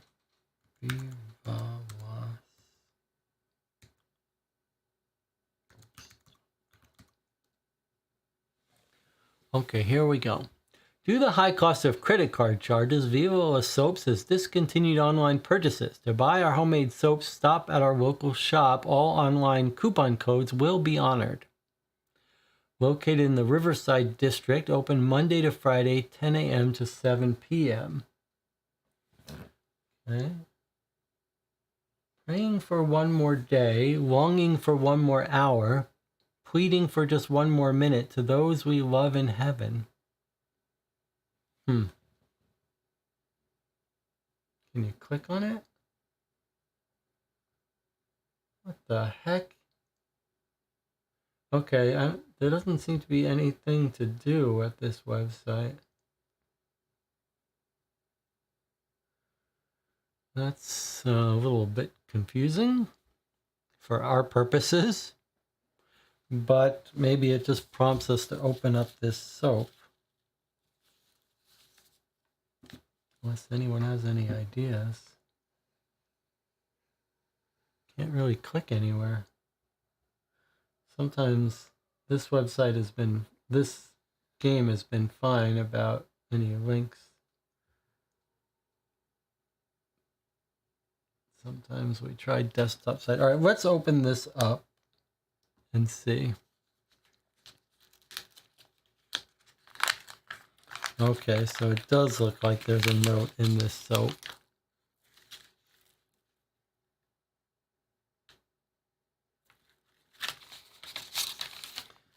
Let's see what we've got here. Let me just make sure there's nothing else hidden here. weird because this paper does seem to be folded over twice.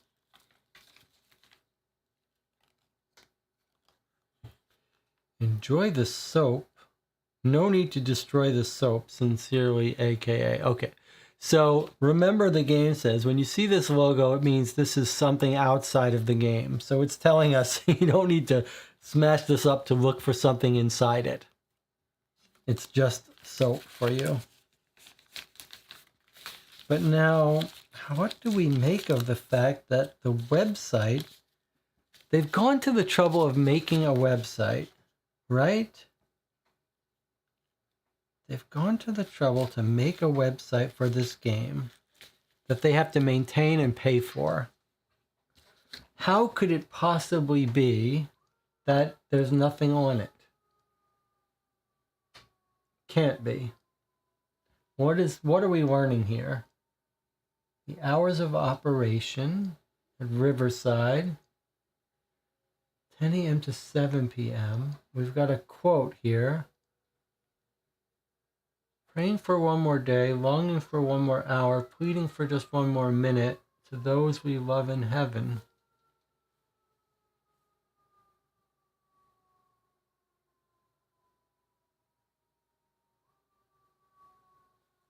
What on earth?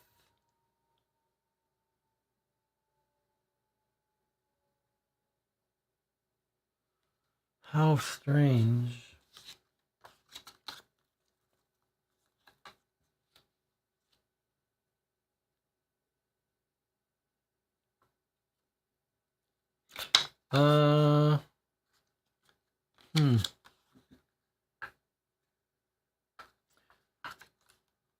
Okay, let's think about it. It's found by the body. It could mean that the killer has left a little UV message on it.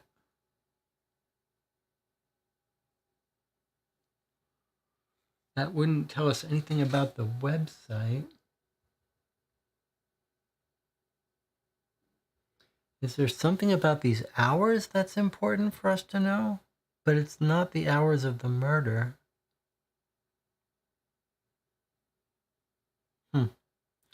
Well, let's take a break. I'll come back in 8 minutes and I'll get out the UV light and we'll see if we can't find something. But something is very suspicious about the fact that they made a website and there's nothing on it. I'll see you in 8 minutes.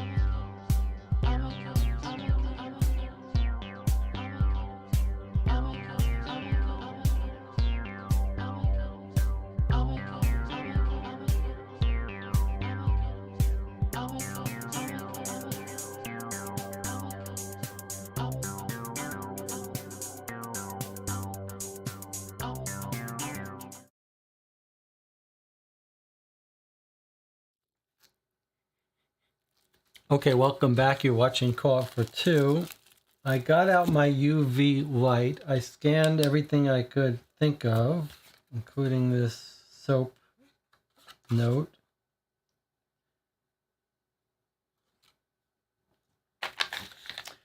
And I don't see anything. I did also get out the torn note. It occurred to me we should have scanned that after it was assembled. But I emptied it out. I couldn't find anything. One thing that does make me think there's something going on here, though, is if you open up this soap wrapper, like there's a hard, something feels like it's glued in here. It feels like a little thick, like a piece of plastic. So I'm thinking I'm going to try to unstick this enough. Like it is getting destroyed a little bit, but I think I see something in here. Thing is, we bought this used, so it's a little bit surprising to me, but I think maybe Jonathan went to some real effort to restore it. But there is definitely something in here, but like a little piece of plastic. But I don't know how to do it without destroying it.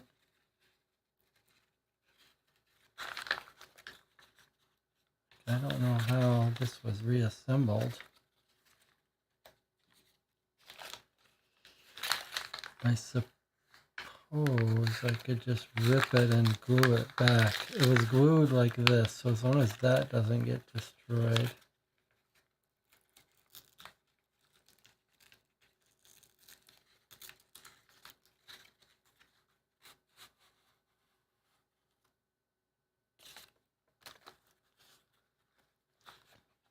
Okay, so there was a secret message in this soap.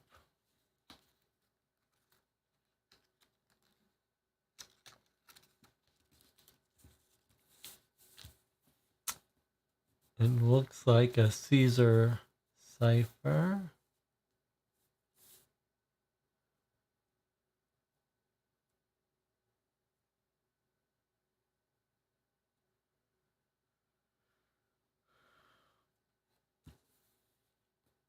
Is it a Caesar cipher? Okay, so notice the hearts are what Abby uses for her O's. So that's going to be an O. R is probably going to be an A or an I. And then we see a bunch of Z's. So I'm guessing, I wonder if we don't have reverse. Is it Atbash, which is reverse? I wonder if the Z's aren't A's. If it was reversed, what would our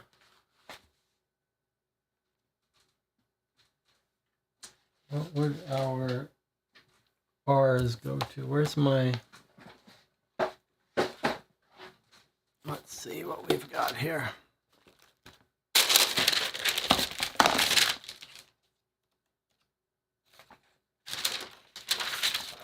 So I wonder if it's reversed.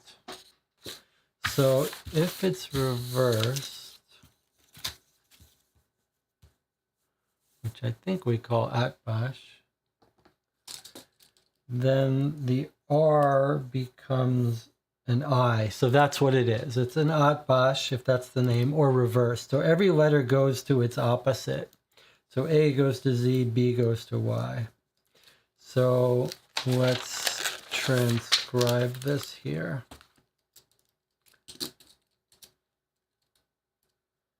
So maybe I can write it on the bottom of this. Okay, so R goes to I. I. So I'm gonna do it like this. Okay. Actually, let's try to type it in on a cipher website so we don't have to do this. So what do we want here? We want tool. Is it Atbash? Okay, Atbash cipher, mirror code, each first letter with the last one. Yep, okay. So let's try to type it in here. BMLD, GSZG, MRT, SG, BZGH. Let's just try. Let's see if it's right. I know that night eats. Okay, so this is the right thing. TSG, VZGH. Okay. Let me see if I can't. What's the best way to do this? Oh, we don't need this anymore. We just need this.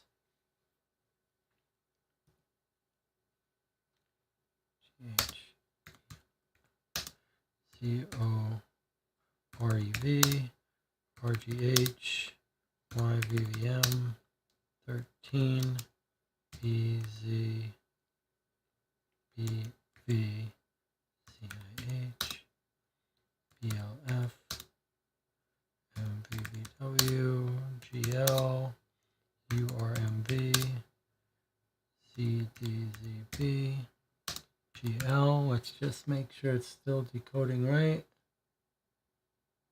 I know that night eats you alive. It's been 13 years. You need to find a way. Probably typed something wrong there.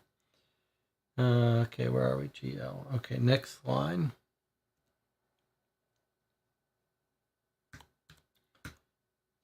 REV, BL, FINVOU, RPMLD, GSV, UL, FIGS, RH,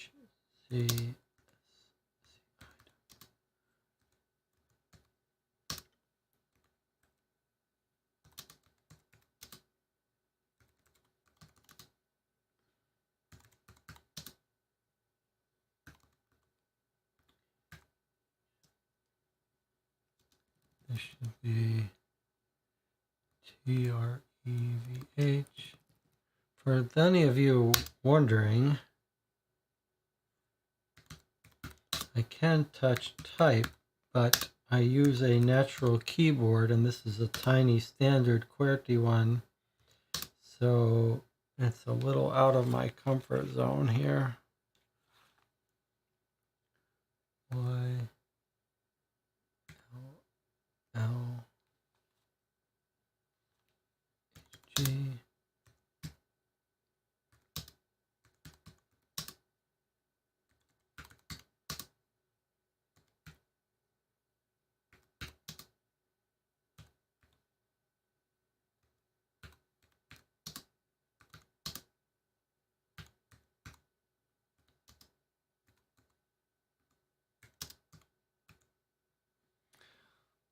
Let's see how many typos we got. I know that night eats you alive. It's been 13 years. You need to find a way to forgive yourself. I know the 4th is a hard day for you. Hoping this gives your day a boost. And don't worry, your secret is safe with me. 13 years.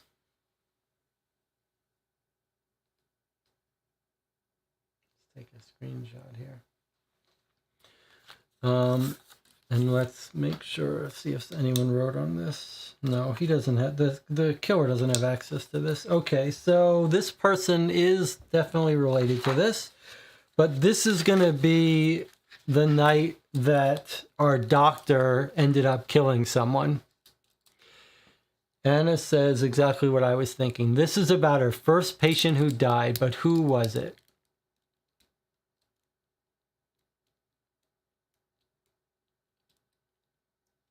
So 13 years, though, is our big clue. 13 years, secret soap message. So 13 years is 2004.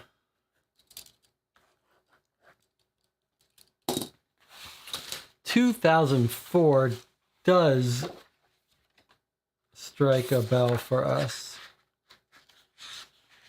Right? Because 2004 is the 10-year anniversary before the first murder, I think. And 2004 was something we already found in Mandy's arrest record that jumped out at us. Okay, so here we go. 2004, July 4th. Second offense DUI, 90 days probation, no fines, Judge Rivera.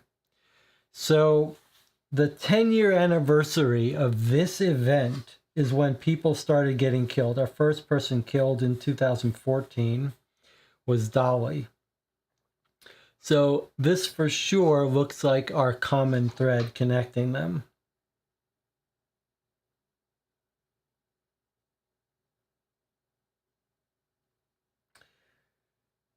That Grace is going to be the doctor of this event who messed up and ended up resulting in the death of this person, and her sister is writing her a secret note saying your secret is safe with me. Okay, Jonathan was unhappy about this. This soap puzzle, I'm not going to hide it back in. I'm going to leave it back. 13 years, 2004. All right, so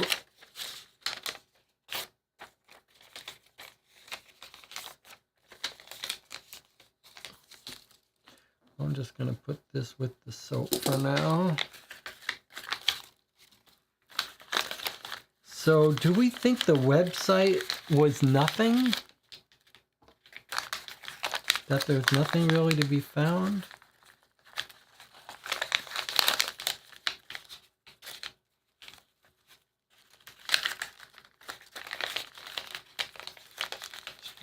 Put everything together. We don't really need anything here. We just need to know that it was her secret is safe with her sister.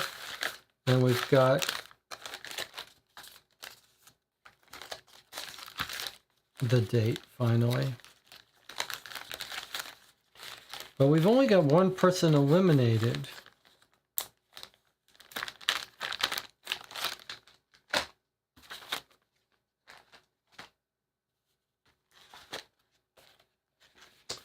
Mandy's.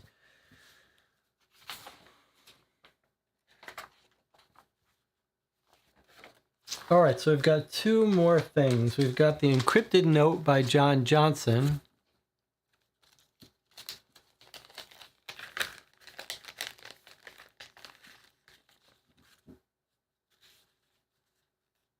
We've got Jonathan is saying, don't forget, we've also got the 4th of July gallery. We've got Annie's blog for 2017. Where's our to-do list? Because it seems like it's getting increasingly easier to forget that there are things to do. All right, so for this case, we've got the napkin. We've got John Johnson code. We've also got Annie's blog. And we've got the pub photos. And maybe the website as well. Okay. Let's take a look at, well, let's see. What should we start with? I mean, this...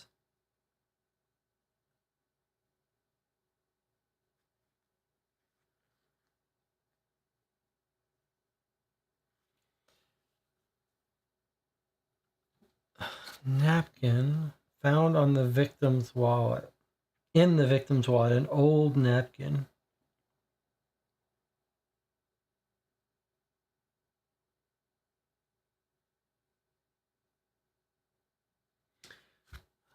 Does anyone have any clue what this is about?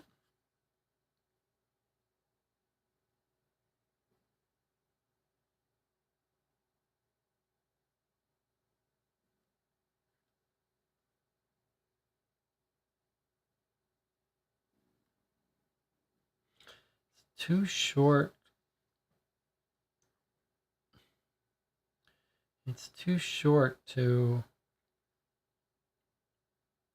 do anything easy on it. All right, let's come back to this.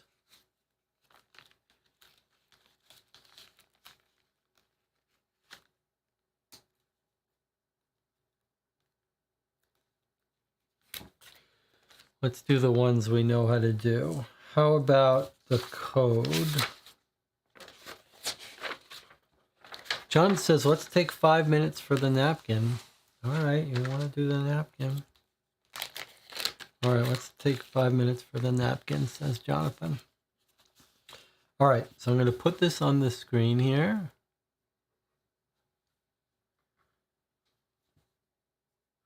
I'll confirm there's nothing to be seen with the violet light.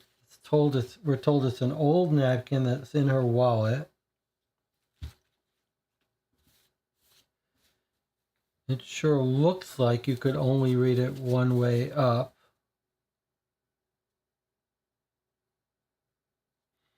Yeah, because of the C's. HFC, CED, AIIE. Maybe with dashes in between them or not. So HFC, CED, AIIE. And I'm going to put up the countdown clock.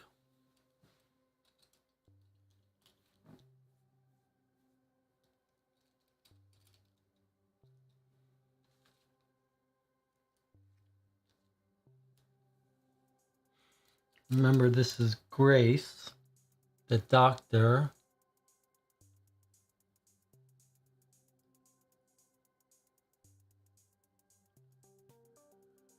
You might imagine it's a Caesar cipher of some sort, but with just 3 things. Could be her password. John says, I already think I figured it out. It can't be upside down because of the I's, and it can't be backwards because of the E. Jonathan thinks he figured it out. Okay. So let's spend 5 minutes working on it. Oh, sorry, it's counting down here. That's what I meant to do. All right, well, if Jonathan's already figured it out, all right, we'll do it this way. We'll go to 5 minutes. 5 minutes from now, Jonathan will tell us what he thinks, but don't tell us before then. Let's spend some time thinking about it first. I'll just talk a little bit out loud. You know, there's clearly separation between these 3 triplets. Probably with dash. Each triplet can't be made into a word. You can't rearrange letters HFC to make a word.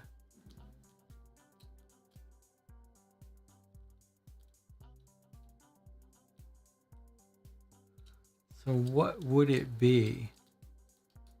3-letter, 3-letter, 4-letter.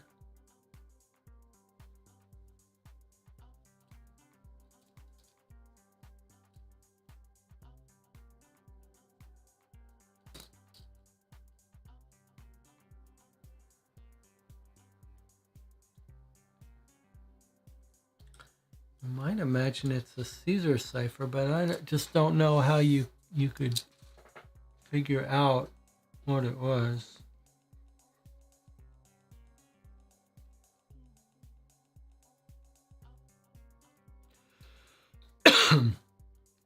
The double I at the end is suspicious.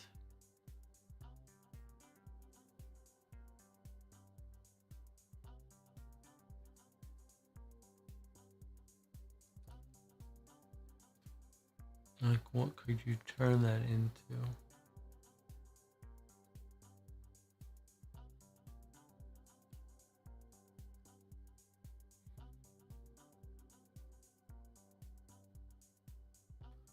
What would she be writing about? What would she be keeping a napkin?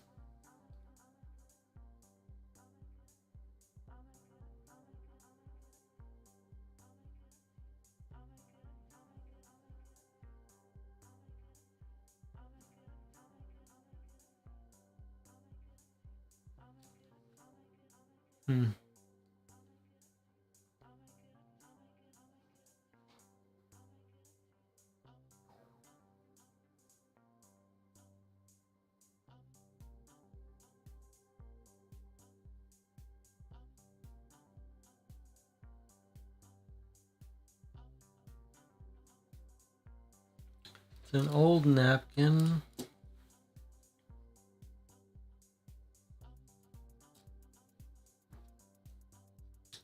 What would it be about? Would it be about that accident?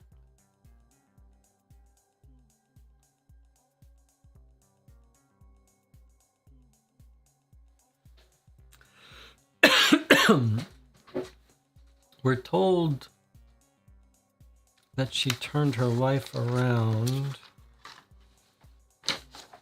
by her sister.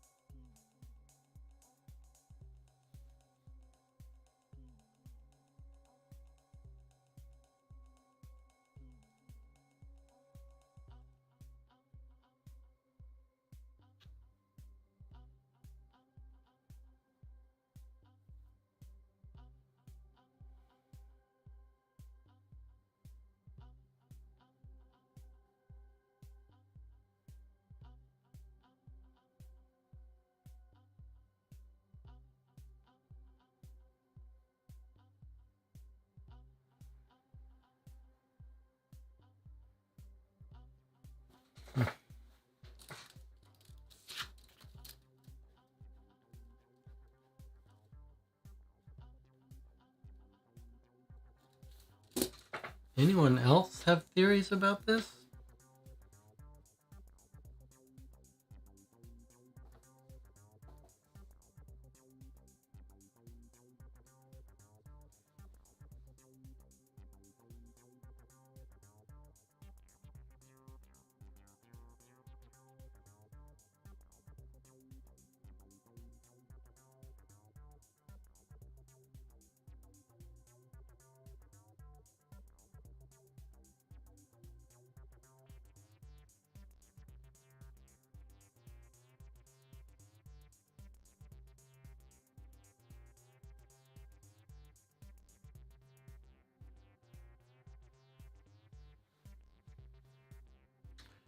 All right, Jonathan, give it to us. What do you got?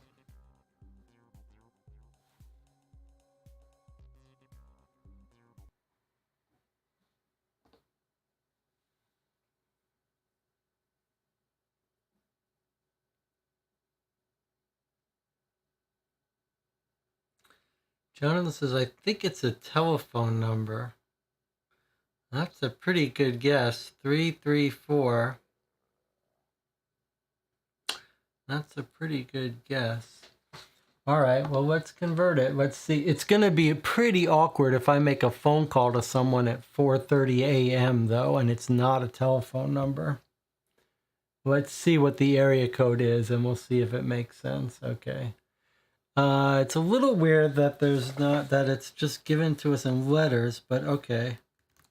Convert letters to phone number.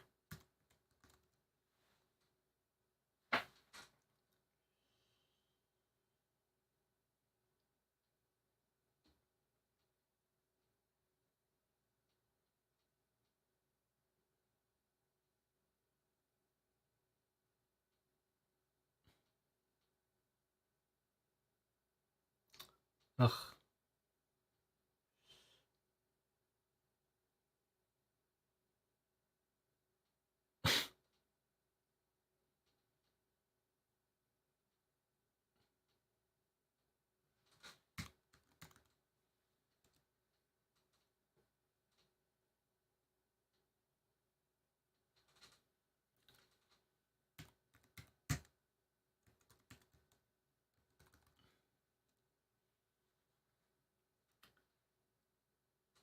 Four three two 233 2443.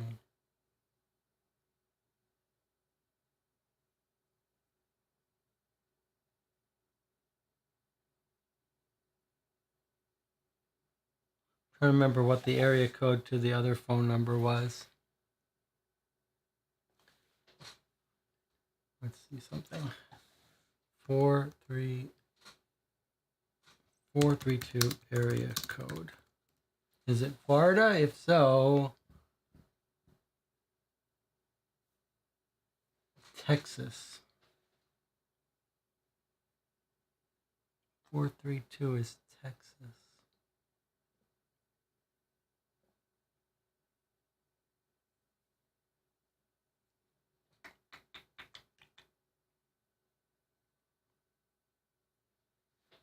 I really hate to get this one wrong. A very good guess, though. All right, shall we call it? Someone's going to be angry. Well, if it doesn't pick up, so I'll hang up.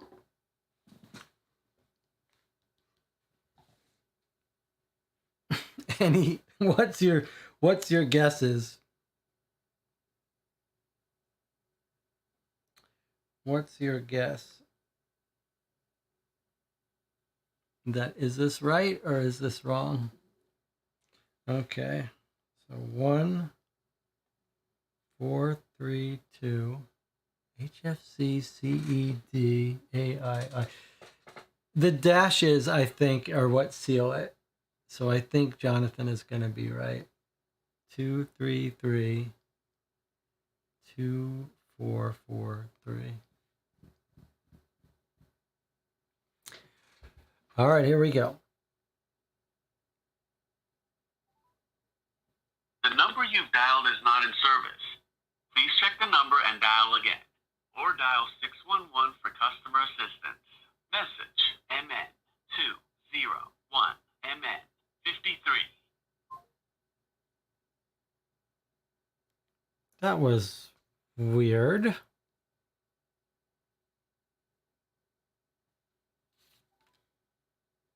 The number you've dialed is not in service. Please check the number and dial again. Or dial 611 for customer assistance. Message MN201 MN53.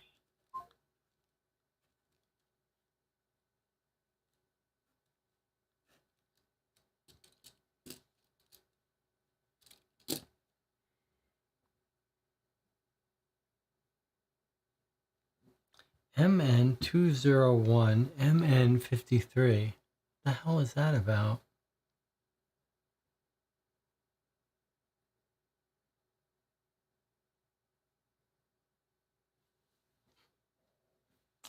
Let's do a web search.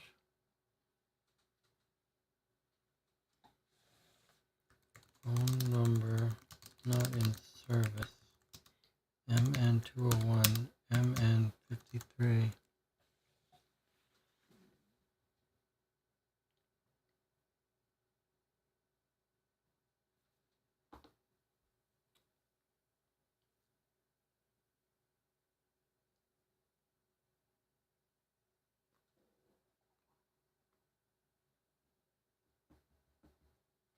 What's this MN201 MN53 business?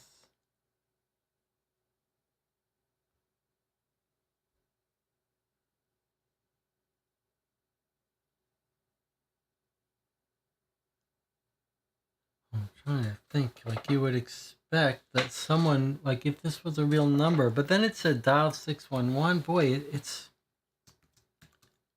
201 phone number. I'm trying to see if is there something Minnesota statute that doesn't. Wow, that's weird. MN201 MN53.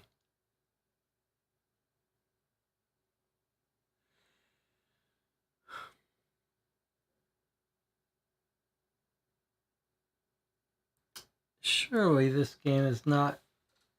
I mean, it was difficult enough to make a guess for what this is. Surely it wouldn't escalate the difficulty by pretending to be a fake phone number.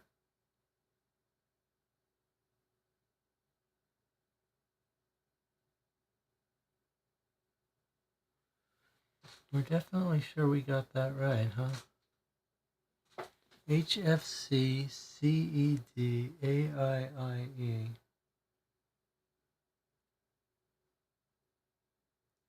4, 3, 2, 2, 3, 3, 2, 4, 4, 3.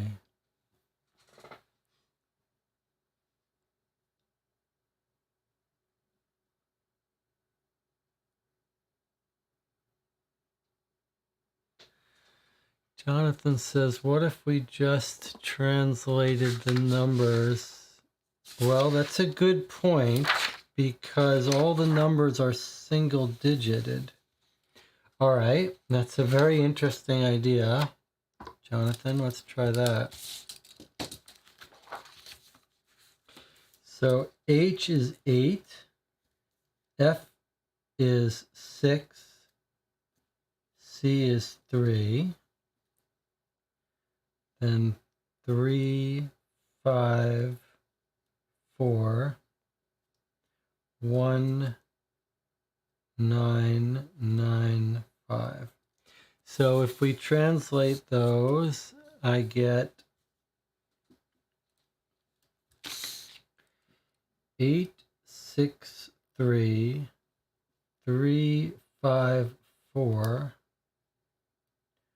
1, 9, 9, 5.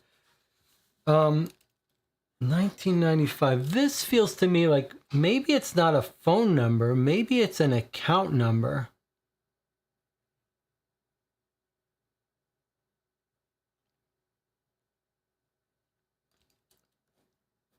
Is this going to be a case or an account number? Like that's now starting to feel like that. I mean, I think Jonathan's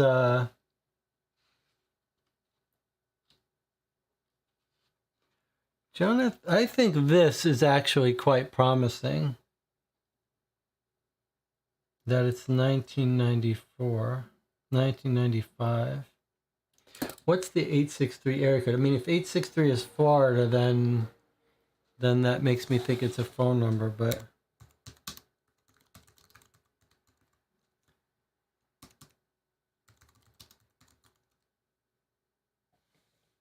Florida. 863 is Florida. Okay, let's give it a try.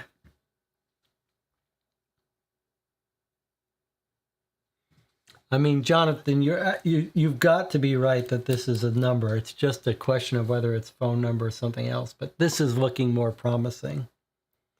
863 354 1995.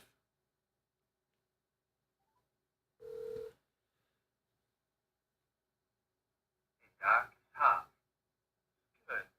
You know, the voicemail code I left. Listen, B's been getting suspicious about our relationship, and I don't want to give her the wrong impression. Because if that happens, I won't be able to be the go-between for you and JJ anymore. So this is the plan. I'm going to record a voicemail the last day of the month of JJ's request. I'll then pick up the request items on the agreed date and leave them in the agreed meeting spot. JJ will then drop the paperwork off to you later.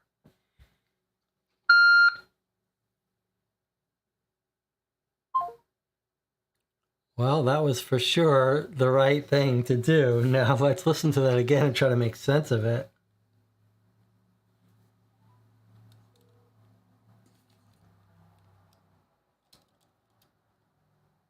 Hey, Doc, it's Tom. Good. You figured out the voicemail code I left. Listen, B's been getting suspicious about our relationship, and I don't want to give her the wrong impression. Because if that happens, I won't be able to be the go-between for you and JJ anymore. So this is the plan. I'm going to record a voicemail the last day of the month of JJ's request. I'll then pick up the request items on the agreed date and leave them in the agreed meeting spot. JJ will then drop the paperwork off to you a week later.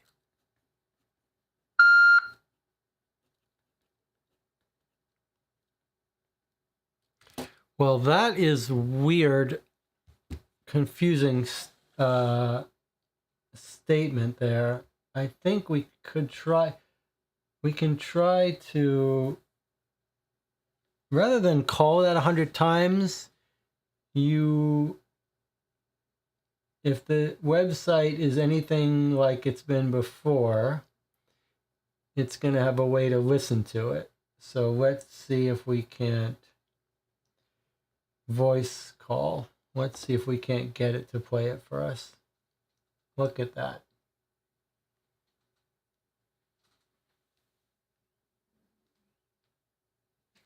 Hey doctor, it's Hop Good. You figured out the voicemail code I left you. B has been getting suspicious about our relationship. I don't want to give her the wrong impression. If that happens, I won't be able to be the go-between for you and JJ anymore. This is the plan. I'll record a voicemail with JJ's requests on the last day of the month. I'll pick up the requested items on the agreed date, and in the agreed meeting spot, JJ will drop the bacon off in your kitchen a week later. Okay, it's Hop Good. That's Hopper, the guy who was killed. B, meaning Bianca, I think, his girlfriend, has been getting suspicious about our relationship. Oh, this is the doctor, Grace. I see. This is our dead doctor. This is the phone number she calls. She's in doing some drug dealing. If that happens, I won't be able to be the go-between for you and JJ anymore. So Hopper is the go-between between the doctor and the drug dealer.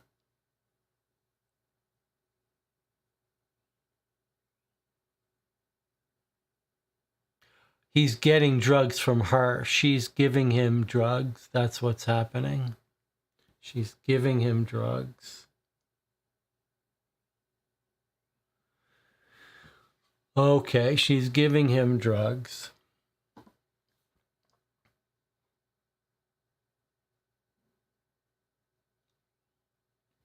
So we have a real world mystery of what the MN codes are. Yeah, that was a real phone number we called.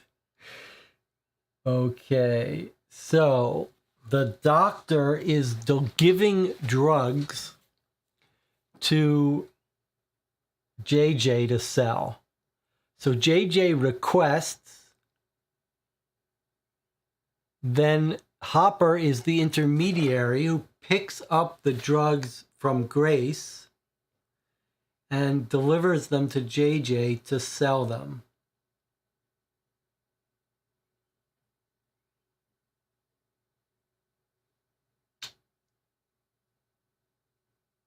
Okay.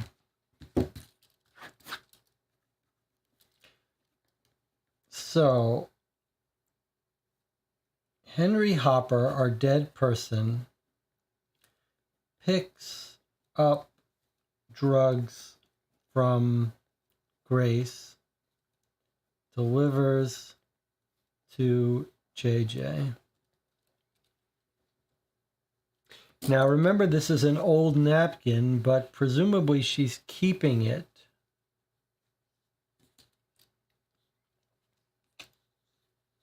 What was our phone number? 863-354-1995, although we can listen to it and read the transcript. Bianca is Henry's girlfriend, so it makes sense that that's who was getting suspicious.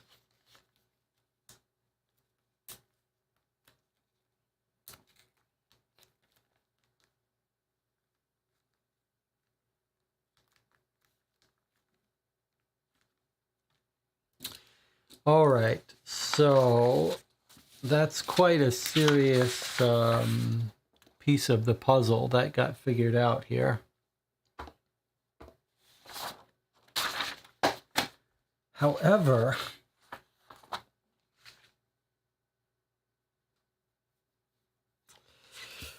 what's next for us? We figured out the napkin. We haven't figured out his code, his drug dealing code.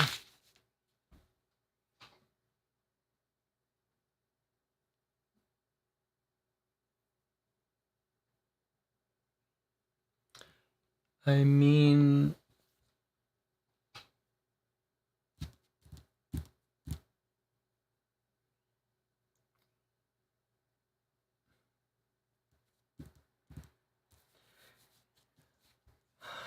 It's very weird to have a code with that only goes up to 6 and has so many zeros. In fact, here's okay, good. This is an important discovery, 0 divided by 0. Because 0 divided by 0 is not. It's the only thing we found that's not an integer. That's an illegal mathematical operation. So that makes me think we aren't supposed to calculate these numbers, and we should just be looking at these as 3-digit codes. So like there's a 2, a plus, and a 2.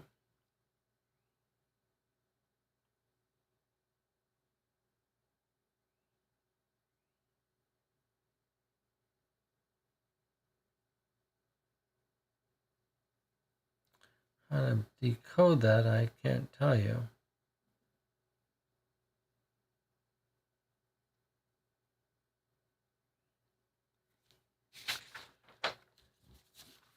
How would we make sense out of that? Let's see if Annie has any hints for us. Let's try the carving the chicken at its joints. The next place we know of that's useful is Annie's blog.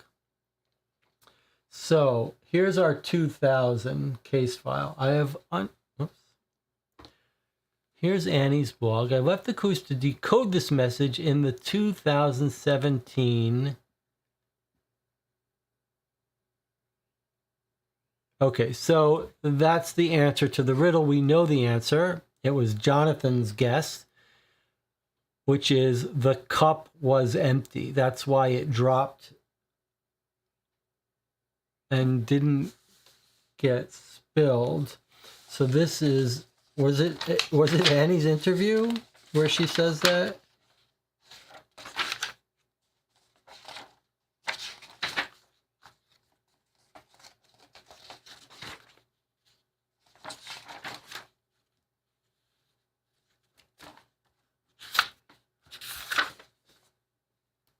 Yeah. Oh no, this is Abby. This is weird that Abby gives us this clue. Oh, Annie asked me to run this by you. Okay, so when in Abby's interview, she says, Annie asked me to run this riddle by you. Annie and I were at his house visiting with him. Okay, so if we go to Annie's blog, and then we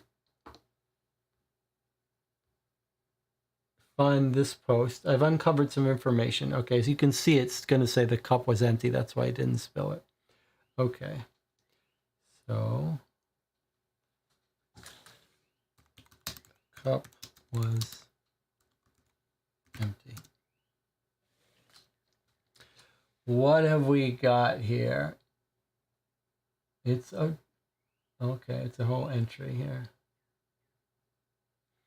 You made it back. I wasn't sure if my message would get to you. Abby's great at following instructions, but you never know. Abby and I go way back. We've been friends since high school. My mom and Abby were very close before she died. Aha. So it's Annie's mother. By now you know Grace was murdered, bringing the murder count up to 4. Detectives are pretty sure that they were all killed by the same person. Residents of Lovely are more afraid for their lives than ever, including me. I personally didn't know Grace very well. She and Abby were so far apart in age, and she wasn't around much when we were all growing up. At first glance, you would think these murders are being committed by some psychopath who's killing random people because he or she hates the 4th of July and wants revenge towards the U.S. However, if you are following the same clues as I've been following, you'll agree there could be more than one path between Dr. Gray and the other victims. Danny could not say any of the things I'm about to tell you to the detective because he was afraid the information could get back to Bianca and he would lose his partnership or worse, go to jail. My father and Danny did not get along, so he also could not tell the detective where he was that night, as it could cause a lot of issues with my dad. The Irish pub should be 100% Danny's. We all know that. The fact he has to share with Bianca is wrong. The business has been doing incredibly well, but Bianca would never know as she's never there. Adding the rooftop dining was a great business decision. Danny knows the profits at the end of the year are supposed to be shared with Bianca. He also knows that if he spends the money on business expenses and shows no profit each year, he doesn't have to give anything to Bianca. So Danny moves money from the business to his personal account and titles it as an expense on the business books. Okay, that explains the money being deposited and how we thought there was profit, even though he tells Bianca there isn't. I recently learned the reason Danny and Henry didn't get along is that Bianca and Danny used to date. I found this in many other pictures of the two of them. This was before Danny started dating Dolly. They had a really bad breakup. I think Bianca was cheating on Danny with Henry, and that's why neither of them talked to each other. I think they kept things social, firstly because of Dolly and then because of the business partnership. I feel as if I need to draw a diagram to keep it all straight. I understand this could make Danny look guilty, and that's why I know I needed to find a way to get a message to you to make sure you stayed on the right track. I know for a fact he did not kill Dr. Grace Gray. I stayed awake all night and never left his side. Bianca knew Dolly was pregnant and that she planned on changing her trust that week. Mandy knew this also. I know because I'm the one who sent her the message. I also know Bianca thought Grace and Henry were messing around. The judge is certainly no angel either. We all know how easy it is to draw that map between the four victims. Okay, so let's take a screenshot here. I can see the birds outside. What time is it? 4:43 a.m. Why are there birds chirping? It's still dark out. All right, so what is she telling us here? First of all, she's really pointing to Bianca, isn't she? She's saying it's not Danny, he was here with me. So she seems to be clearing Danny, if we believe her. And I believe she's also telling us it's her mother.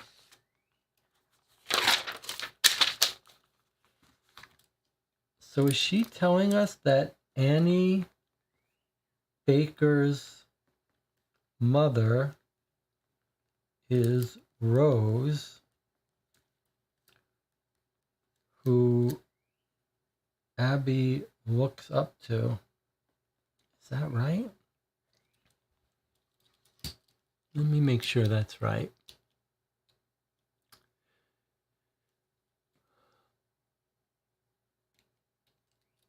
We've been friends since high school. My mom and Abby were very close before she died. Yeah, that's going to be Rose.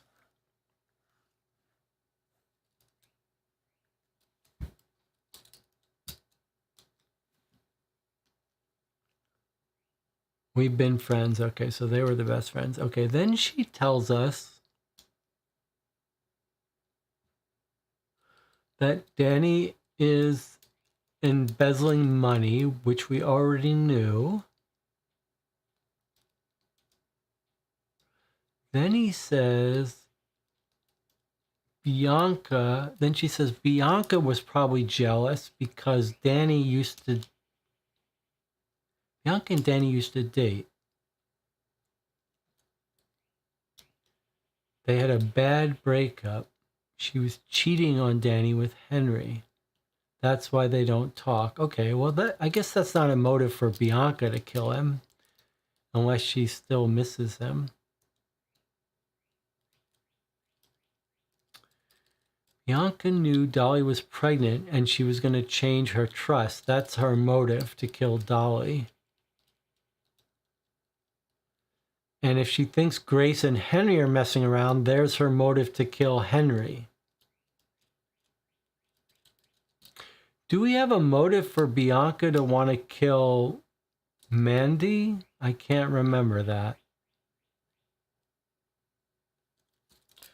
So we know Bianca motive to kill Dolly because she was going to change her trust, and Henry for from jealousy.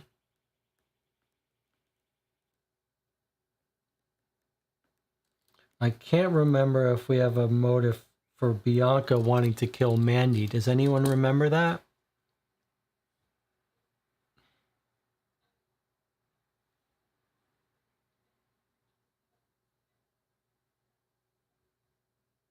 And there's the photo of Danny and Bianca hanging out.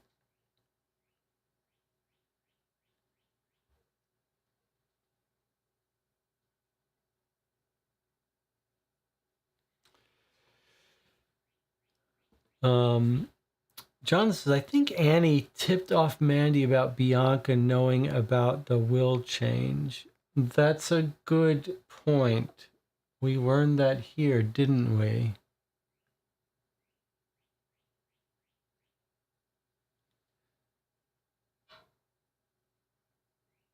Mandy knew this also. I know because I was the one who sent her the message.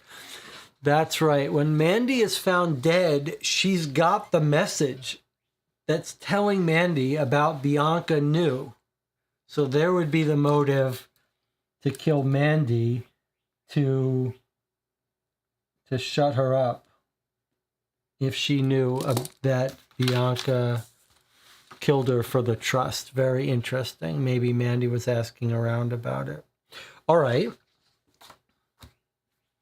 Let's see if there's any other puzzles here for us on Annie's blog. 2018 we don't have. 2017 we did. And we did those 2 riddles. That's it, I believe. And 2018, 2019. Okay. So I believe that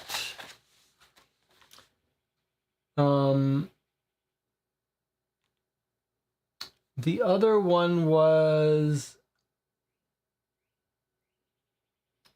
the other things on our list to do are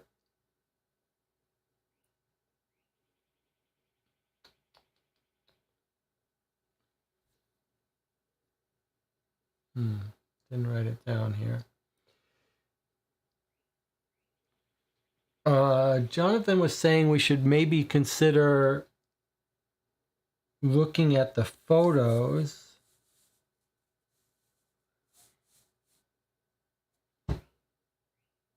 But maybe we don't. But we do have to work on the code here. The search warrant.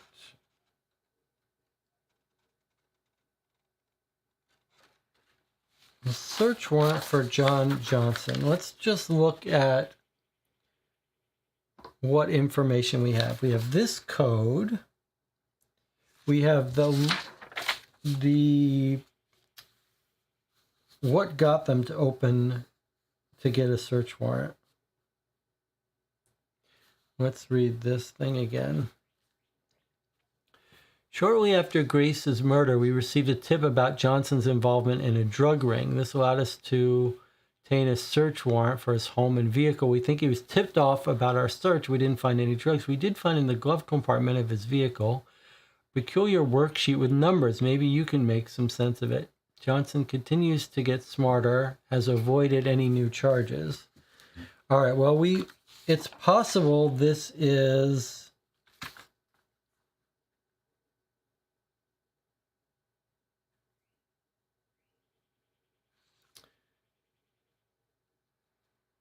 that this is talking about drugs from Grace. All right, and let's see his interview if there's anything he gives up that might help us to decode that. We ask him who killed them. He says, not me, it's not about me. I refuse to talk. Okay. So the question I have for you now is, what is this secret code? Okay, let me check the comments here. Annie said we could eliminate Danny, so we're technically done eliminating suspects. I believe that's right. I believe that we're done eliminating suspects for this case. It's Danny and Holly Hopper. Holly Hopper through the key code, and Danny because Annie's alibi. But we do have still this code. Now,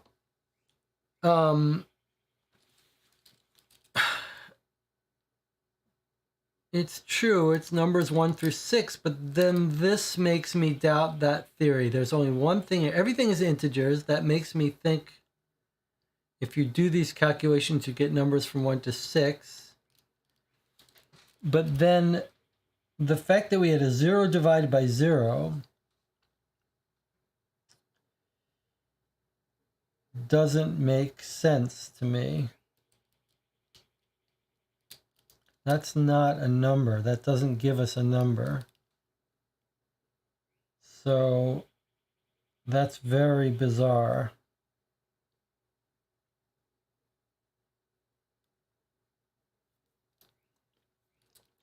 I'll tell you what let's do.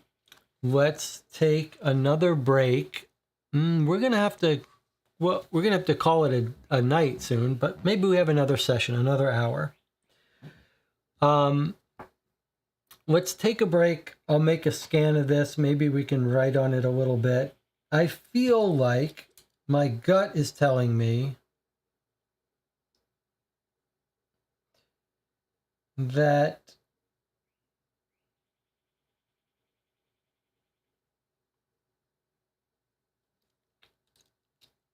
my gut is telling me that that we're not supposed to perform these mathematical operations. 1, 2, 3, 4, 5, 6, 7, 8, 9, 10, 11, 12, 13, 14, 15, 16, 17, 18, 19, 20, 21. 4, 5, 6, 7, 8, 9, 10, 11, 12, 13, 14, 15, 16. 16 by 21. That's unfortunate. Anyway, we'll take a break. I'll scan this in. We'll talk about it for a bit. We'll decide how we want to proceed. I'll see you in 8 minutes.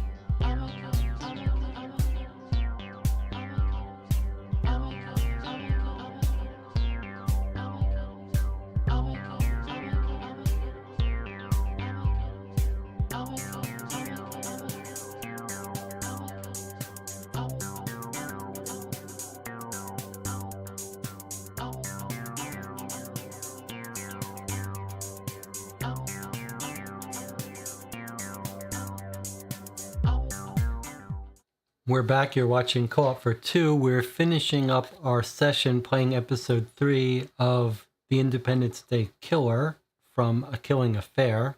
We're trying to decode this message here, which I've made a copy of for us to work on, this encoded message. It's clear the game wants us to decode it. The letter says they found this when they searched his house and they hope we can make sense of it. definitely looks like some tabular code. And I remember that we were given this booklet of ciphers. We know most of them, but there is something at the end here that seems to be talking about tabular ciphers. And I wonder if that's not what we're looking at here. So let's look at what this is. A 5x5 grid is filled by a single letter in each square, combining two letters, traditionally I and J. It's also possible to combine other pairs such as V and U. Another alternative is to use the digits 0 through 9.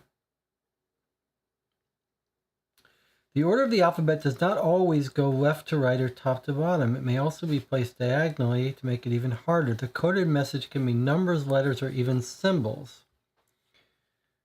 Tells us to spot this type of cipher, look for groupings of 2 letters or numbers. 2 groupings of 2 letters or numbers. Keep your eye open for a square that could be used for decoding, as well as 5-letter words written in 2 different directions.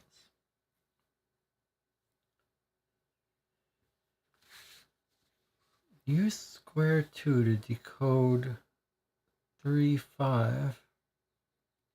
So the first of each little pair, this would give us the column and the row. So this would say, go to column 2, row 2 of some grid of letters.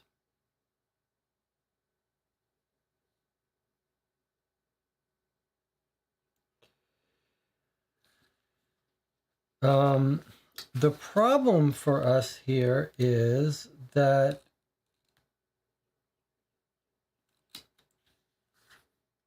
these numbers go up to 25. The first number goes up to 25. The second number, the biggest it gets to is what?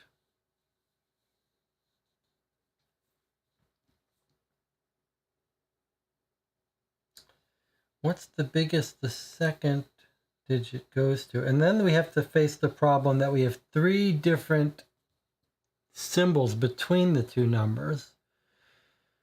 It looks like the second digit can go as high as a 9. That would mean we've got a 25. If this was a Polybus code, then this is telling us that we should have a matrix to look up from that's at least 25 by 9. That's just huge. That's just not practical for us.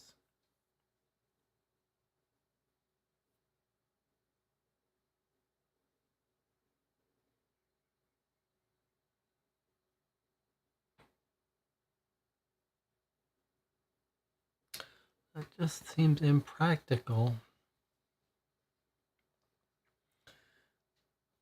So the idea would be you build a grid, right? So this is just, well, this makes it a little harder. Maybe this one is a little easier. It's come up with a way to make a 25-letter grid. Given 2 keywords, Morse code, that gives you 5 by 5, 25 spaces. And then you just fill the alphabet here in some determined order, like A, B, C, D, E, F, G, H, I. So you spill that. So this gives you this grid to work with. And then if you wanted to encode the letter A, you'd say CM. That's an A. Or O would be a G. So typically they're saying you would have a 5-letter by 5-letter box, which would give you 25 things in it.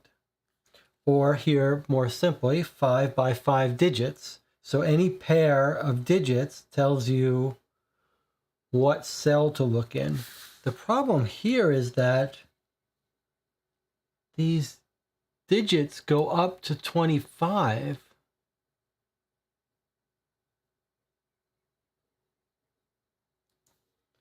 So this would suggest a 25-letter, 25-column matrix, which by 9. That's just too much.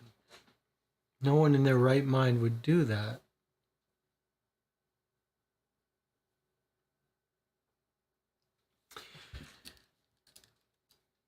But one reason that's attractive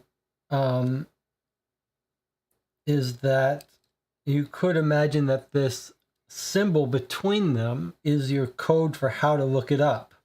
Like a plus might mean go over, use the first digit for the column, the second digit for the row, whereas a minus might mean use the first digit for the row, then the second digit for the column.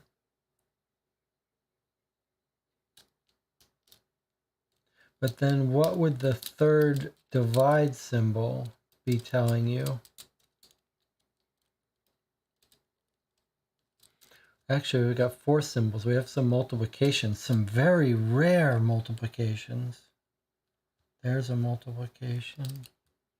So you've actually got 4 symbols: plus, minus, divide, multiply.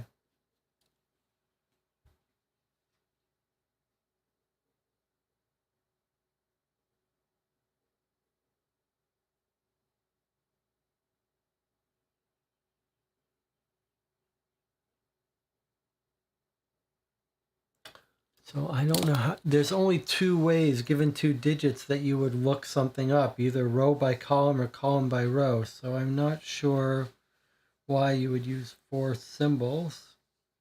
Boy, I really thought that was going to be it, something like that. Then why are all the, and what are all these 0 zeros?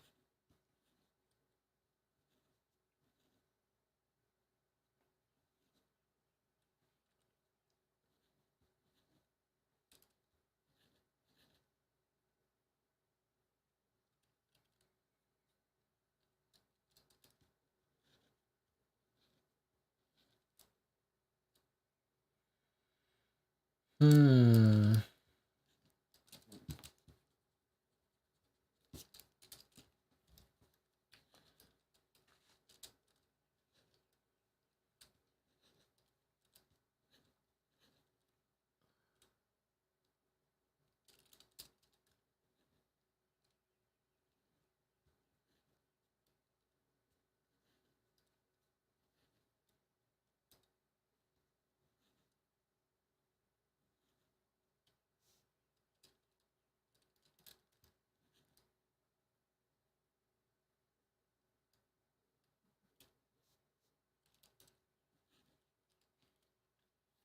Three in a row, 0, 0, 0. 3 in a row. That means it can't be a space. And it can't be a, like, this is very troubling.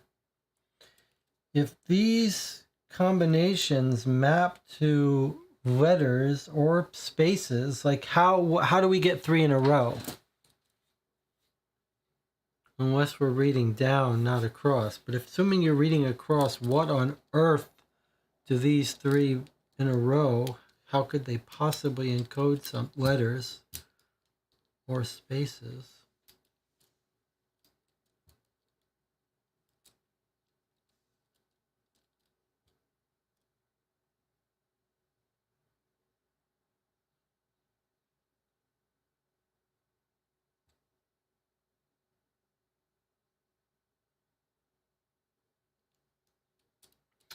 Jonathan says he's working on coloring something.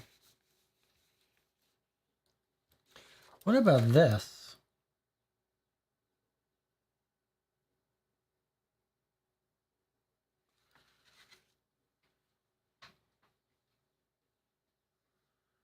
Could this be telling?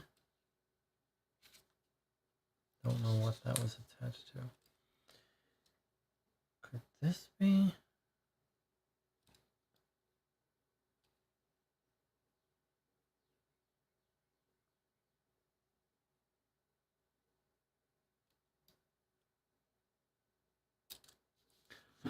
Could this be teaching us something about this code?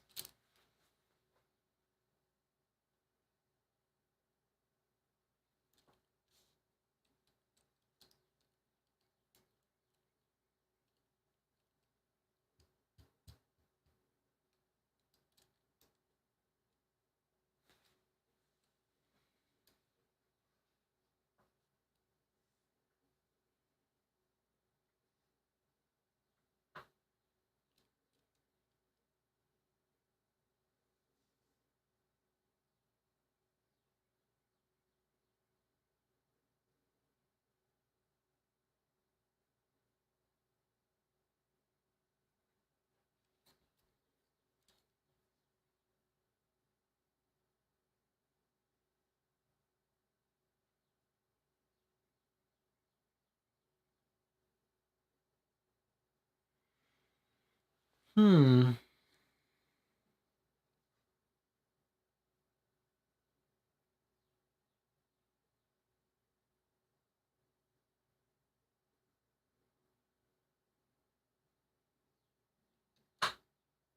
I'm gonna put up a thinking clock on this. I know this might be a little frustrating, but let's give ourselves 10 minutes to think about this for a bit. Maybe we'll do it like this.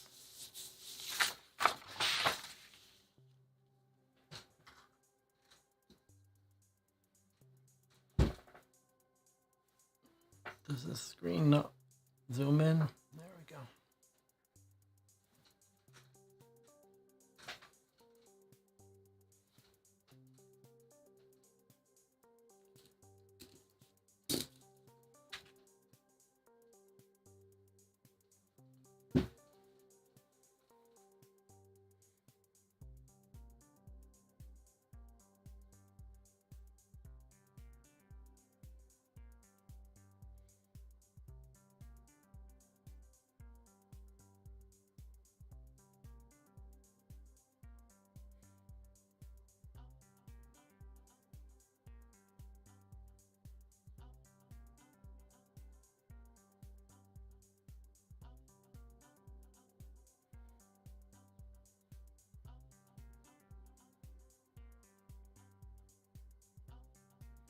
I'm not even thinking about this anymore. I'm trying to think of this.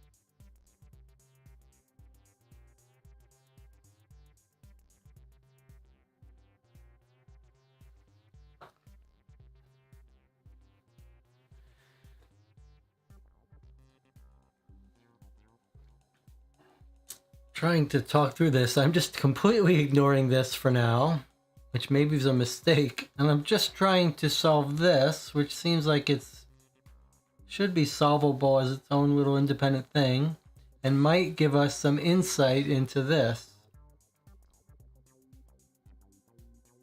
Seems like this should be easy, but I'm having trouble with it. Trying to make sense.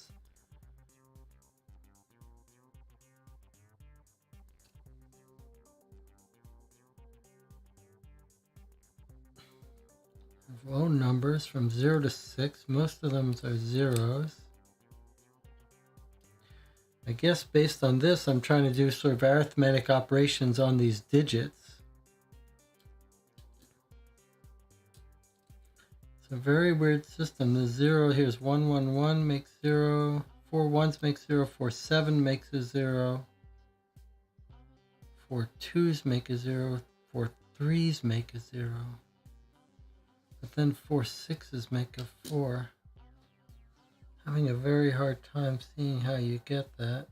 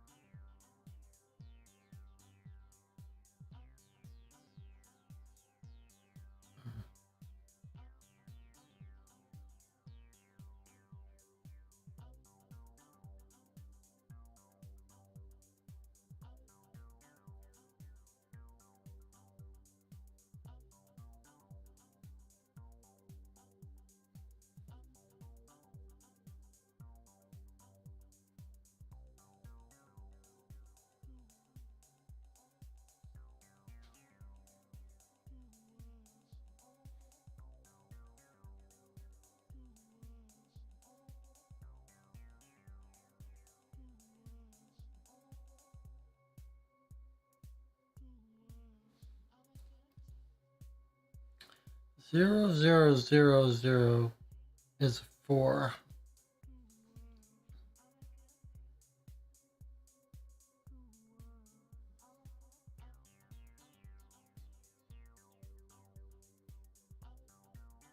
I mean, that tells you something, right? It tells you it can't be some mathematical operation on these digits that give you a 4.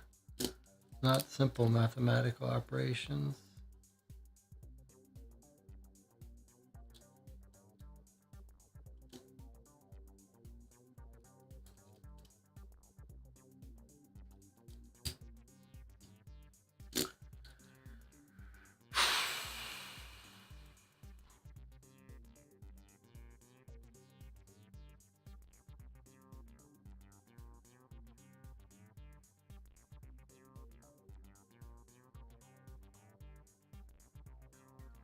How strange.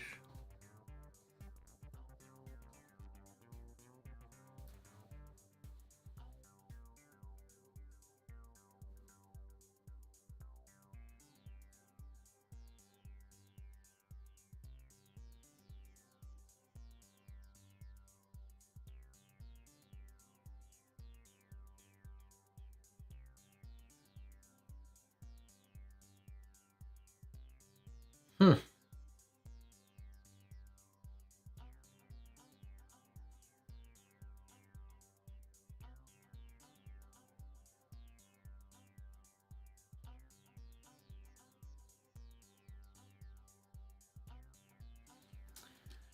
Four zeros is a 4. 4 sevens is a 0. It's very bizarre.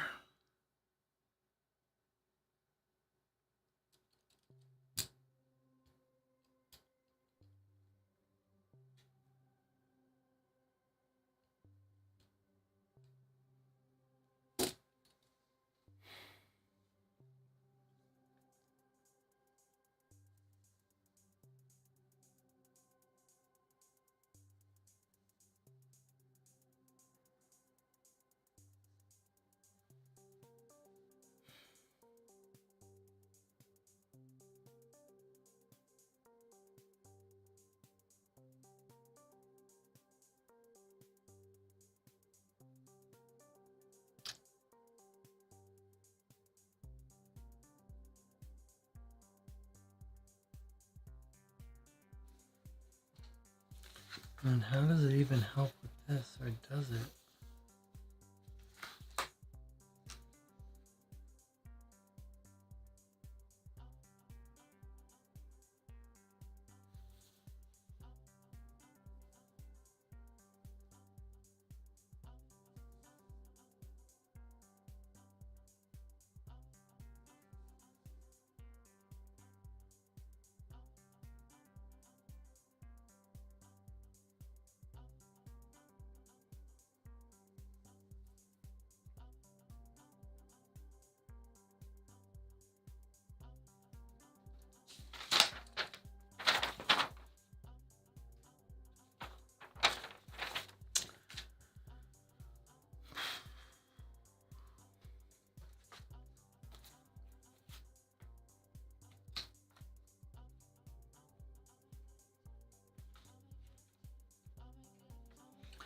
Jonathan says, I sent you an email.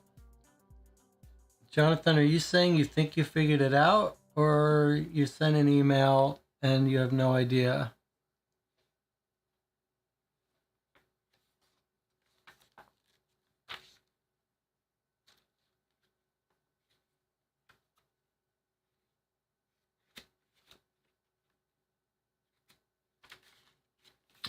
Jonathan says, I think I figured the grid out. All right, well, I don't have an easy way to check my email from here. Can you explain it to me, or do I need to go to the grid? Do I need to take a break and go to the email? Do you think it's it's coloring? Jonathan thinks he figured out the grid.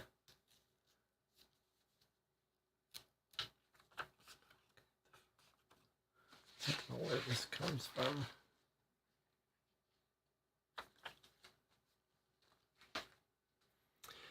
Jonathan says, give me a second to see if I can add it to the digital notes. Oh, good. You should be able to add a picture to the digital notes, too.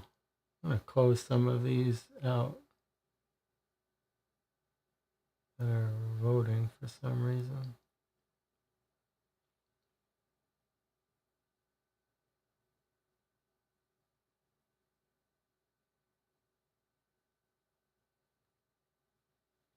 And we can come to the website for help if we need it.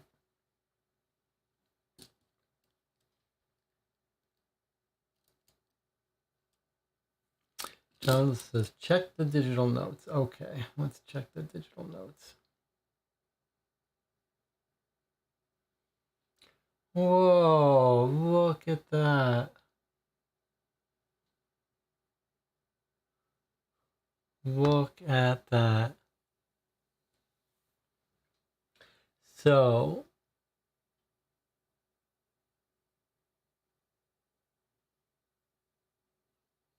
what have you done, Jonathan? You use the coloring on this thing here. One orange, green, orange, black, blue, pink, yellow.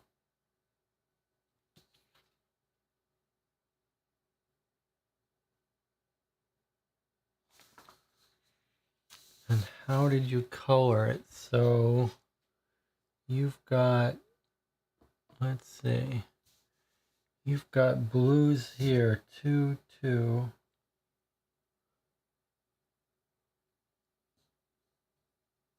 So what you did was you actually did the mathematical operation. And where you got zeros, you left them blank.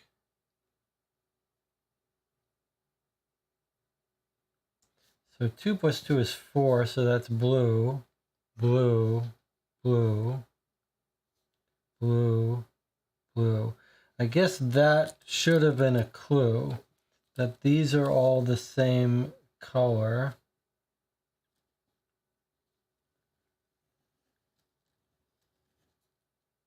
As these.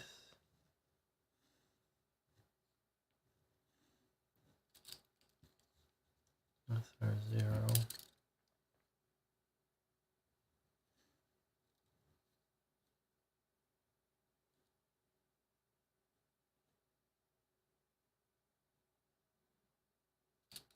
That's a 0.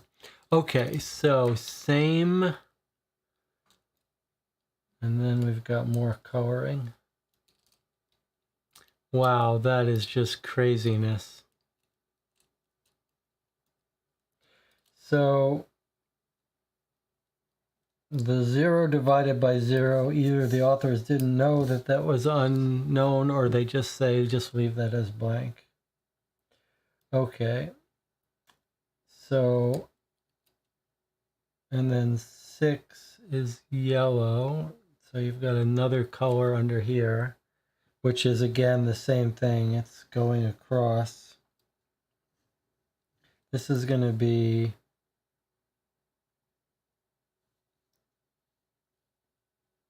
6 again. This is going to be 6.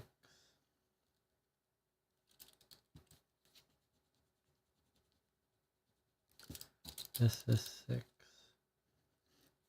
So there's our letter here, an O.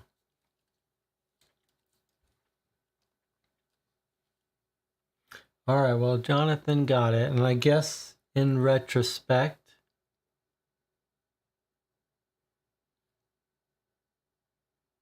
the fact that we can draw connected things of the same number makes a lot of sense. Okay, so given that you figured it out, let's go to the hints and have it do the rest of the front work for us. Okay, let's see.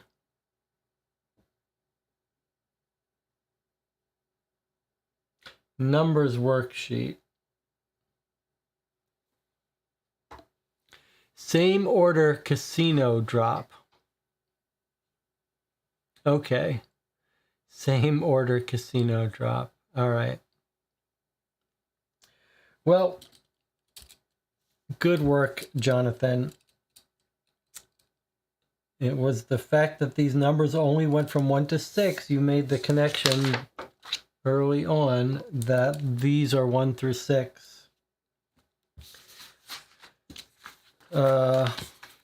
Yeah, that was good thinking. I don't understand why this is related to this, but okay. Doesn't matter. You don't need to know. I suppose you don't really need to know this. You just need to know that you color these. You color the ones one color, the twos another color, the threes another color, and so on. Okay. Anyway, same order casino drop. So now we know that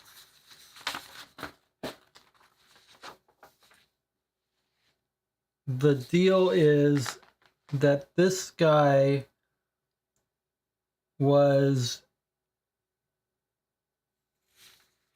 making pickups from the doctor, we think, and that's his secret message. And the pickup was at the casino. The drop-off was at the casino.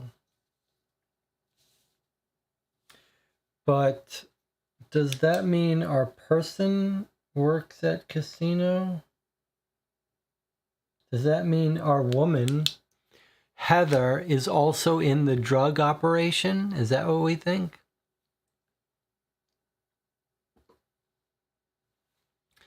It would make sense if Henry had designed the worksheet. He was the middleman before killed. Is that the idea? It's absolutely the idea that Henry was the middleman, but that was a year ago when he was killed. So maybe he designed the code. But now I'm thinking if it's on her sheet that Heather was handing out, maybe Heather is the new person.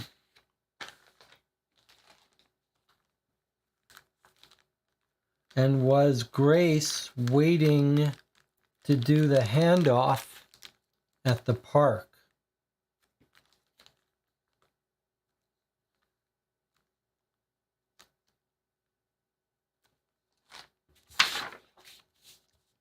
Let's solve this case, and then we'll look at some hints for anything we might have missed. What do you think about that? Good work, Jonathan. That was an interesting thing I think there are some lessons in there that we should have noticed. I mean, I initially got the idea that these things only go up to 6, but then when I saw the 0 divided by 0, I sort of shut off the idea that you were supposed to calculate the numbers. But I suppose in retrospect, we've had a couple of spatial puzzles over the years, and we should have noticed that there were contiguous connections all with the same number. Like that should have been a clue that it was 4, 4, 4, 4, 4, 4, 4. Like we should have noticed the contiguous values were the same. Okay, Jonathan says he's ready to solve. All right, let's go. I think we've lost everyone else. Let's go to the website, click eliminate, and let's put in our people. Okay, do I really still have to do this again?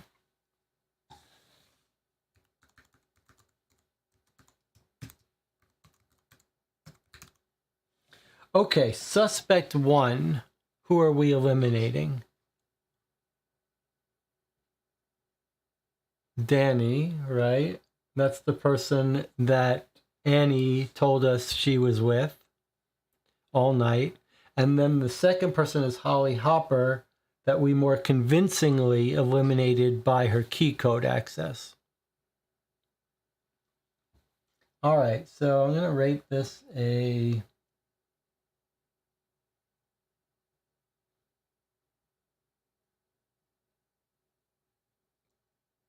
4.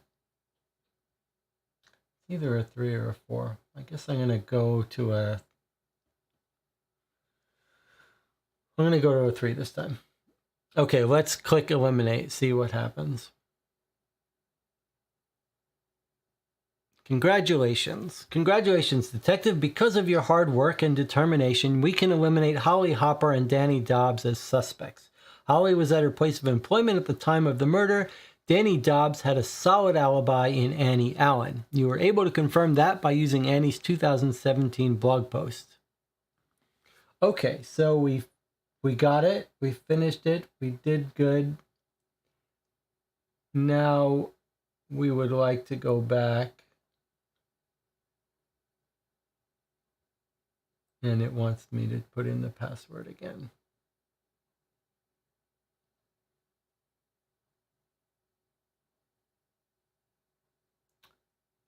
Okay, now let's look at the tips for episode 3 and see if we missed anything. Okay, the casino chip. Another document in the episode will tell you the address of the casino. Okay, yes, we found the address of the casino. How does that help us, though? Abby's interview, not the suspect. She sure is great at helping Annie get us a message. Okay. See the riddle. We knew how to use that. All right, what about the poster? Was that something we were supposed to use? The MAD poster and the numbers worksheet used together can be helpful, yeah. There's the numbers worksheet that Jonathan figured out. So the MAD poster, turn it upside down. Okay, here was the numbers. I was curious. I didn't get this right either. Try counting the 0 shapes. Do you see a pattern? Counting the 0 shapes.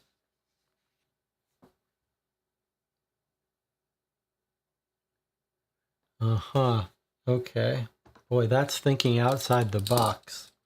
So the answer to this puzzle, which confounded me so much, is to count the encircled areas. So that an 8 has 2. 1, 2, 3, 4, 5, 6. This has none. None. 1, 2, 3, 4. None. None. 1, 2. 1. 1, 2, 3, 4. Down here in 8096, we have 1, 2 in the 8. 3 by itself. 4 by itself. 5 by itself. Boy, that is really thinking outside the box. So the answer is 2. Okay. Let's see what else we got. Newspaper article. Don't forget to look at the back. Look at Holly's message. Morse code. Back of newspaper, several clues. Location of the casino and another website to visit. Well, we got that. Why do we care about the address of the casino? I mean, we cared, but we couldn't find it.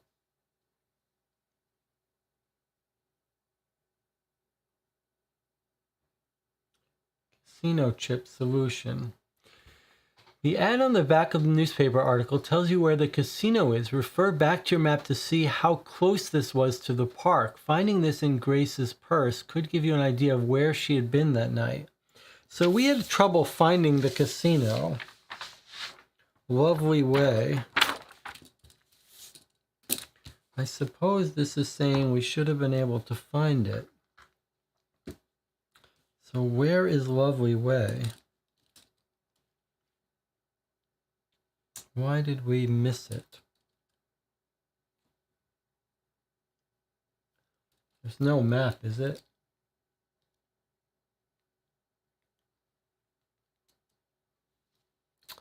Where's the casino address?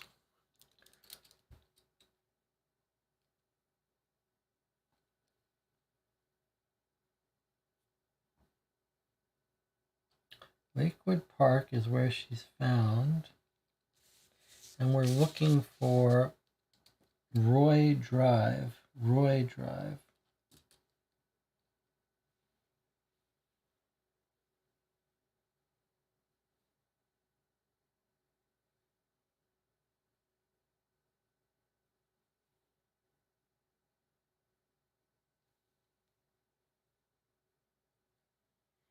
I mean, I don't even know if the idea is that we expect this place to be close or far away.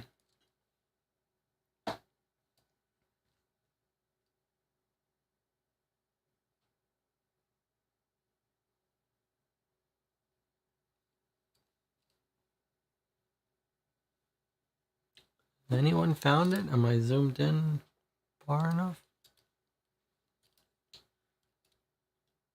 Oh, it's right here. It's right next to her car. Roy Drive is already marked to the right of your... Okay, so it was right next to her car. All right, well, that makes sense, I suppose, if she was meeting someone to hand off drugs and got killed. And perhaps now it makes sense that the drug dealer is being able to poison everyone with GBH. All right. Well, I was not on my best today, but we did get it solved. There were some cool parts. Since the hour is late, let's just sign off here. We're going to meet again tomorrow night, aka tonight, Saturday night at 11 p.m. So let's call it an evening here. Thank you for joining me.